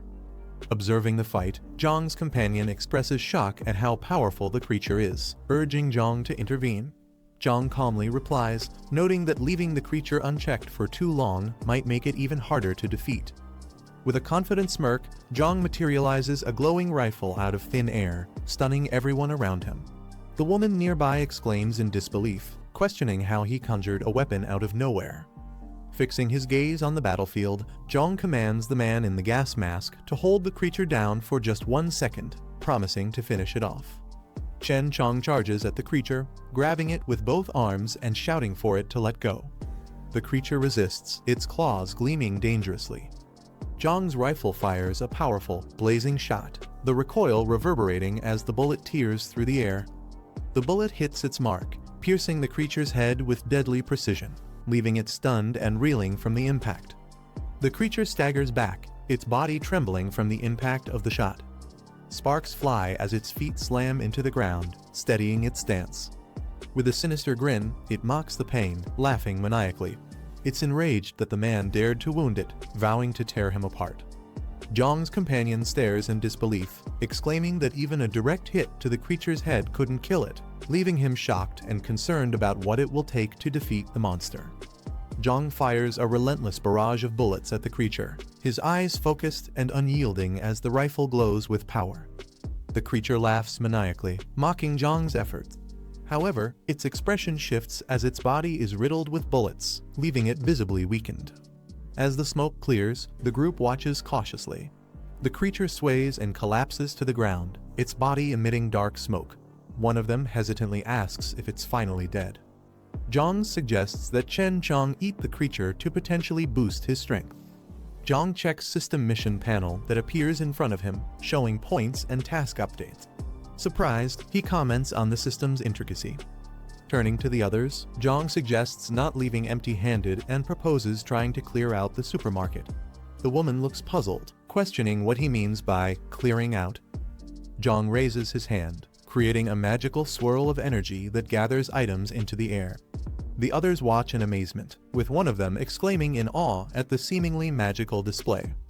Holding a small glowing ring, Jiang smirks and comments that leaving the corpses around is pointless since they may become more dangerous over time.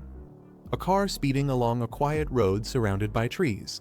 As it slows down, the passenger requests the driver to stop nearby. Inside the car, a man with binoculars peers into the distance while Nina beside him. She calmly asks for a status update. Through the binoculars, Jiang's companion is seen standing on a balcony, gazing out, seemingly unaware of being watched. Through the binoculars, the man observes a bustling market area with numerous people and tents. He notes the activity and the state of the buildings. The man comments smugly about the number of people and how the only advantage after the weapon drop is the incomplete repair of the nearby buildings. Nina asks how certain groups, like Zhang Qingwen and Lin Guangkai, were able to disrupt their plans. The man explains that it was obvious they caused chaos by smuggling and letting zombies in, creating instability. The two laugh, with Nina mocking how the situation played in their favor, calling it a blessing. The man grins and remarks sarcastically that even he feels a little guilty for how things turned out. The man in the car discusses their next move, suggesting that they head back first to regroup and gather more weapons and people before returning. The car speeds off with a screech, leaving a cloud of dust behind as it races down the road, heading toward their base. On the Jiang car, inside the car, the woman enthusiastically asks if what the man said about the base is true. He responds confidently, assuring her that the base not only has beds, but also hot water for showers.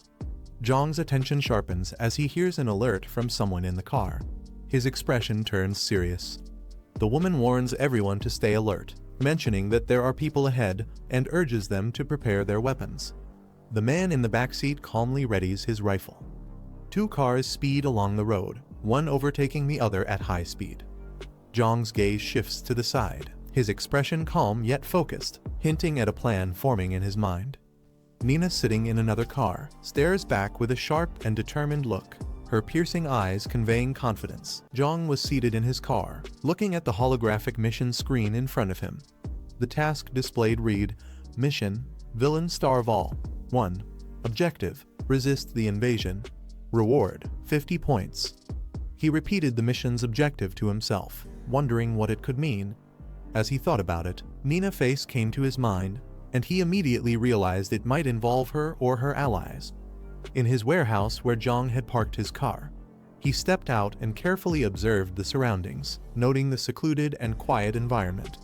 As he entered, he found Lady waiting, armed with a weapon.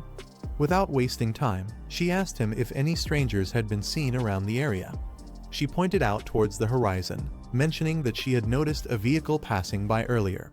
However, it didn't approach their location, and she initially assumed it was Jiang and his group returning. She turned to Jiang, seeking clarification and asking if there was any issue at hand. Jiang told her to gather everyone, including Sheng Bo and Old Lai, as he had an important matter to discuss. In the Southern District coal plant, a remote and industrial location surrounded by mountains, suddenly, a communication device crackled to life with static sounds that an incoming message or signal was attempting to break through. A group of survivors was seen walking together, holding a communication device that emitted a static-filled broadcast. The voice on the device announced an open invitation to survivors to gather at the Southern District coal plant, stating that they were establishing a base there but were short on manpower. The group, encouraged by the message, decided to approach the location, believing they were close to their destination. As they walked, one of them commented that the area should be nearby. Suddenly, they spotted a vehicle approaching, creating a moment of excitement among the group. They shouted in relief, recognizing the car and yelling out that the arrival of survivors was a good omen. The car came to a stop, and its doors opened. Man stepped out along with Nina. Seeing the group, the man questioned if they had responded to the broadcast and come to join forces. The survivors quickly confirmed, answering affirmatively, grateful to have reached a safe haven. The survivors approached Nina and his group with visible relief.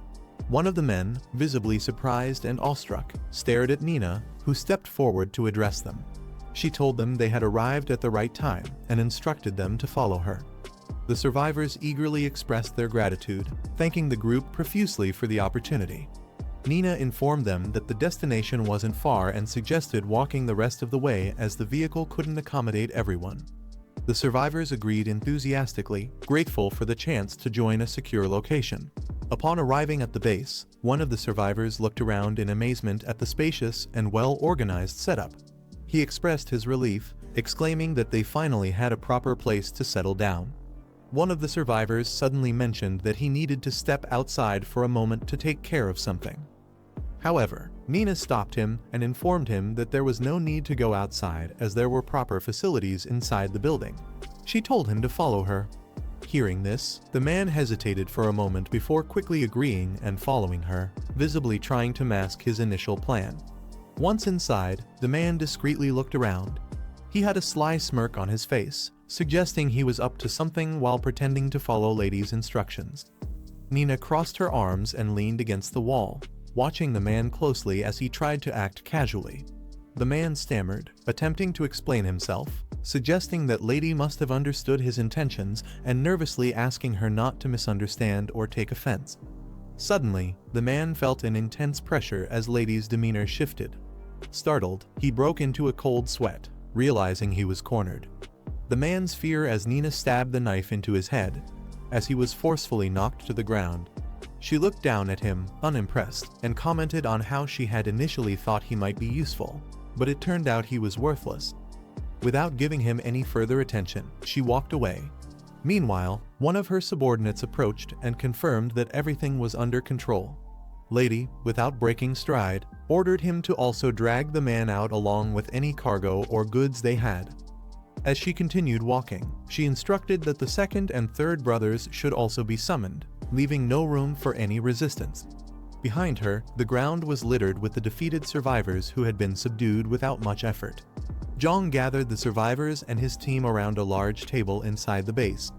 The officer nervously asked if their group was under surveillance or if there was any threat looming nearby. Jiang addressed the group, stating that they had little to no information about their enemies and that the possibility of an invasion could not be ruled out. Jiang instructing them to head toward the southeastern storage area and clear it out. He explained that the location could be used as a temporary refuge for civilians in case of an emergency. As Jiang finished his instructions, the lady and Modi stepped forward, volunteering to assist. As Jiang finished his instructions, two men from the group stood up. They confidently declared their intent to join the mission. Meanwhile, a young boy enthusiastically shouted that he wanted to go too, his determination catching everyone off guard. However, his mother quickly pulled him back, scolding him for trying to act beyond his capacity. Another woman hesitated but, seeing the energy and determination in the group, questioned whether she too should step forward and offer her help. Jiang addressed the situation calmly, turning to an elder and explaining that the southeastern area likely didn't pose much danger. He suggested leaving Shangbo and Old Lai behind to guard the base, while allowing the others to join the effort. Jiang led the group as they prepared for their mission, each member equipped with weapons. Behind him, Lady, his allies, and other survivors followed closely, ready to face any challenges. They arrived at a towering, heavily secured building, which appeared to be their target. As they entered, the group was ambushed by a wave of zombies. Jiang immediately took the lead, using his rifle to take down the attackers with precise shots. His team members joined the fight. Jiang stood amidst the aftermath, surveying the area to ensure no further threats remained. He calmly asked his team to check if anyone was injured, prioritizing their safety. The group confirmed that there were no casualties. Jiang stood by the window, looking out at the landscape while addressing the group. He warned them that an attack could happen any day, instructing everyone to stay at the base for now and remain prepared.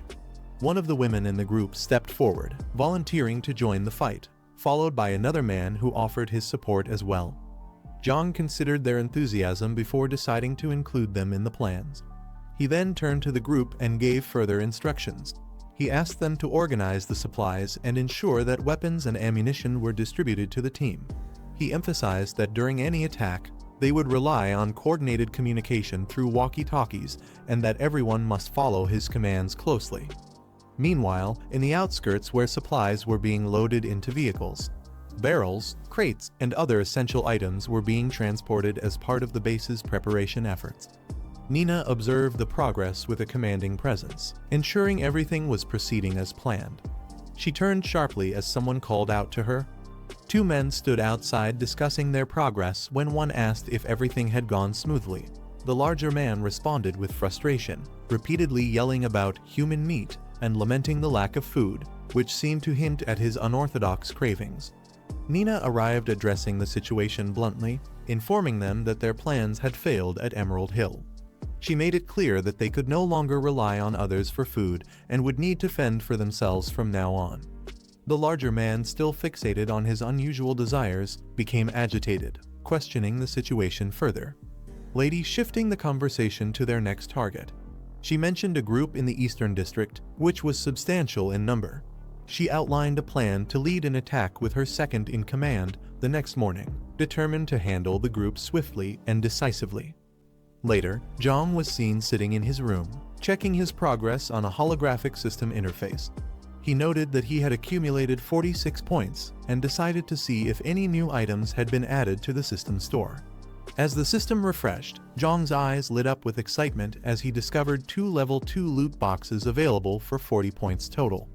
Intrigued, he quickly began exploring their contents to see what rewards they might offer. Jiang stares at the floating interface in front of him. It displays his newly unlocked ability, Physical Overload LV1, which increases his stats by 25%. However, the downside is clear: it puts him in a weakened state once the effect ends. Looking excited, Jiang calculates the benefit. With his current physical strength at 33 points, a 25% boost would take it beyond 40. He smiles confidently, realizing this grants him power equivalent to 8 times that of an average person. Clenching his fist, Jiang feels the surge of strength flowing through his body. He can't hold back his eagerness to test the ability. The sound of rushing cars suddenly interrupts outside. A convoy rushes through the streets, led by heavily armed vehicles and motorcycles. Inside one of the vehicles, Nina, sitting confidently, gives orders to Man, who holds a communicator. She emphasizes the need to attack strategically, prioritize eliminating external threats before breaching their target.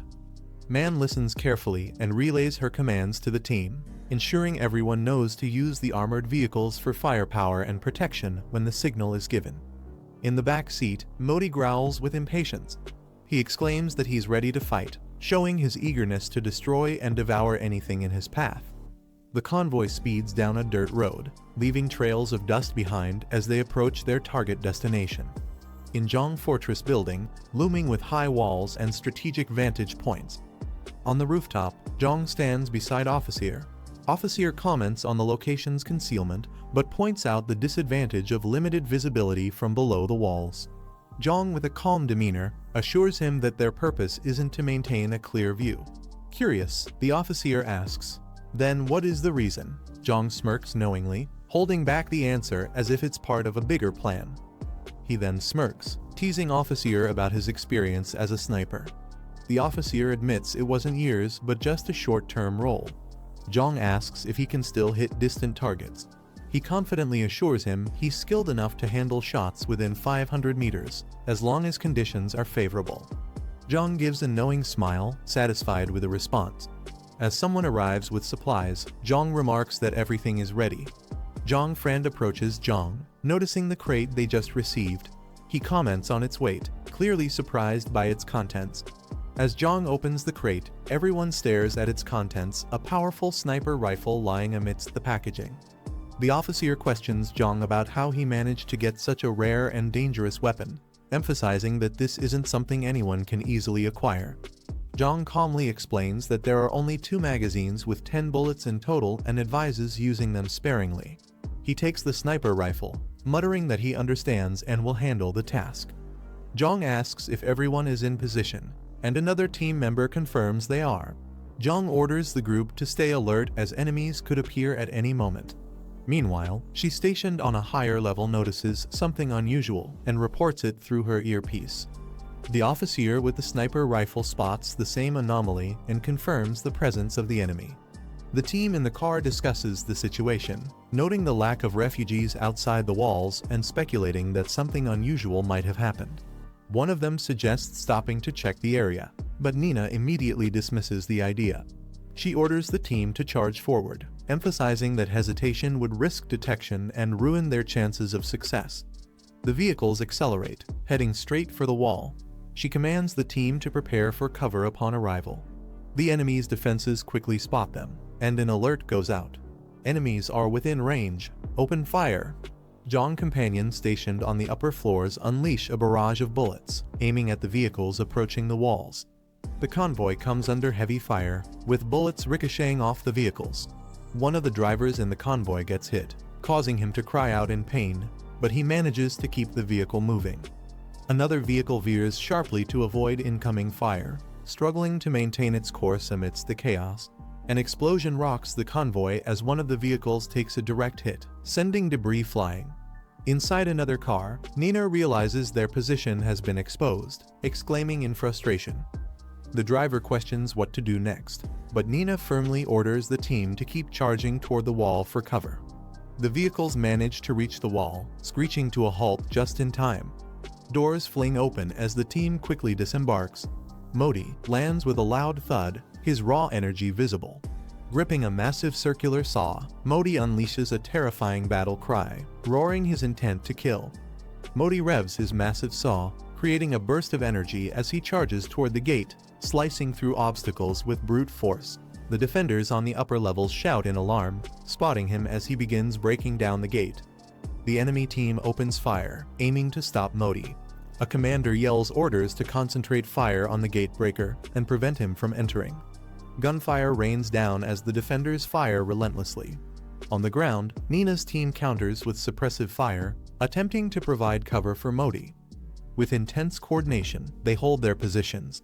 The battle rages on as the enemy forces concentrate fire on Nina's team. She gets grazed by bullets and stumbles back, clutching her arm in pain, while her teammate ducks for cover. On another side, yells out as one of their comrades gets hit. He shouts at his team to hold their ground, reassuring them that they have plenty of ammunition. The defenders brace themselves, trying to maintain their positions against the relentless assault. The enemy team notices that the gate is being cut open, realizing that if it falls, they'll be overwhelmed. They prepare to respond, but Jiang calmly reassures his team that he has a plan. With determination, Jiang slips through a side entrance unnoticed and begins moving swiftly towards the interior. His footsteps echo as he sprints across the open yard, heading directly for his objective. Nina shouts in frustration, informing the team that they've already used up half of their ammunition. She demands a status update from Modi, urging him to finish quickly. Modi growls in determination, shouting that he's almost done. With a final push, the saw cuts through, and the gate bursts open with a loud explosion. From the upper levels, one of the defenders yells in alarm that the main gate has been breached. She commander immediately orders her team to reinforce the gate and prevent the attackers from entering at all costs. Nina, with a menacing grin, declares that it's time to show their enemies the terror of true power. She rallies her team, instructing them to follow closely behind Modi as he breaks through the gate. Modi pushes the gate open with brute force, creating an opening for the team. Meanwhile, Jiang, positioned on higher ground, communicates with another operative, instructing them to stand by and await his signal. From a strategic position, Officer carefully takes aim through the scope, targeting the largest and most intimidating man among the attackers, Modi. Through the crosshairs, Modi's imposing frame comes into focus as he stands ready, exuding sheer power and determination. Modi lets out a fierce roar, his sheer size and power making everyone around him uneasy. One of the men, visibly shaken, questions if Modi is even human, while the others look on in stunned silence. Modi charges forward, leaping into action as guards open fire in a desperate attempt to stop him. Bullets hit his chest but bounce off harmlessly, proving their efforts futile against his impenetrable body. With a determined glare, Modi stands tall amidst the gunfire, showing no signs of slowing down. The bullets hitting Modi's chest begin to deform and fall off without causing any harm, his body healing instantly. The older man exclaims in shock, questioning how Modi could regenerate like that. Nina, standing confidently behind Modi, smirks and mocks the guards, saying they've clearly never faced an evolved human before. The officer stationed nearby tries to explain Modi's ability, stating that their small-caliber bullets are useless against someone with his kind of power. He calls for better measures, realizing their weapons are ineffective. A powerful sniper fires, unleashing a massive blast aimed directly at Modi. The impact strikes him with overwhelming force, creating a shockwave. Modi's body is momentarily shaken, and he collapses onto the ground with a loud thud. The sheer force of the attack leaves a visible dent in the ground. Nina and the others rush toward, shocked by what just happened. One of the men exclaims in disbelief, questioning how someone as powerful as Modi could be taken down like this. Nina, though visibly concerned, stays silent, her eyes fixed on Modi's fallen. Nina looks shocked, realizing that their opponents have access to a weapon of such devastating power. She struggles to believe how this could even be possible. Jiang, standing at a distance, fires his weapon with precision. Suddenly, the group finds themselves surrounded as enemies appear from behind. Nina quickly warns everyone about the ambush, shouting that they are now completely encircled. Frustrated, Nina acknowledges their miscalculation, admitting that they underestimated the sheer strength of their opponents. The group fires back at the enemies as they retreat. Nina shouts out instructions, ordering everyone to fall back and regroup at the vehicle. Determined and furious, Nina's eyes narrow as she spots something or someone that catches her attention in the midst of the chaos. Jiang steps into view, holding his weapon with confidence. Nina quickly recognizes him as the boy from their earlier encounter. One of the team members feels a sudden jolt on his shoulder, reacting in shock. One of the team members takes a hit and collapses, leaving everyone in shock. Nina swiftly moves. Jiang observes Nina's lightning-fast reaction, surprised by her speed. He wonders aloud if she could also be an evolved human. Nina leaps into action, closing the distance in an instant. Her strike lands with precision, sending man flying before they can react.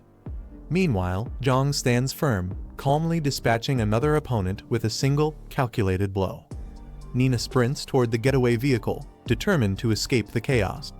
Above her, enemies shout orders to ensure she doesn't make it out alive. The sniper locks onto her, coldly remarking that her escape is futile as he lines up his shot. His target is centered perfectly within the scope. Nina, unaware of the sniper, continues her run but is suddenly struck by a powerful blast. The impact halts her movement, and she lets out a scream of pain.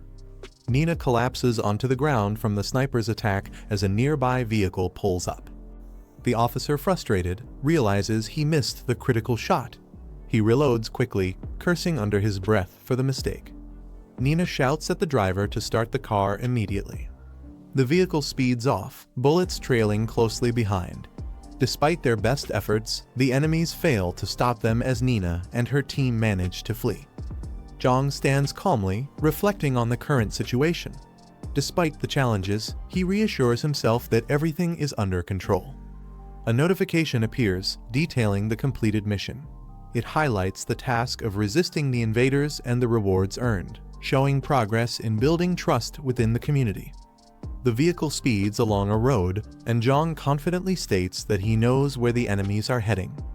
Another mission prompt appears, outlining the next objective, infiltrating the enemy's base and eliminating the threats.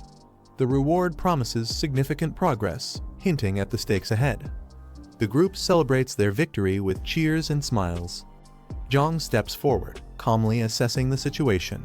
When asked if there were any casualties, he reports no deaths but mentions a few injuries.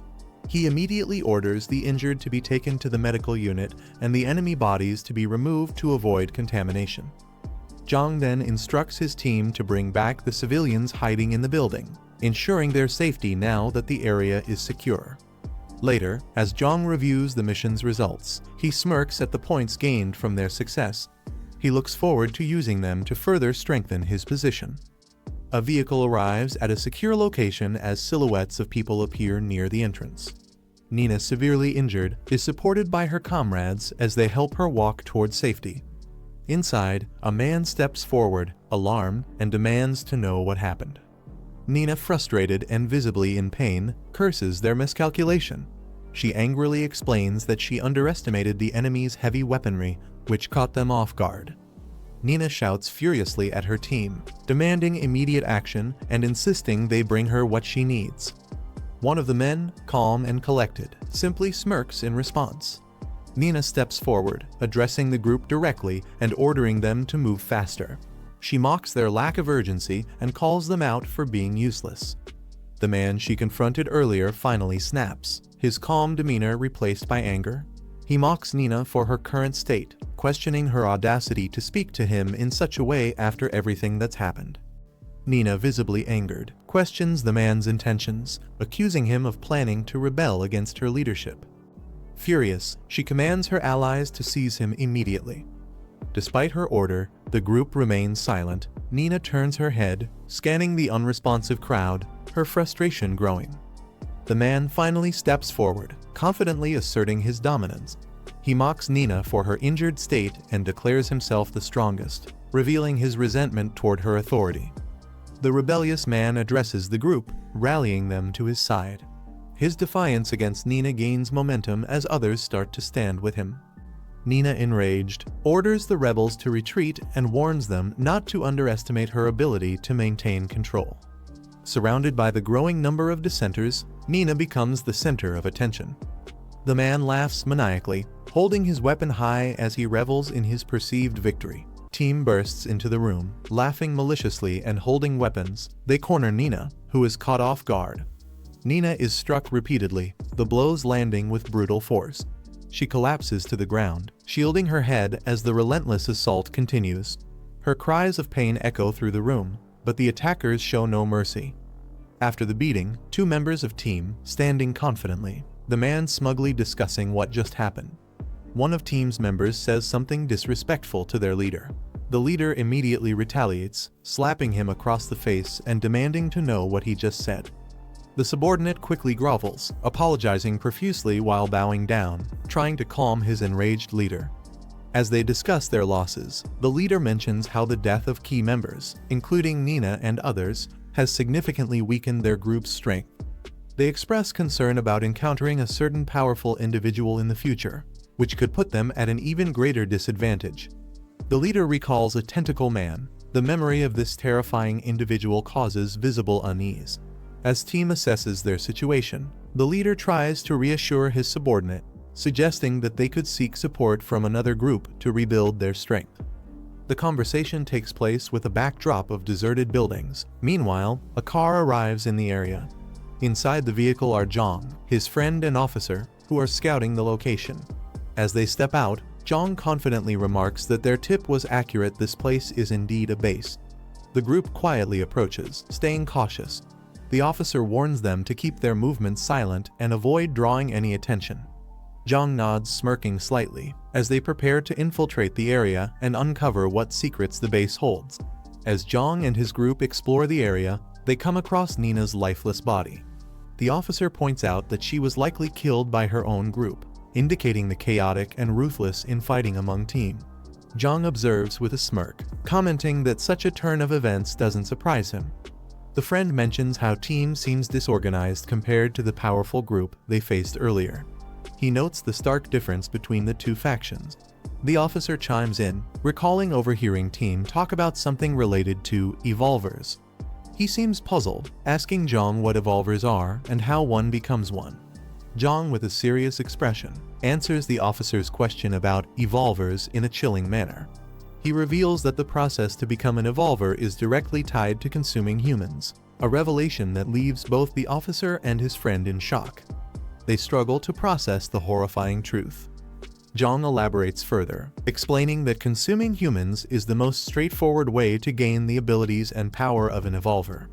The officer and the friend hesitate, visibly disturbed. One of them nervously questions if they too would have to resort to such actions to survive in this post-apocalyptic environment. Jiang reassures his companions, explaining that while consuming humans is the most direct way to evolve, it is not the only method. To clarify, Jiang produces a glowing red orb, which immediately grabs the attention of the others. They are shocked and ask what it is. Jiang explains that it is a condensed energy core, formed from the abnormal energy present in evolved beings, including evolvers and zombies. Jiang elaborates further, describing how all mutated entities, whether zombies or evolvers, are essentially variations of the same phenomenon. He reveals that to evolve, one must absorb this kind of unique energy. The energy core, formed from creatures who have undergone significant transformation or destruction, is a rare and powerful artifact. As he speaks, Jiang paints a vivid picture of how stronger creatures, even among zombies, have a higher chance of forming these energy cores due to the intense accumulation of abnormal energy within them. The officer, intrigued by the concept of abnormal energy, asks if zombie flesh contains this energy as well. He wonders aloud if consuming zombies directly would work, though the idea makes his friend gag in disgust, firmly rejecting the notion. Jiang clarifies that normal humans cannot consume zombie flesh, it would only result in infection. However, mutated entities like advanced evolvers or powerful zombies can consume other zombies to grow stronger, using the absorbed energy to evolve further. As Jiang explains, his mission interface pops up, showing that the current task of clearing the enemy base is complete. With his accumulated points displayed, Jiang notes that someone else had already handled part of the job, making his task easier. Suddenly, Jiang's sharp instincts kick in, his gaze narrowing. Before Jiang can react further, a zombie silently lunges at him from behind. With swift precision, he spins around and lands a crushing blow, knocking the creature to the ground. He remarks on the zombie's ability to get so close undetected. As the group looks down at the defeated zombie, Jiang notices something unusual. Embedded in the zombie's body is another energy core. He carefully retrieves it, observing its radiant glow. He smirks, noting that it's time to start hunting seriously. Jiang holds up 2 energy cores, offering them to his companions. His friend immediately backs away, waving his hands and nervously refusing, suggesting the officer should take them instead. The officer hesitantly accepts the cores, holding them with uncertainty. He stares at them. A bead of sweat forms on his face as he contemplates the implications of consuming the cores. Suddenly, the officer's gaze sharpens, and he makes a firm decision. In one swift motion, he consumes the cores. A powerful surge of energy courses through his body, causing him to tremble as his transformation begins. His eyes glow with a fiery intensity. The transformation leaves him exhilarated, and he exclaims how incredible the sensation is. However, Jiang warns him not to get carried away. He reminds the officer that while he has taken the first step toward becoming an evolver, he is far from being invincible and must tread carefully. The officer nods in understanding, assuring Jiang that he will remain cautious. With the immediate danger cleared, Jiang suggests that they head back. The 3 of them walk away together, their silhouettes framed against the bright sky, in a heavily fortified steel factory known as the West Wind Steel Plant. As they approach the entrance, a guard notices them and immediately demands to know who they are. Stepping forward confidently, one of team's members introduces himself as the 3rd boss of the smelting factory. The guard, slightly skeptical, confirms the man's claim but decides to proceed cautiously. He tells the 3rd boss to wait while he reports to his superior, ensuring proper protocol is followed before allowing them inside. The group is escorted into the factory, a bustling facility filled with guards. Inside, a man accompanied by a woman greets them. He recognizes the 3rd boss and humorously comments on his unexpected arrival, asking why he came instead of the others. The 3rd boss, visibly nervous, stammers as he explains that they were ambushed and attacked. He claims that the elder siblings had to stay behind to protect them, implying they couldn't make it.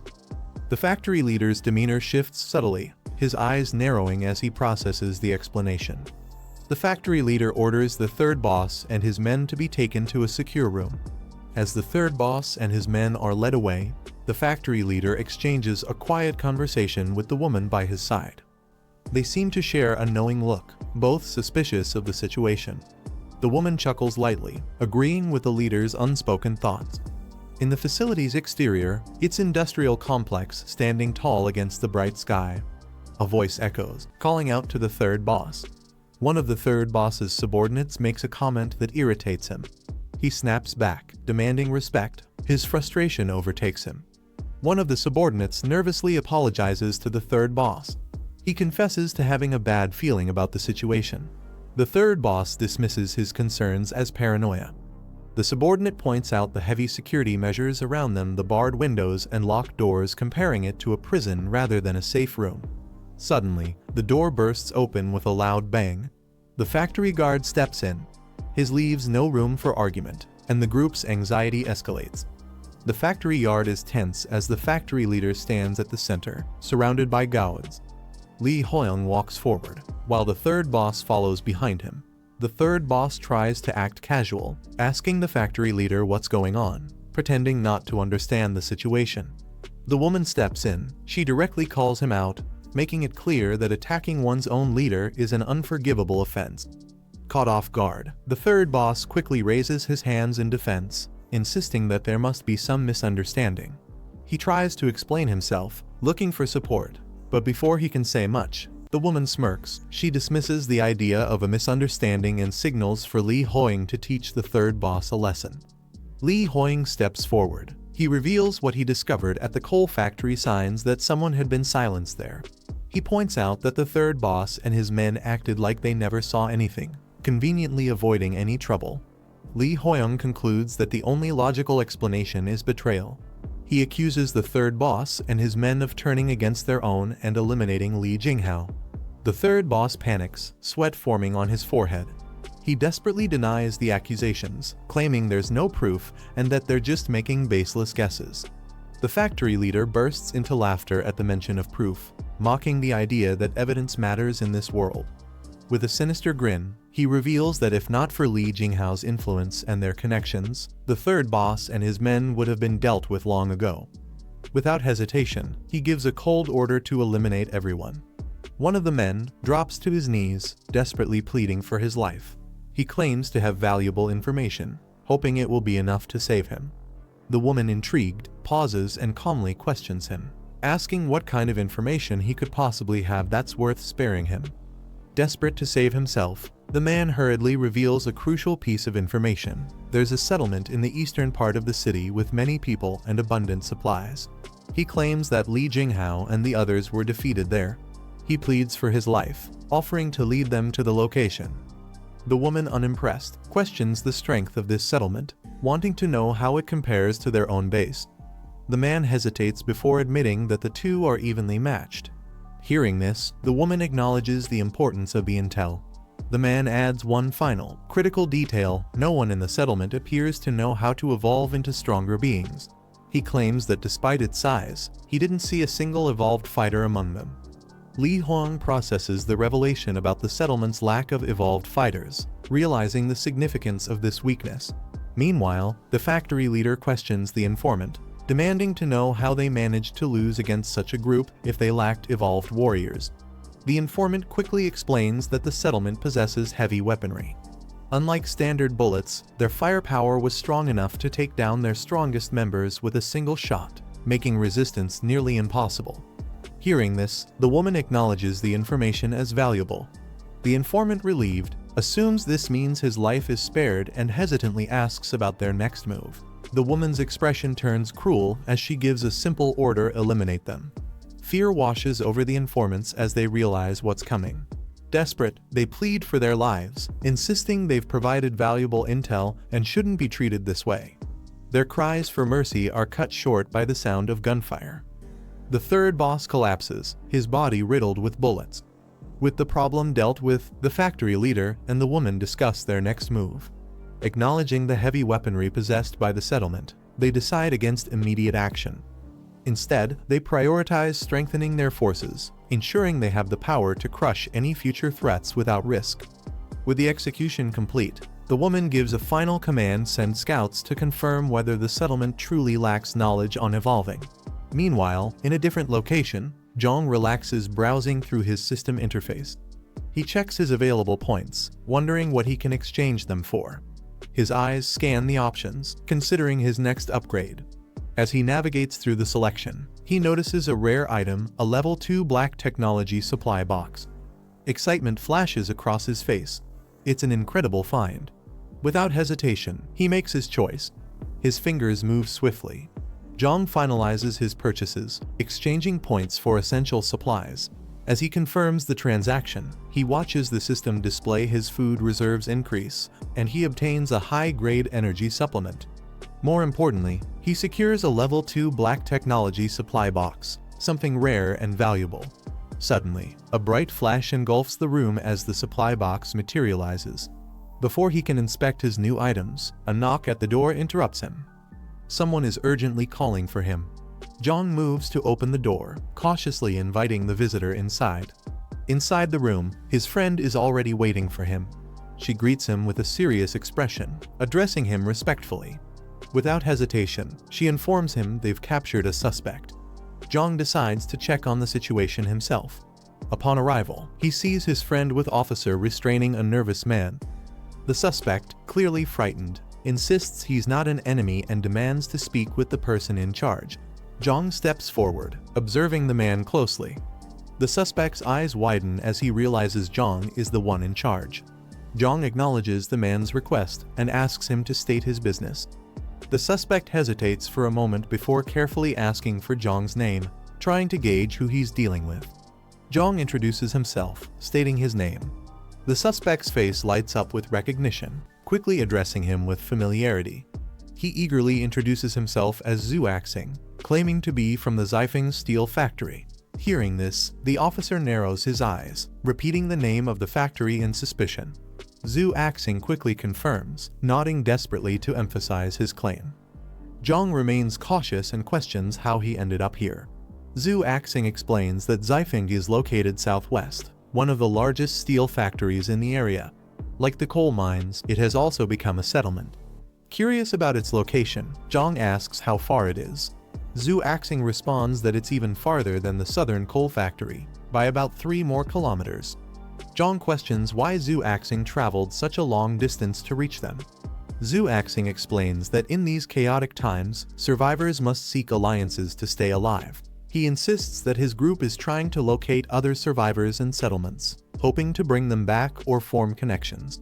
Before he can respond, another man steps forward, warning him not to believe Zhu Axing so easily. He reveals that Zhu Axing had been circling suspiciously around cultist territory for a long time, even drawing a map of the area. As he presents the map, Jiang now has to decide whether this man is a genuine survivor or someone with hidden motives. Jiang examines the map closely. Zhu Axing watches him nervously, hoping to gain his trust. Without warning, Jiang activates his mind's eye, a skill that allows him to perceive hidden truths. A dark smirk creeps onto Zhu Axing's face, unaware that his deception has been exposed. Jiang doesn't hesitate. In a split second, he raises his gun and aims directly at Zhu Axing's head. Jiang's expression turns cold as he questions Zhu Axing's real motives. If the man doesn't start telling the truth, he'll end things right here. Zhu Axing gulps, sweat forming on his forehead. Under the pressure of Jiang's gun, he quickly insists that their actions were merely precautions, not meant to deceive. He desperately tries to justify his group's secrecy. Meanwhile, Jiang's friend leans in, whispering a critical question: does Zhu Axing know about Chang'ai's existence? Jiang unexpectedly orders his men to release Zhu Axing. His subordinates react with surprise, questioning if it's really wise to let him go so easily. Zhu Axing himself is stunned, unable to believe Jiang is actually sparing him. Without hesitation, Jiang takes it further. He hands Zhu Axing the map and tells his men to let him leave. Overwhelmed with gratitude, Zhu Axing immediately drops to the ground, bowing and repeatedly thanking Jiang. Zhu Axing doesn't waste a second after being granted his freedom. He sprints away at full speed, not looking back. Jiang watches him leave with a knowing smirk. His decision wasn't just an act of mercy, he's already thinking ahead. His mind lingers on Zifeng Steel Factory, calculating its potential worth. With a glint in his eye, he wonders just how many system points would that place be worth. This is the end of the video. If you guys want to see the next part, Then don't forget to subscribe and like the video.